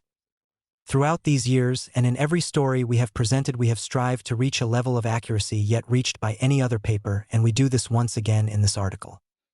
Last night, in the monthly inspection of Azkaban prison, our brave Aurors were passing the cell of one Bellatrix Lestrange when a disturbance was brought to their attention. It has been noted that they described the sounds heard as distressed and panicked, and immediately came to investigate the scene. What was discovered when they entered was the woman in the process of giving birth. Harry gripped the paper and his hands began to tremble in an attempt not to cry out. Now how a woman who has been placed in the high-security vaults and had no contact with anyone, let alone a member of the opposite sex, have come to be in this condition.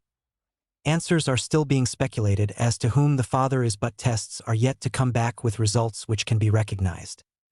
In answer to this confusing situation, British Minister of Magic Cornelius Fudge gave his opinion on the matter.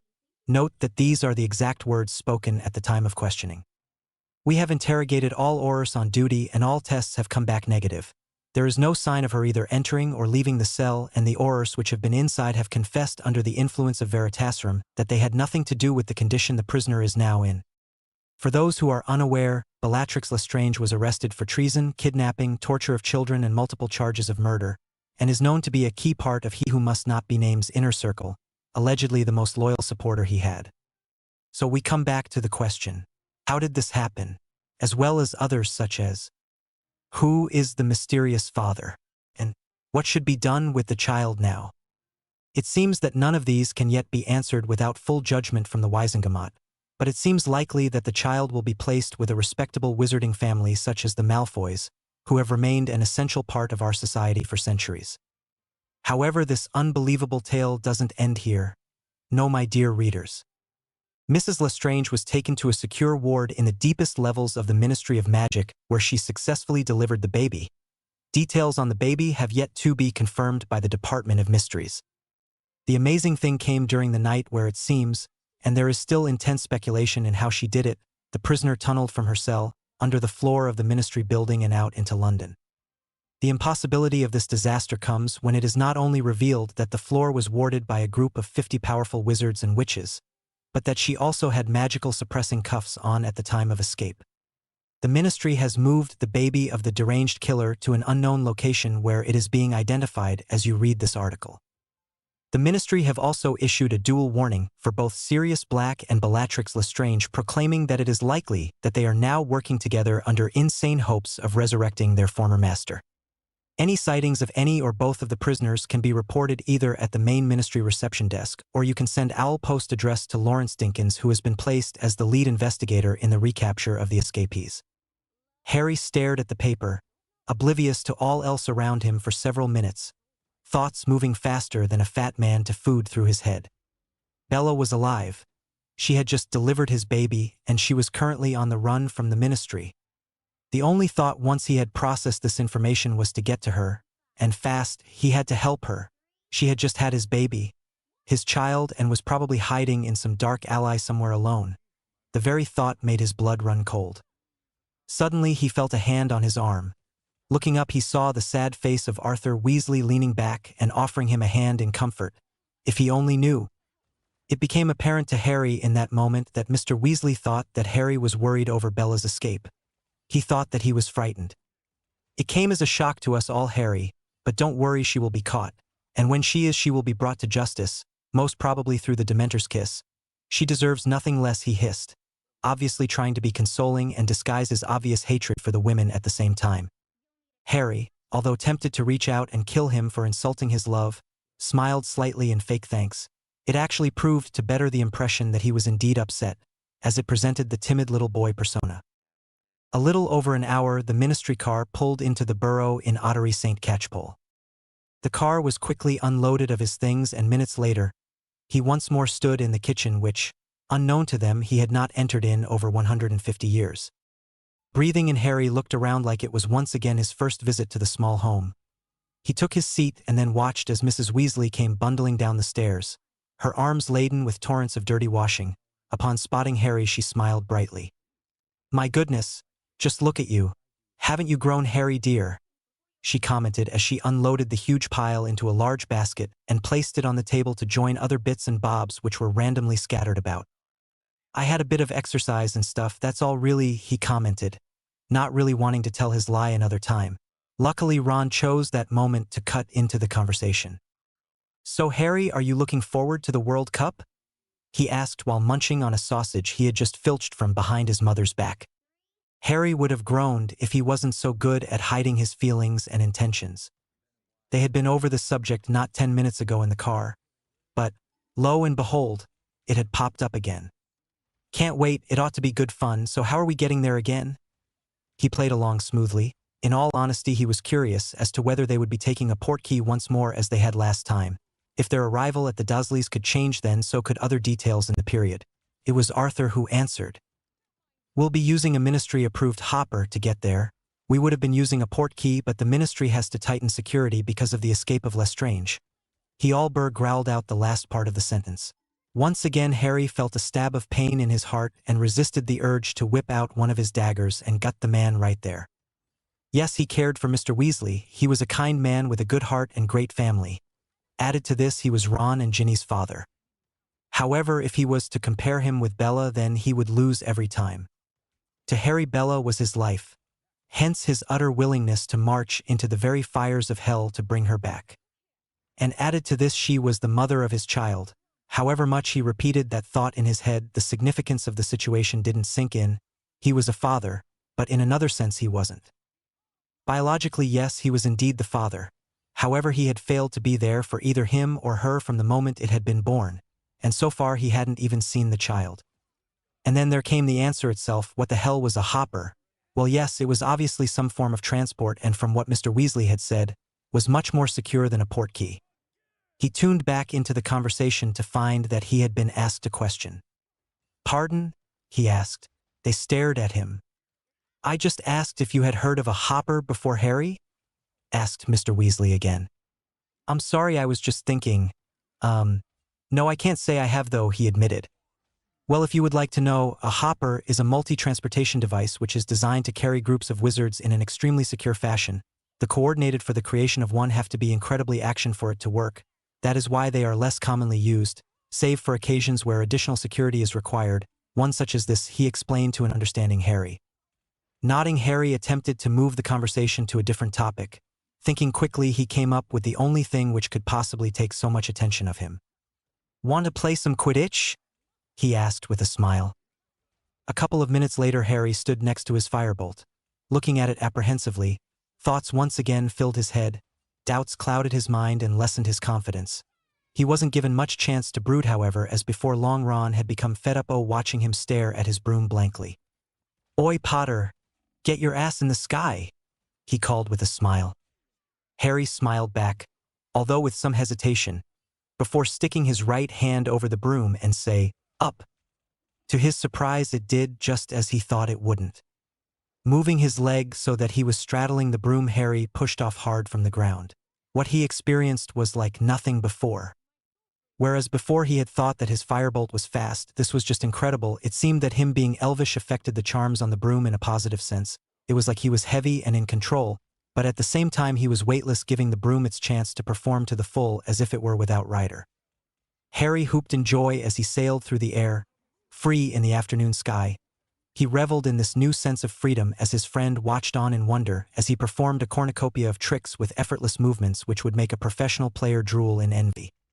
Diving to the ground in a similar fashion to what he had seen Crumb do, and was soon to see once more, he pulled up at the last second, letting his toes brush the long grass. In the distance he saw Ron tossing a snitch into the air and immediately chase after it. Harry was hot on his tail less than a second later. It only took him 10 seconds to catch the little golden ball. Between his elven grace, his weightlessness, and his amazing eyesight, the victory was relaxed, but still impressive. Soon after that, Harry found himself eating dinner outside at a large table set out by Mrs. Weasley, who had cooked a meal not to his liking at all. He stared at the food blankly for a minute before shaking his head, placing his cutlery down and leaning back. People around looked at his behavior confused. Why wasn't he eating? Looking slightly affronted, Molly broke the thick silence. Is something wrong, Harry dear? She asked. Harry, inwardly in remembrance of the famed Weasley wrath, he would have to tread carefully around this one. Everything's fine, Mrs. Weasley. I'm sure everything's delicious, he assured her with a smile. She, however, wasn't swaying off course as he had hoped she would be. Why aren't you eating, Harry? She asked again. This time a trace of hurt crept into her voice. Harry saw no way of distracting them at that moment. The only thing he could think of under the pressure was to fall off his chair and laugh it off. But for some weird reason he didn't think that would suffice. He decided to speak the truth. "I don't mean any disrespect, Mrs. Weasley, but I can't really eat anything at the table," he explained. Seeing her about to burst into tears, he quickly added, "I'm a vegetarian, Mrs. Weasley," he explained. Looking at him for a moment, she shook her head. "What's a vegetarian?" she asked. Harry felt like hitting his head against a brick wall at how far behind the wizarding world was. "I only eat things which don't cause harm to animals when they are made," he explained. The table, which had regained its normal noise, became silent once more. "Excuse me?" she asked as if he had just told her she was in fact male. "I don't eat meat," he offered. Molly started mumbling incoherent sentences under her breath, every one of course which Harry could hear. It went a bit like this. "In all my time, doesn't eat meat. Those horrible muggles forced him to do it. Poor boy needs his meat. If he didn't know better, he would say that she had some sort of fixation on getting a piece of meat down his neck." However, from his previous interaction, he knew her to be merely concerned. "It's a relatively new thing. I'm sorry for causing a fuss," he said. Molly seemed to regain her senses at that moment. No, my dear. It's all right. I can go and get you some other food if you like. Just sit tight for a few moments and I'll be right back," she all but ordered as she bustled out of the garden and headed off towards the kitchen. After that, there wasn't a single interruption in the meal. Harry was missing his other styles of food severely. He wanted to once more taste freshly baked elvish bread from the market in his city, and apples fresh from the forest of Run. Despite this, he did indeed eat an ideal amount and was soon enjoying the small talk with his old friends. It was indeed good to be back. Bellatrix collapsed wearily to the floor in a dark alley somewhere in London. She was covered in injuries ranging from a broken leg to multiple cuts across her face, arms, and legs. Thinking back, she blinked back as her predicament once more hit home. She had been in a state of limbo that much was for certain. She had been able to sense the nothingness around her. However, that was all she could do. This had been the case for an unregistered amount of time, before she had finally been released into her cell. All the places she could think of which would be a nice place to come out at, she just had to land back in Azkaban, and now the whole ministry was looking for. Yes, she had read the prophet from yesterday morning. She knew about her little girl being taken away from her, and had no doubt that they would soon find out that the father was Harry Potter. However, what scared her more was the prospect of never finding her love once again. She longed for his touch, his very presence to ease her to sleep in the night. She longed for the comfort which she felt when in an embrace as warm as that of heaven. She longed for love. Bellatrix thought back to her time at the ministry, how they had left her in the cell seconds after her beautiful daughter had been born, how cruel and heartless they had acted. It sickened her to think that she deserved this treatment. She had still committed those wrongs, however many years ago it had been to her and her love. The magic in the room was fairly strong, but still no match for her power, which she had refrained from using throughout the entire day in preparation for her escape. And then, using a beam of pure magic, she had shattered the wards on the room's floor and began to launch magic at the floor.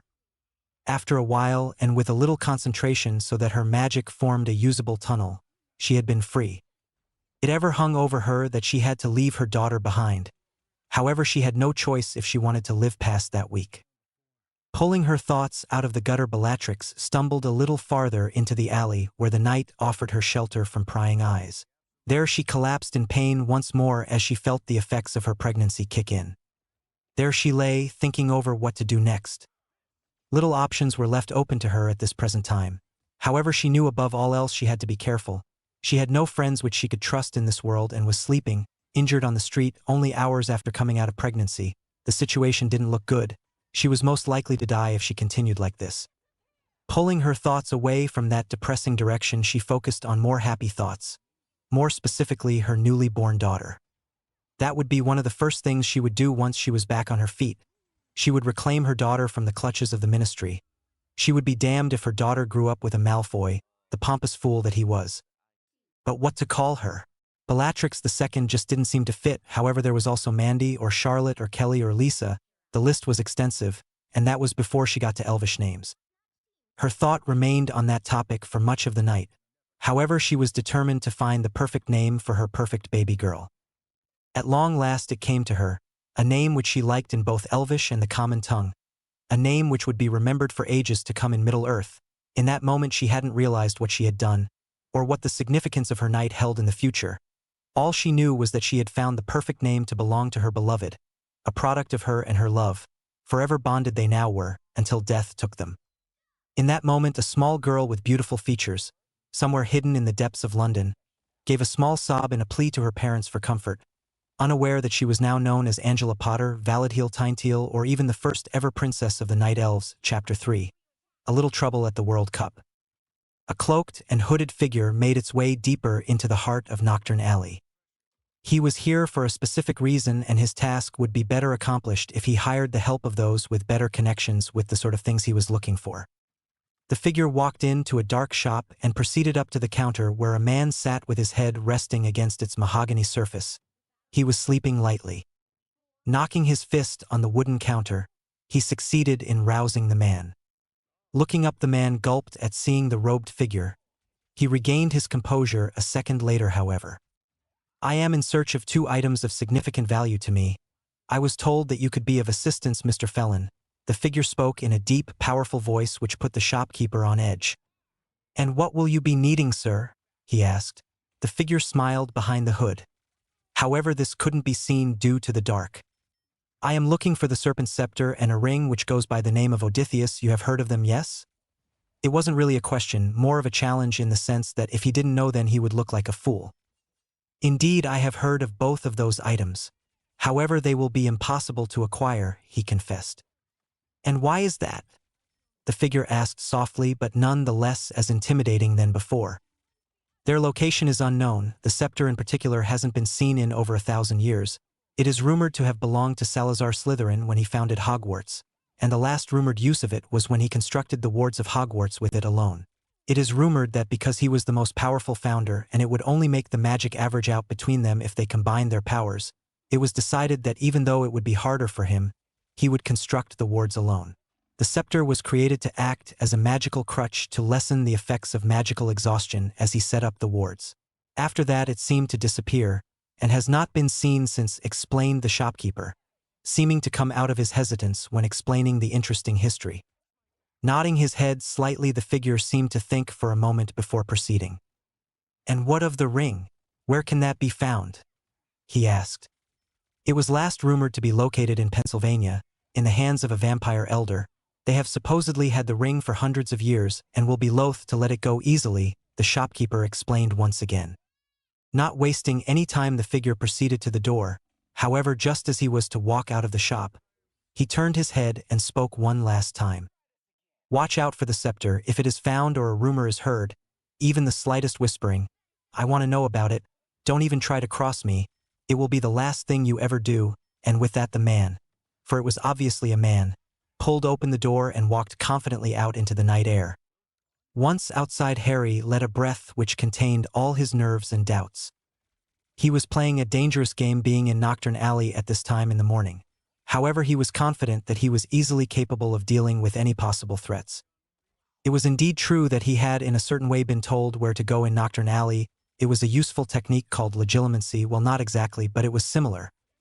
It was an ability which he hadn't even bothered to attempt to do before now. His mind had just been too full up with other important issues to think about such a weapon. All it involved was for him to reach out with the name or the image of a specific person, or even animal in his mind. After that, it would be like legilimency, save for the fact that he could do it from across the world. However, it did involve lots of effort to do so. He had found it when looking over one of his old textbooks earlier that night. Well, he had got the idea anyway, for it was actually just a passing sentence which included mention of the regular mind arts. Once he had tried to do it, he found it as simple as saying a BC. It could easily destroy any mind probes and shields which were set in his way, and within moments even the most well-protected mind, one such as Snape of Dumbledore, would be open to him like a book.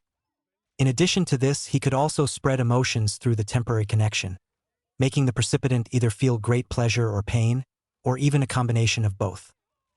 It hadn't taken him long, however, to learn that he couldn't use this technique to contact Bella. Her mind shields were more powerful than any he had ever seen, and even though he knew for certain he would easily be able to break them, it would cause his love indescribable pain, and possibly make her mind shatter under the strain. After less than a second's thought, he decided to just search for her and forego this method for once. And so it was that after crushing the spirit Voldemort's mental shields and raping his mind for useful information, He had found the place where he was most likely to get accurate information in the less than pure area of London. Before he had been here, he had spent several hours looking for Bella in and around the area where the Ministry of Magic was located. He had found no signs of her, as it seemed she had disguised her path extremely well. He did, however, find a patch of blood which, when tested, had been revealed that it had belonged to his Bella. His worry at that moment was incredible. Images of her dying, dirty and cold on the street filed his mind until he had given up the chase half an hour previous to the current time.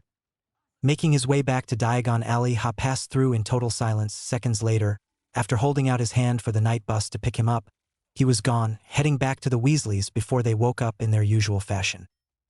Bellatrix collapsed roughly against the door of a large house. She had nothing left to give as she had journeyed in pain throughout the night. Her muscles were sore and the pains from her pregnancy were still there. It was a small wonder that she had lasted alive thus far. Her desire to see her husband and daughter again had given her the strength to do so. Every time she had thought about giving up, she had thought of the image of them both together, something she wished would be reality. Reaching forward, she put her hand on the door handle of the house and felt the small shock as the magic recognized her as a member of the Black family. The door swung open on its own and she crawled forward on her arms, pain fluctuating in her stomach as she did so, until she was in the cold house. Once she was in, she kicked the door closed and lay back staring at the ceiling in sadness. She had made it to Grimmauld Place, but what was she to do now? Was Harry even alive in this world? Would he even want to be with her after she had neglected to tell him about the baby? She continued to lie there pondering these thoughts for some time. Harry came down for breakfast on the morning of the World Cup in a bad mood. He had spent much of the past week searching all over the world for the ring and the scepter. He had had little success. That didn't mean that he hadn't got any success, however. He had gathered information from various sources that the ring was indeed located in the heart of the vampire community in Pennsylvania. This caused a problem for Harry. If he wasn't careful, he would start a war with the vampires. It would end in bloodshed any way he acted. However, he wanted to avoid conflict for as long as possible. He could, of course, have marched straight into the heart of their city, destroyed the supposedly invincible blood wards protecting it, and walk out again with the ring all in the course of under half an hour. However, he would be seen as an example for all wizard kind and therefore would start another war. Sitting down at the large kitchen table, Harry proceeded to pour milk on his cereals, hiding his dislike for the food as he did so. It was a necessity for him to hide this dislike, as it would surely upset Mrs. Weasley. She had all but taken a solemn oath to never let her children go wanting in the food department, and she had religiously stuck by her beliefs. All week she had been trying to get him to eat small amounts of meat. Harry could now safely say that his previous thoughts were in fact too inaccurate.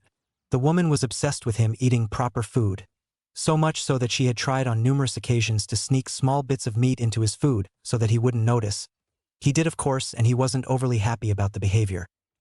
Pulling his mind out of the gutter, he proceeded to poke his cereal with his spoon. Come to mention it, it could be worse, as the breakfast option was either full English or cereal. Toast was also inedible, as it contained so much fat and grease that he could cook another breakfast off the one piece and not have to worry about anything sticking to the bottom of the pan. Looking up, Harry waited for the others to come downstairs, which they did do seconds later. Morning. Harry greeted Ron as he sat down and proceeded to pile his plate so high the gods could probably nick a bit off the top without him noticing. Morning, he greeted grumpily. Ron frowned at his friend. What's the matter, Harry? Too early for ye? He asked while shoving a sausage into his already full mouth. The effect wasn't the tittiest appearance in the world. Ron, eat properly. It appeared that Hermione had arrived. She had arrived at the Burrow late last night and had slept in Ginny's room like usual. Seeing Harry, she mumbled something and then sat down, her head in a book. Even he, with his far superior hearing, couldn't hear what she had said. What was that, Hermione? He asked. Looking up, she blushed crimson and proceeded to put her head back in the book and remain silent. Harry stared at her for a moment in disbelief. After living as long as he had, and being surrounded by love from Bella, he had learnt to read women much better. To him, it was obvious what she was feeling. Deciding to remain silent as to not embrace her, he looked over at what she was reading. Good book, that one, he commented, before going back to pick at his cereals silently. You've read it?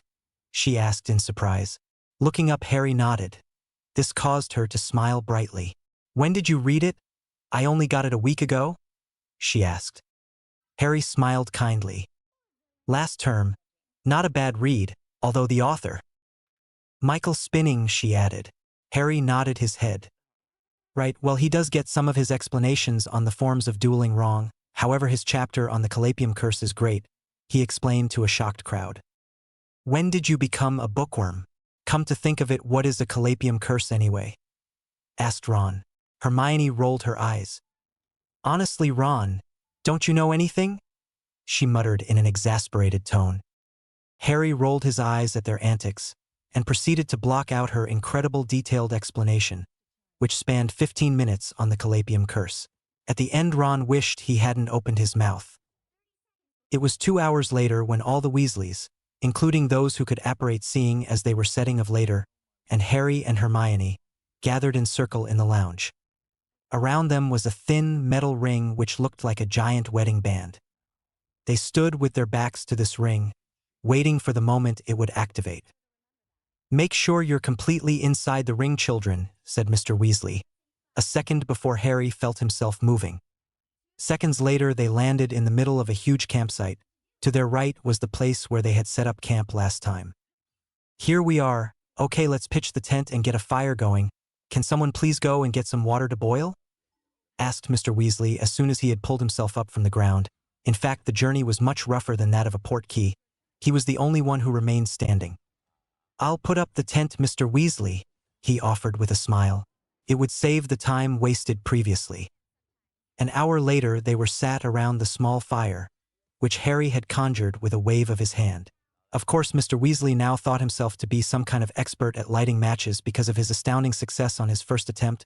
He had now told the 15th person today from the ministry about his success. They all, of course, just smiled and nodded. An interesting moment came when Barty Crouch Sr. and Bagman made an appearance, dressed in similar clothes to what they wore before. Care to place a bet? He asked the group with a grin. Harry rolled his eyes at his blatant stupidity. I've already placed one with the goblins. They're offering good odds and are very reliable when it comes to paying up, Harry commented to the shocked group.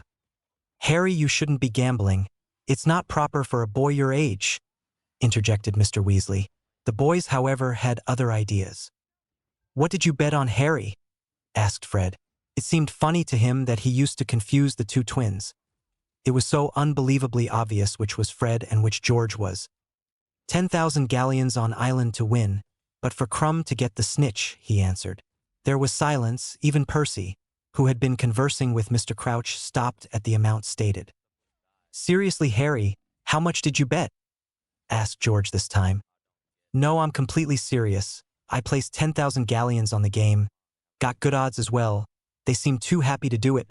Kept looking at me like I was crazy. I can't imagine why, he said with a shrug. There was silence for a second before Ron's opinion came forth. Are you insane?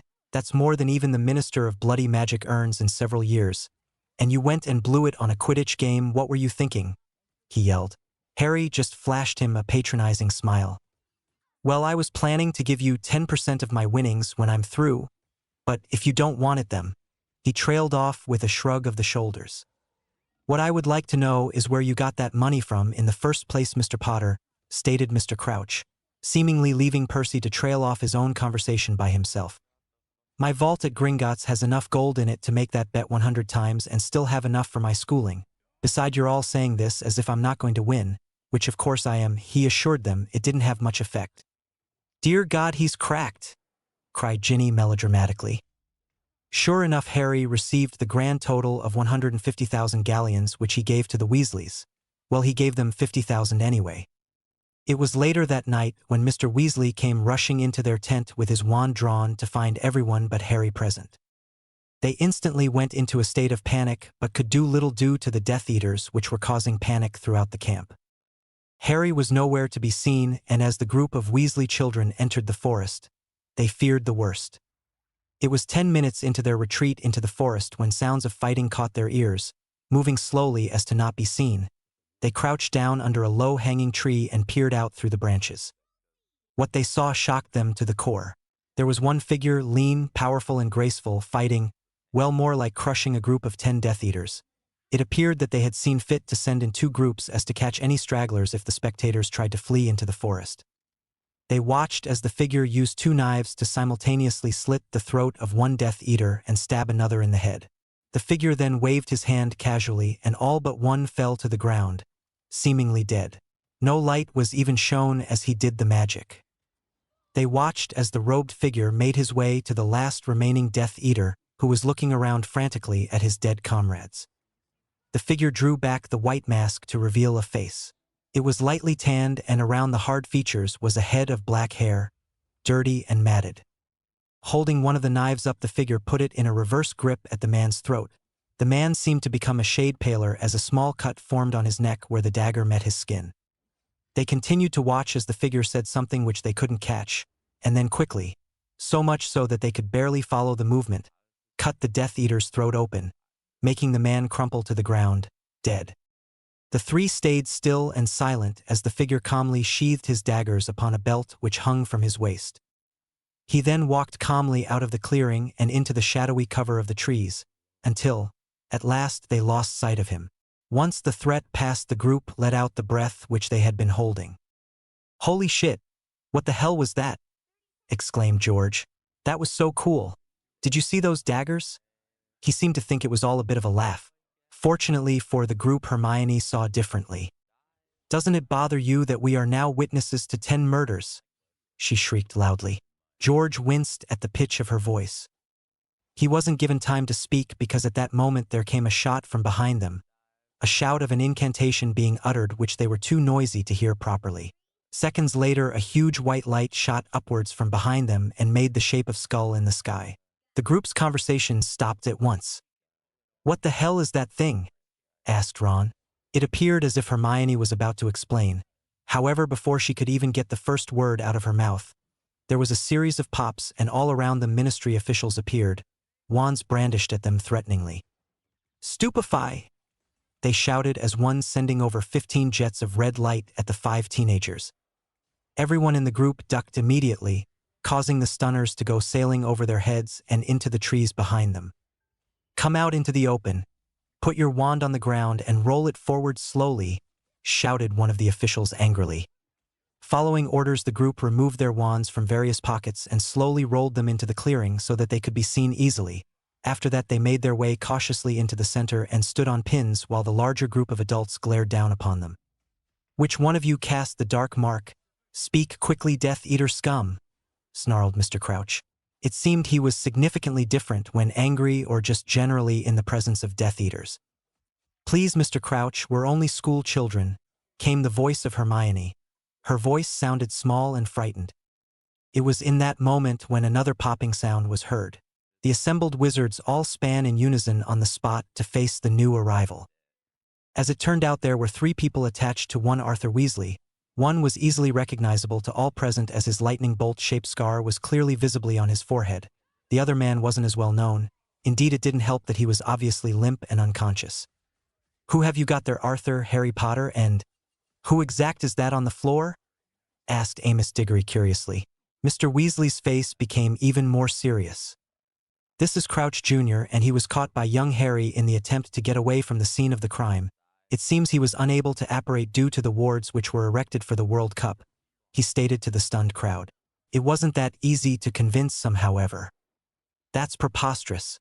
My son has been dead for years, and I attended his funeral myself," Mr. Crouch objected, though the paleness of his face didn't escape many people's notice. "I assure you that this is indeed your son. I have even checked him for polyjuice, and he is no imposter. It would seem that he escaped after all, which brings reason to check who you attended the funeral of Mr. Crouch," said Mr. Weasley. Harry was silently impressed. In the original timeline, he would have never stood up to such a high-ranking government official like he just did. "Very well, take the prisoner back to the ministry to await questioning," he said before apparating out of the area. When he was gone, attention became focused on Harry for the first time. "And how did you apprehend such a dangerous criminal, Mr. Potter?" inquired Mr. Diggory. Looking up, he gave a small shrug. "It was dark and I was already in the woods because I wanted to walk a bit before I went to sleep. I heard footsteps coming right after that sign appeared in the sky, and so I put two and two together and tripped him up when he came running past. He fell onto a tree root and the knock to his head rendered him unconscious. After that I dragged him back to the camp where I intended to head him over to the ministry. However, Mr. Weasley was back there. Spotted me and then apparatus here, that's all. Really, Harry explained. In reality, the story had just told was bollocks. Every part of it was false save for perhaps the part where he brought the body to the camp. In reality, he had thrown the man into a tree with a push of magic. He had hit his head harshly, but that only added to his fabrication.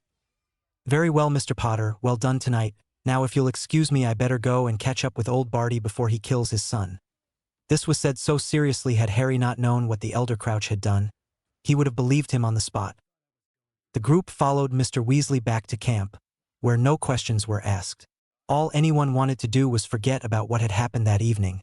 And in Ron, Ginny, Fred and George's case, the mysterious figure which had killed those Death Eaters with such brutality.